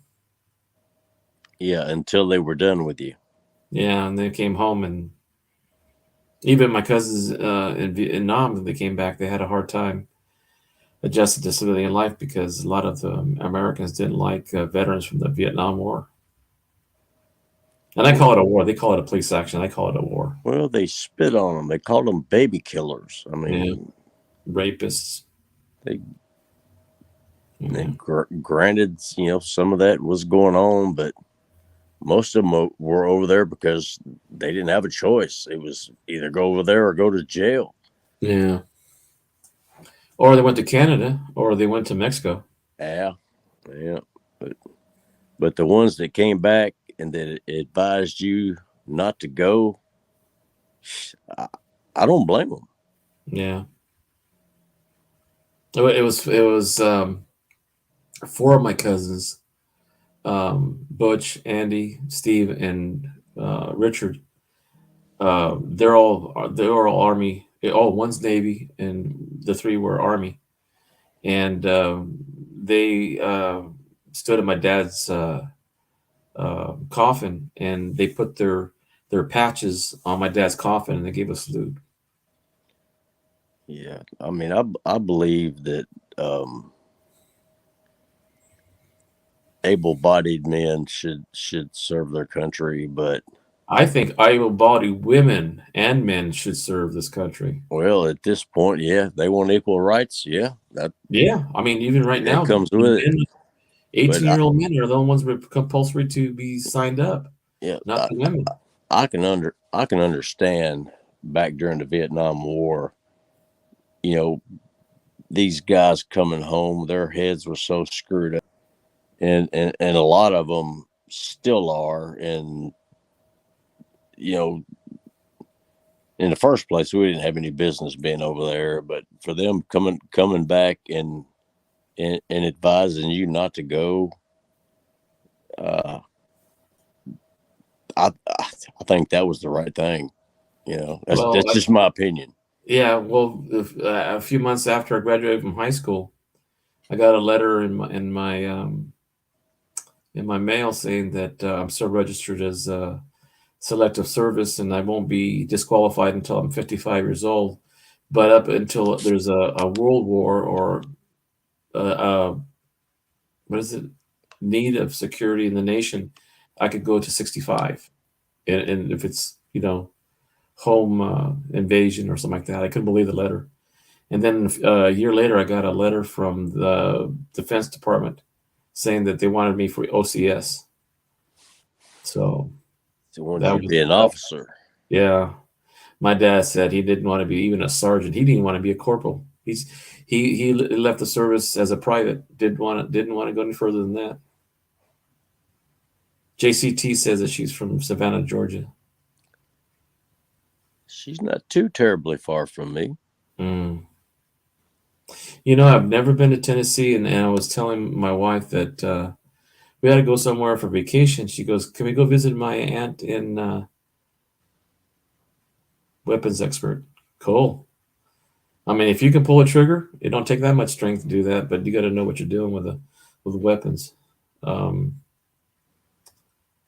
So she decided that if we do go on vacation somewhere this year, we go to Tennessee after Texas. Cool. Yeah. She has an aunt that lives in Nashville. I think Nashville. Well, hey, if you're going to be in Nashville, you got to get in touch, man. We'll have to hook up and do lunch or dinner or something. Oh yeah, definitely. Yeah, I did a lot of traveling when I was working for Target stores. I went to Sacramento, most of California. Then I did Arizona. I did a few stores there, and then a few places. Anywhere we had a meeting for like regional. Yeah. Didn't get to go to Alaska. Didn't get to go to Hawaii. That would have been two fun places I would have liked to go out to do the regional meetings, but I didn't go. And then they wanted me to send me to Florida, open stores in Florida, and I said, I'd rather stay in California. I like California, and that didn't work out too well. After that, my bosses said, "You don't want to move to Tennessee?" And I said, "Don't think so." My wife wouldn't have liked it. And besides, our parents are here. Our grandparents are here. Right. All the kids are here. All her brothers and all my brothers were here in California. Well, actually, Fresno. Oh, when we moved to Tennessee, I was still a kid. Mm-hmm. We moved here from Wyoming. I hated it. Everything was so green, it hurt my eyes. I was used to living in, high desert plains. I didn't even know there was that much green in the world. Well, you know something? If you come to California, the only green you see are the trees that are being watered by the acres. Naturally, we're a desert. Look at what GCT says. She's from Alaska. Wow. To end up in Alaska, from Alaska to Georgia, that's wow. That's a bit of a jump. Yeah, you're going from cold and dry to humid and green. Well, I think it's green in Alabama. I'm Georgia. sorry, Georgia. Yeah, it is. It is okay. Yeah, well, I know most of it is because I spent twice a few weeks with my son, and I took my wife when we visited my son in Springfield, Missouri, and we went to Arkansas, and man, I couldn't believe the hills are all green in the middle of summer. And I said, in the middle of summer in California, it's dry. Yeah. Indigenous. Oh, wait a minute. Are you saying that you were born in Alaska, or are you an indigenous person from Alaska? That's what it sounds like. Yeah. JCT, are you an indigenous person from Alaska or born in Alaska?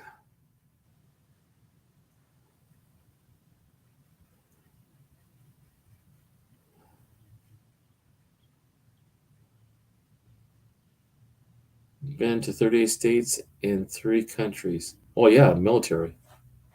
That's the 3 countries especially.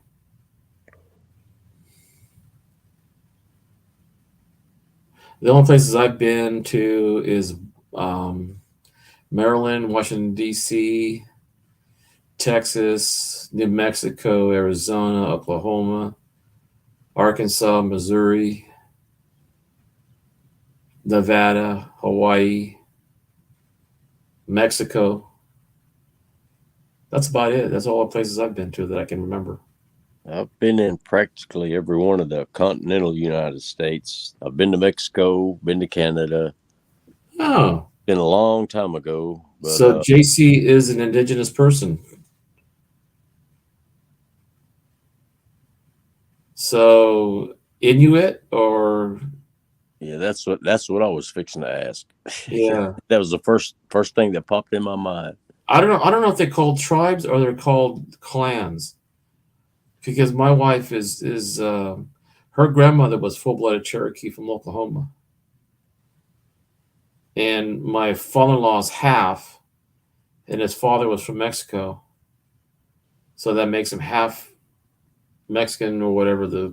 See, in Mexico, you're a combination of German, Irish, French, and then indigenous people. You know, the Indians.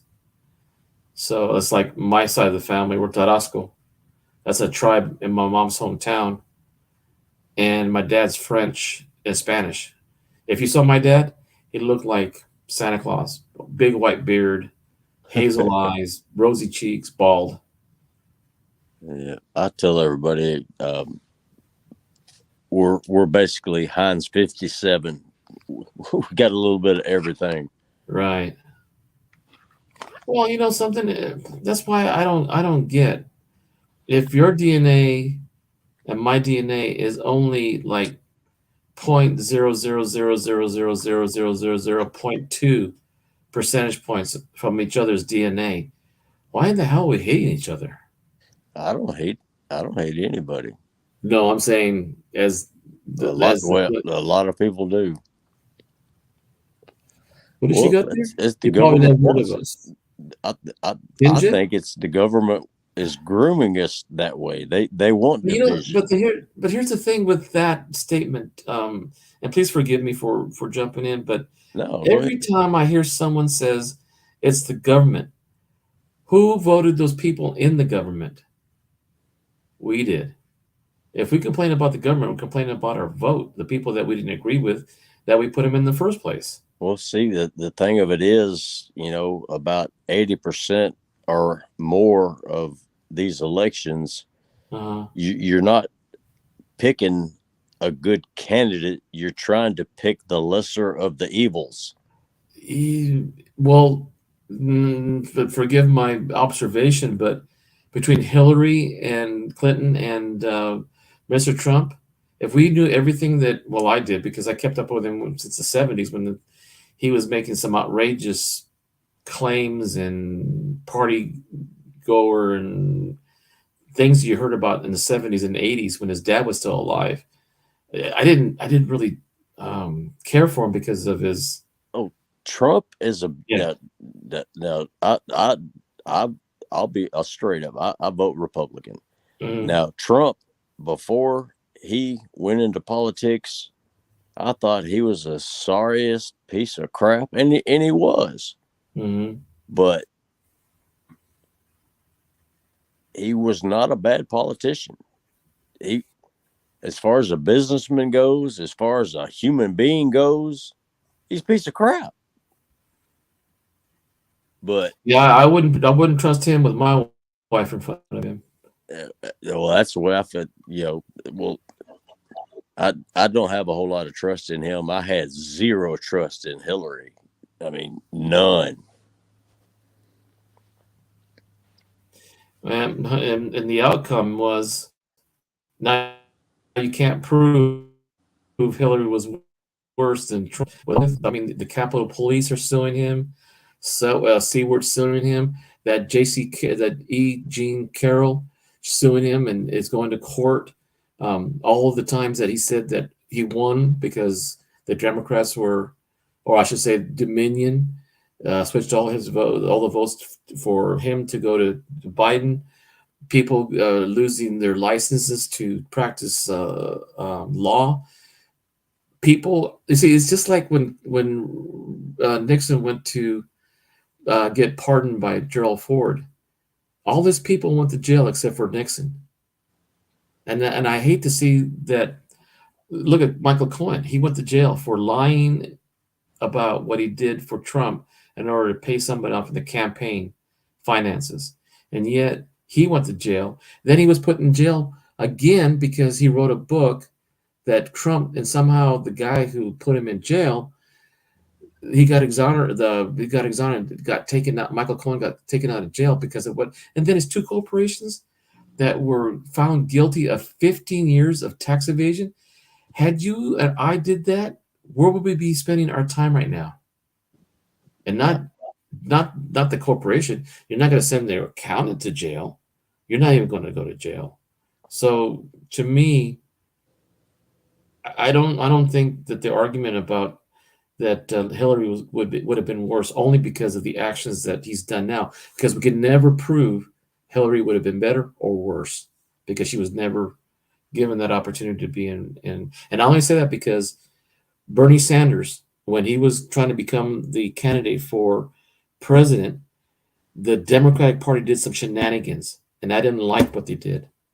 If Bernie Sanders would have been the nominee instead of Hillary, maybe there would have been a chance for him to win. Maybe No not. way. Yeah. No. But what I'm saying is that when you've got 81 million Americans voting in the popular vote, and you have 74 million that voted for Trump, and that you have this mass exodus of people leaving the Republican Party, that was Lincoln's party. You know, I always thought that was a plug for, you know, doing the right thing. But you know, working in business, most of my bosses were Republicans, and we'd go in and build stores at certain sites, and the first thing they got was tax avoidance. You know, it was the taxes were, and the sales taxes were the basis for the company to come in. They didn't have to pay for 10 years. Walmart does the same thing. And then most of these guys say, oh, well, the corporation did it. How can the corporation make decisions if it isn't the persons who for 15 years didn't have the capacity to say, yeah, I wrote this check, or I wrote this, or I did the tax evasion for 15 years. Two companies, and nobody went to jail. That's because they're greasing the right palms. Right. That's why I'm saying that there's no way anybody can prove to me that one choice or the other was a lesser of two evils until the outcome comes out. Like if Hillary was being charged the same way Trump is being now, and she would have been the worst, then I would have said, yes, you're right. She was the worst. Well, I think basically what it boils down to these days, in the majority of cases, politicians and being a criminal goes hand in hand. Well, it's just like the biggest thing that I really, and we're talking about veterans, and because I really support the veterans, the PACT Act, the Republicans actually barred that piece of legislation to give medical treatment to all the veterans that were overseas in Iraq and Afghanistan next to burn pits because they were exposed to it. And believe me, when business, I've been in business in corporate America where they take the tax advantages of it. They don't pass it on to because you have better jobs. You don't get better pay because the profit is going to the shareholders. It's going to buying back the stock. It's going back to, you know, most CEOs are getting paid 400 times more than the lowest paid, the highest paid person. Yep. When there's a tax advantage for the company, they don't pass those savings on to, the tax advantages to employees to get better pay. They put it in the CEO's pockets. Yeah, and you see that, to me, if it wasn't for the employees working their asses off, and I can tell you right now, I had employees working for me. I had the highest payroll, but I had the fewest number of people in the company, you know, for my district. But I had outstanding people. I mean, I hired these people for their quality of work. I gave them the pay raises. I got in trouble. Get a load of this. My store manager came in front of my wife and I on a employee appreciation day, and we were barbecuing in the back on the receiving dock. And she comes and rips my face off right in front of my wife. Why did you give so-and-so $1 raise? You're not supposed to. I said, whoa. So I said, you just come in my office. I took her in my office and said, look, for one thing, she runs 3 crews, my stocking crew, my backstock crew, and my ticketing. She does all the invoicing. She does all the input, data entry. She registers all the traders that comes in. She does all the outgoing. She does the mail, and she does the filing. And she has only 1 4-hour person a day to help her. And she gets it done. And you don't want to give her $1? She's going to make $7.63 an hour to $8.63 an hour. Plus, she gets better benefits at $8 an hour. You want to keep these people. Well, guess what? I told her I had to take it back. I said, no, I'm not. Because I believe people should get paid for what they're worth. Well, you got And to take care of the people that take care of you. Exactly. You know, I think we done started that's what happens when we get on politics. Well, I think we done started a fight in the chat, man. Well, we shouldn't, because we should be able to talk about things without having to disagree. I don't care really about January 6th. Well, I did. Have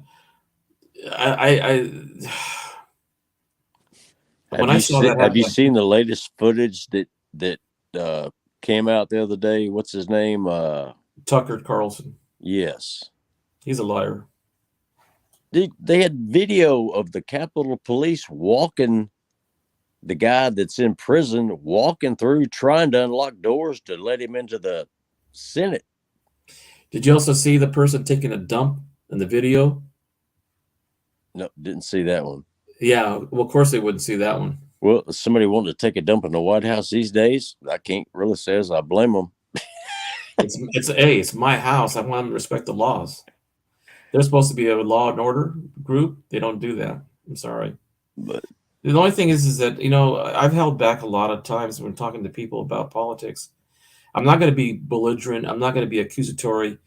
All I've been trying to do is state the facts. When Jim Jordan was asked, when did you see the president on January 6th, before or after? Now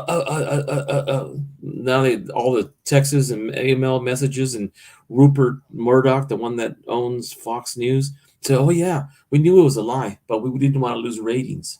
Money over profit over ratings, because they were afraid that Newsmax was going to beat them out.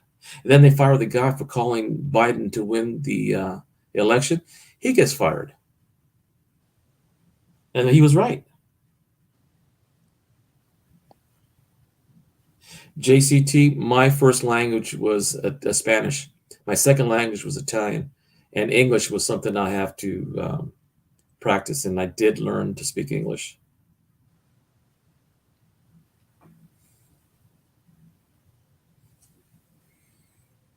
You're all a bunch of brainwashed. You know something there, Pearl? I mean, sorry. Sea Monkey? Find me some better answers than that. Calling me names does not really make me a difference in saying you're right. Because unless you can give me some evidence that I can follow and track it, then calling me names is just useless. I'd rather discuss a person with some kind of factoids in their hands rather than thinking I'm brainwashed.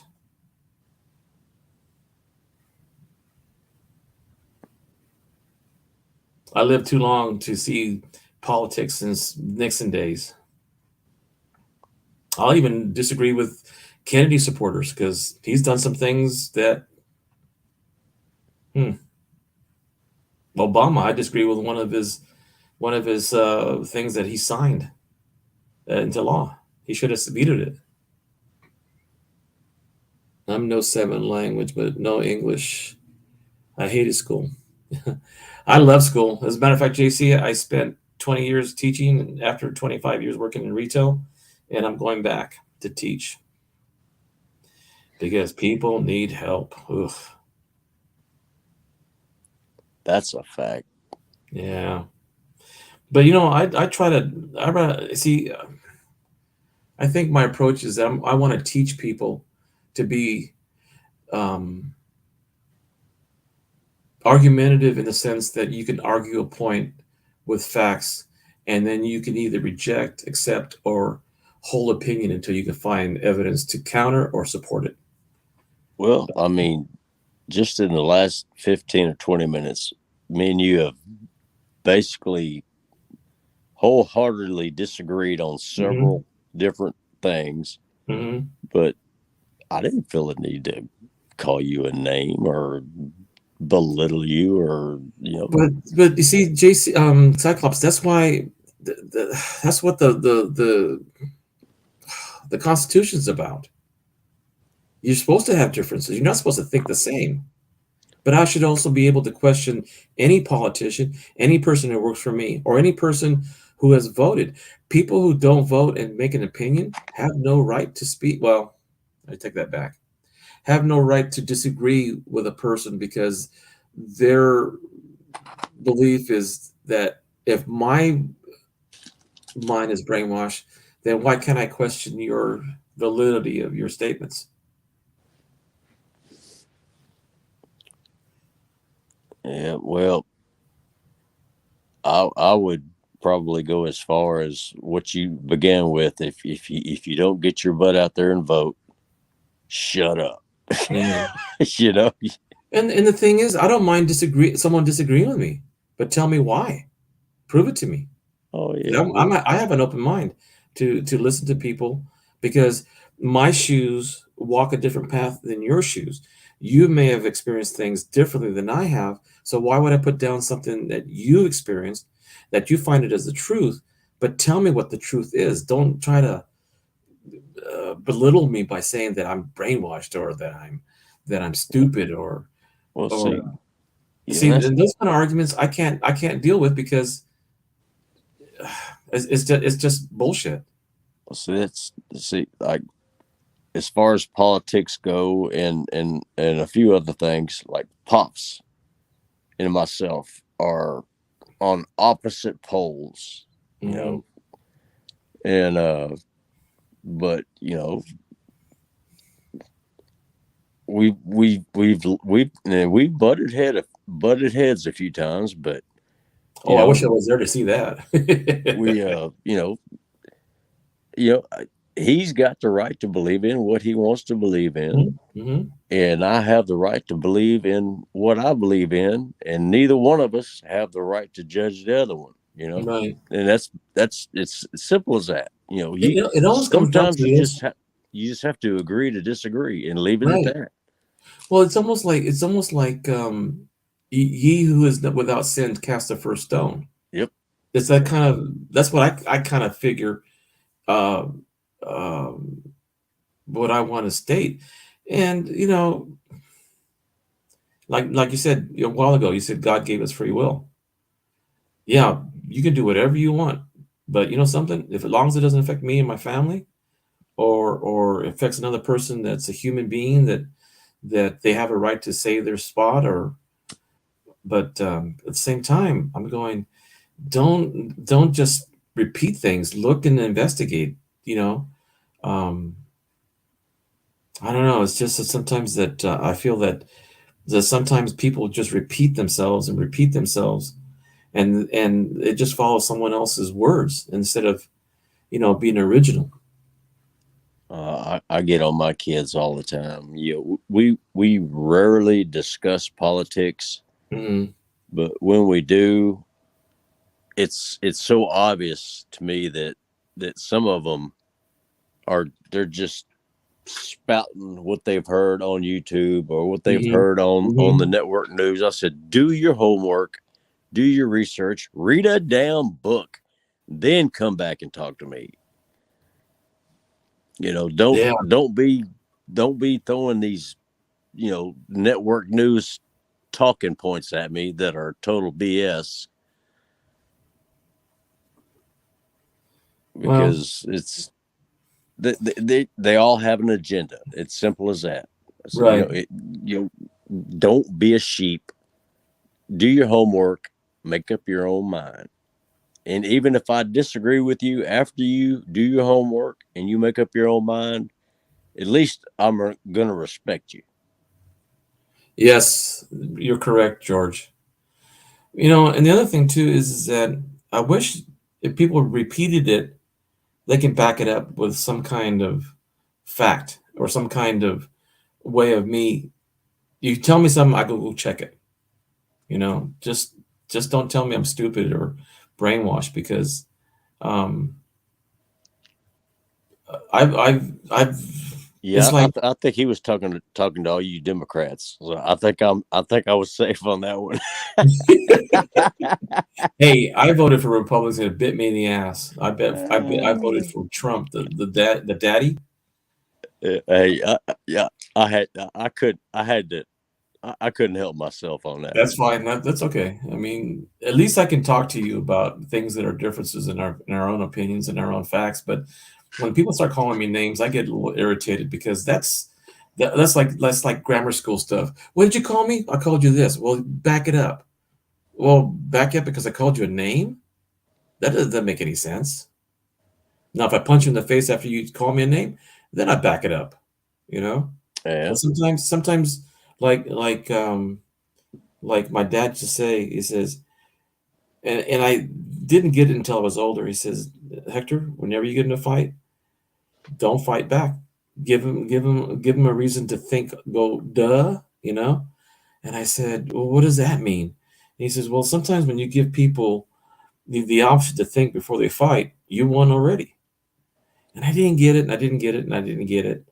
It's just like when I was telling a story about it.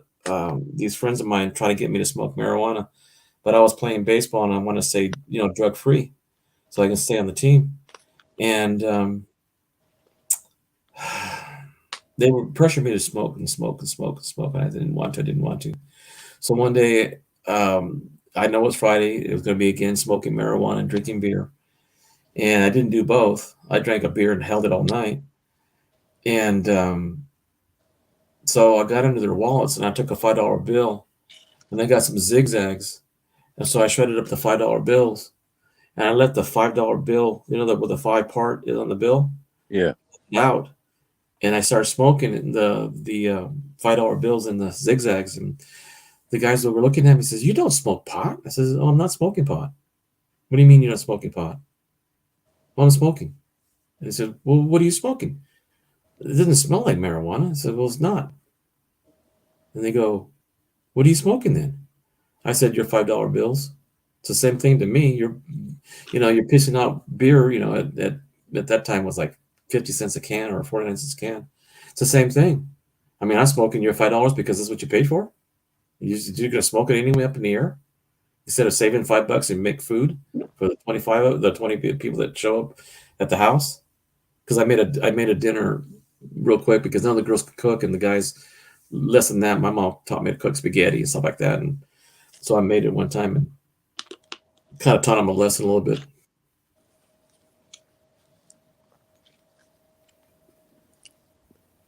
Nothing wrong with that. George thinks we're all a bunch of crazy SOBs. Well, I'm in good company with Cyclops then. Yeah, but George, I'm not going to argue with you, brother. I think you might be right.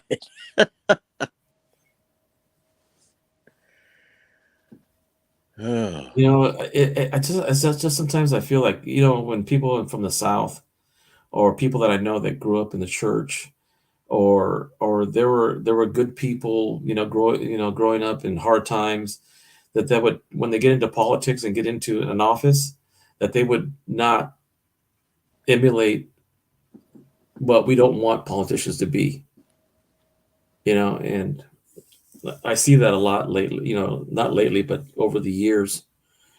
And but the thing is, there were church going people, and they still screwed up. They still became power hungry or apolitical, and it's just difficult for me to say to a person, "Did you vote right?" And not the right way, but did you vote to the right? Are they going, no? But if you go to the middle, then you're a socialist, and if you go to the left, you're a communist. Yeah, So I've never been a big fan of any politician, but I will say I really, really like the governor of Tennessee. Since he's been in I don't know. office, What's his name? Bill Lee.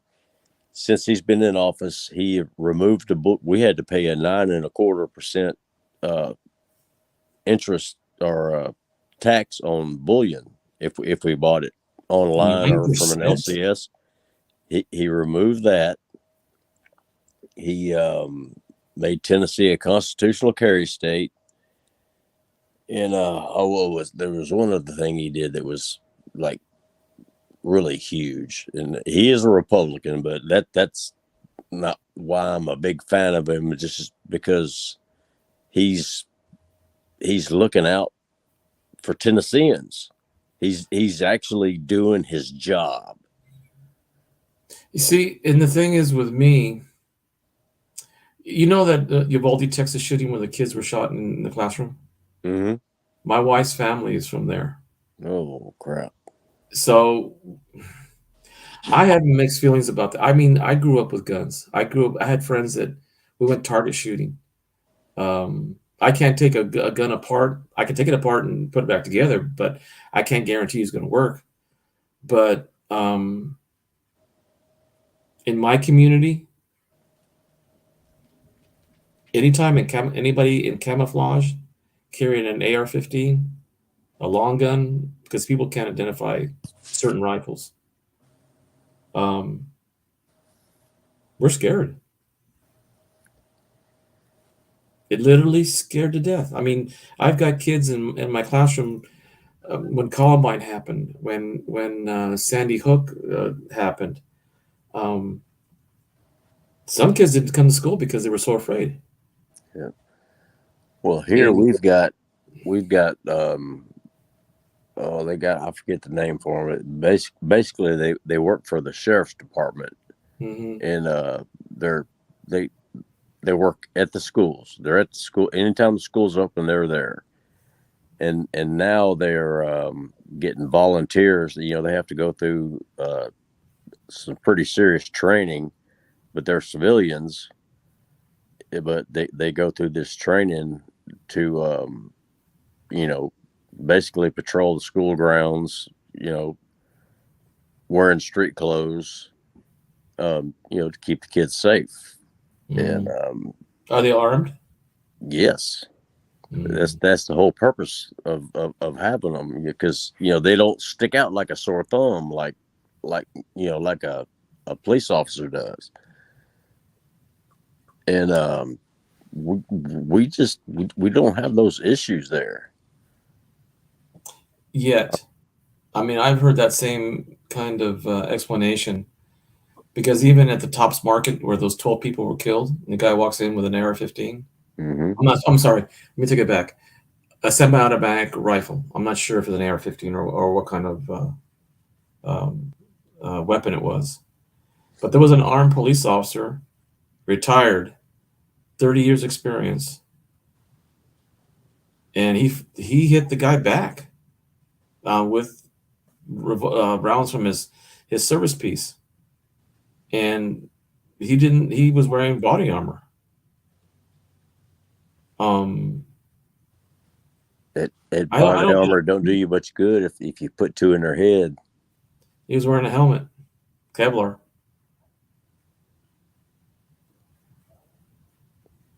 He must have shot him in the back of the head. Well, when you face your opponent and he's shooting you back and you get killed, it's because he didn't give him a point of entry for a bullet. Because I know even when I shoot, that the silhouette that I use, double tap in the heart.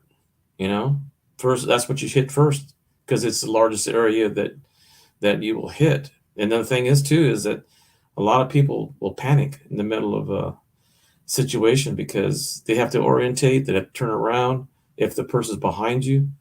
My neighbor down the street is a cop. He's on SWAT. They practice every second weekend because just the situations. I mean, I've been in lockdowns so many times I can't tell you, over 20 years, and then going through the drills, every semester, twice a year for earthquakes, for person on campus, and I mean, I even had was that a chicken? No, that's my wife's little dog whining. She wants to sit here. She just. That's a good stop right there. That was cool, but that was getting a little serious. But you know, the thing is that I've been through so many of them. I wish parents can spend. Well, it's impossible to do, but I would like them to spend a few hours talking to the kids about, because some of the kids are really understand when they do a drill, but the rest of the kids, they think it's a joke. They don't pay attention to that something may happen. You know, I just can't. I can't see a good guy with a gun is better than no guy with a bad guy with a gun. And I've seen cops freeze. Look at the Uvalde. I mean, they froze up because they were afraid to get the kids were still alive. And I mean, my wife's cousin, her son was in the next room over. And just the panic in their voices when you try to, you know, talk to them the next day or two, they're traumatized, you know.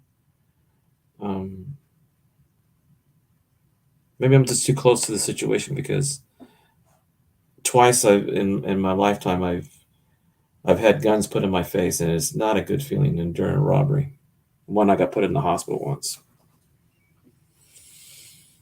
and I couldn't do anything about it. And I was bigger than the guy that him and the other guy that attacked me. And then I was told by my bosses, or any company will tell you can have a gun on your person or in the store, and you can't use anything to go chase after them. Or it's just confusing. It's just a hardship. I mean, even my cousins who are in combat, they said they freeze up. They don't know every situation that's going to come up, and they're fully armed. They got hand grenades. They got body armor. They've got gloves on. They've got, and then sometimes they don't even know if they can react the same way they did in combat. It's just I just feel bad for the teachers and the kids when there's no solution and it happens to them. It's just a hard situation. It's just got to be there in order to know what goes on. But there's a real fear in my community. Oops. I guess it's time for us to call it a night. Hey, Pops. Cyclops just left, and if you're not awake, Cyclops can't come back. Maybe he's still on YouTube. Let me check.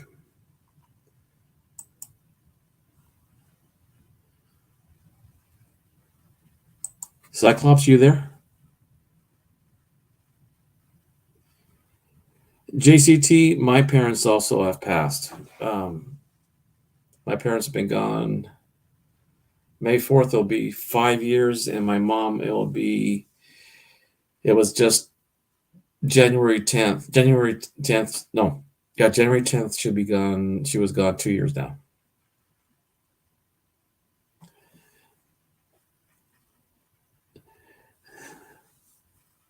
Another Cyclops. I got bumped out. Yeah, and I think Popzilla is asleep. Hey, Cyclops, you want to call it a night? Yeah, because you can answer the questions there, but it's going to be hard to type everything that you want to say. I know it's easier to talk.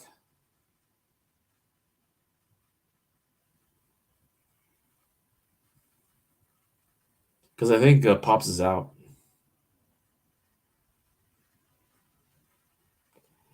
JCT, if you want to add Cyclops, Popzilla, and myself into your...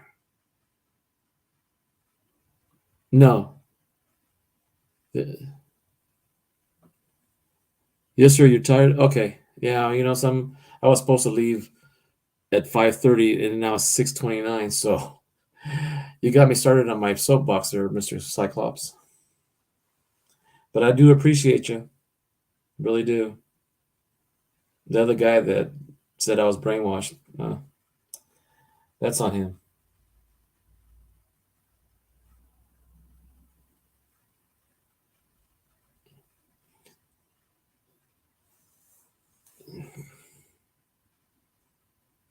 JC, how long were you in the military?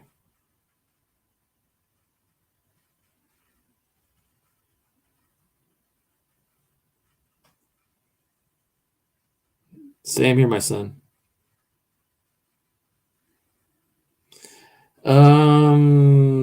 Let's see. Hey, Cyclops, before you leave, put your link in the into the chat so that JC can get us back. Let me try to get Popzilla's.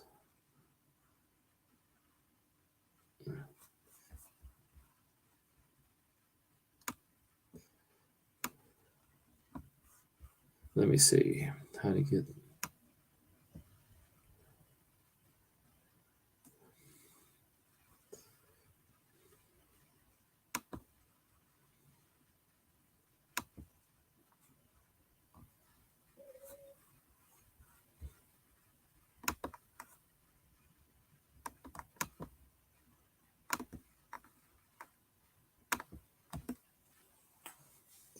Okay, Cyclops, let me see if I can find you. Oh, shoot. Did he leave too? No, there it is. Okay. That's Popzilla's. Show chat. No. Okay. Okay, there's Cyclops. Hey, found a buried. Can you do mine for JCT?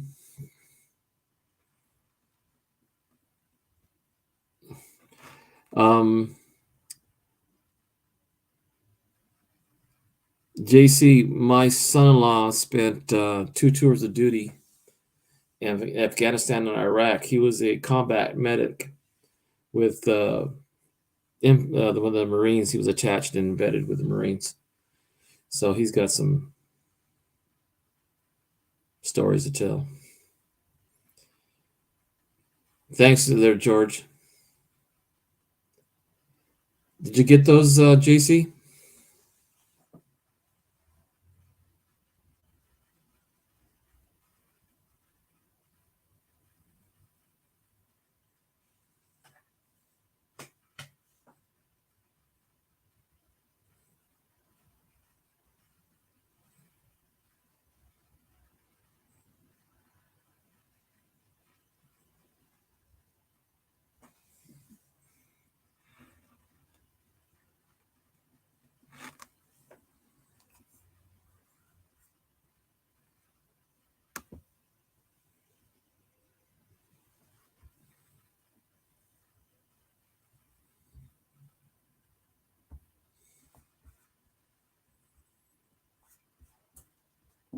Okay, JC. I'm also Richard. I subbed you also. So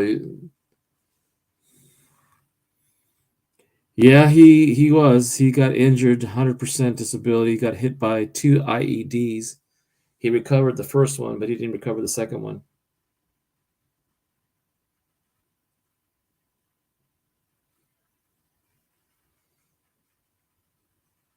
Okay. So we're all set, guys. If you want to find us later, just look at the subscriptions on the left side of YouTube. And 98. So you're in your 40s right now, then, JC.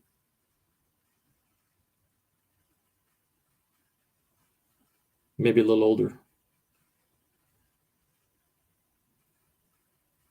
Thank you, George, for putting those links up there.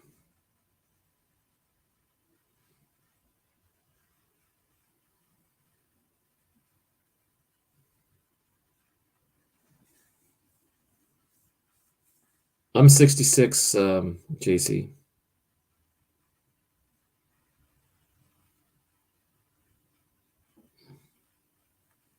You too, Cyclops. Take care, brother. She's in her 20s, and she got her hip replaced in 98? Not ready for 2 knee replacements where I'm at. Dang. No, you're not old. I am.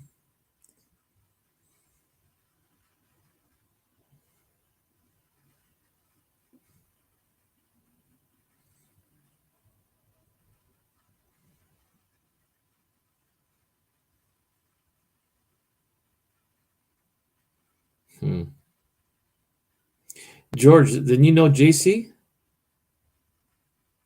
Or does JC know George? The other way around.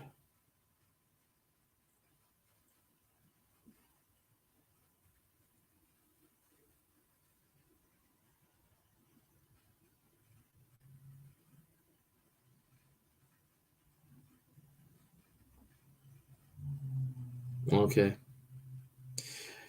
Well, I'm gonna go make some coffee. Well, no sense of going back to bed right now. I was supposed to go earlier. But no, Cyclops' fault.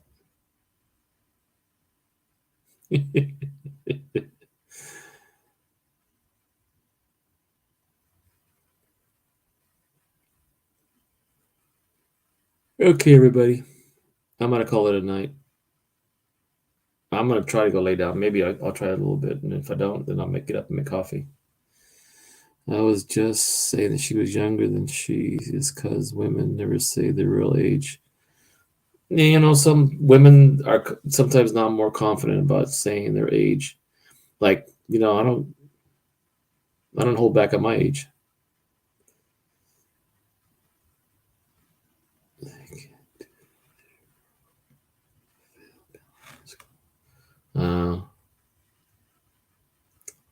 Well, all I know is that the closest thing I got to military school or military assignment was 12 years of Catholic school and a draft card. That's it.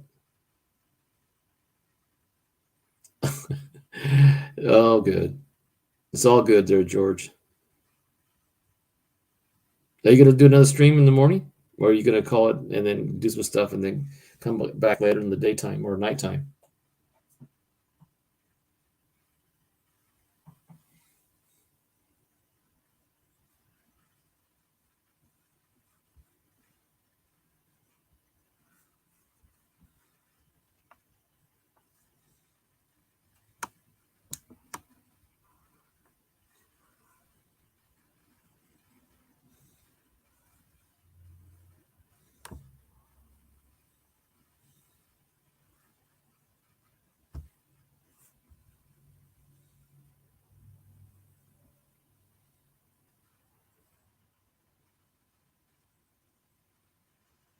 Okay, 2 o'clock your time?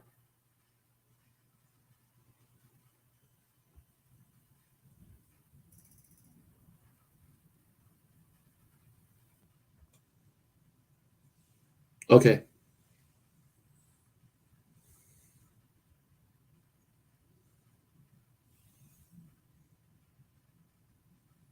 All right. Eastern time, 2 o'clock. So that makes it 1, 2, 11 o'clock my time. Okay.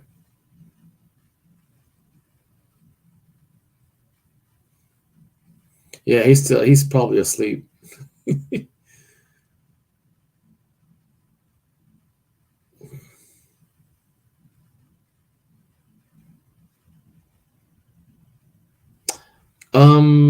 What's the name of that guy that's in Alaska? North. Do you know that one, George? You know North. Is it Northwest? No. What's his name?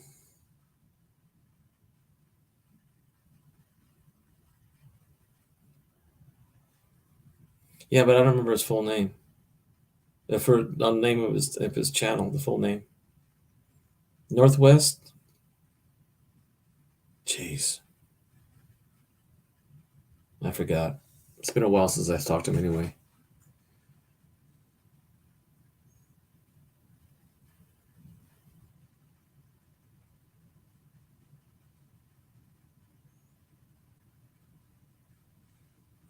think his name's Anthony. Yeah, silver's easier to get, it's cheaper, and you can stack more of it. Think of $1,000 coin. That's $1,800 gold coin versus $1,800 worth of silver at $21 an ounce.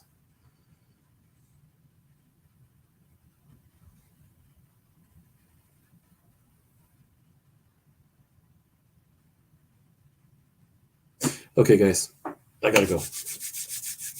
JCT and everybody in chat, George, thank you very much for your help. POPZILLA, I'm gonna sign off. You're gonna probably be a little bit of alone until you wake up or turn off your stream. But everybody have a nice day. Make sure you do something good for somebody one time at least, and do yourself a good favor and do something good for yourselves too. Talk to everybody later. Good night.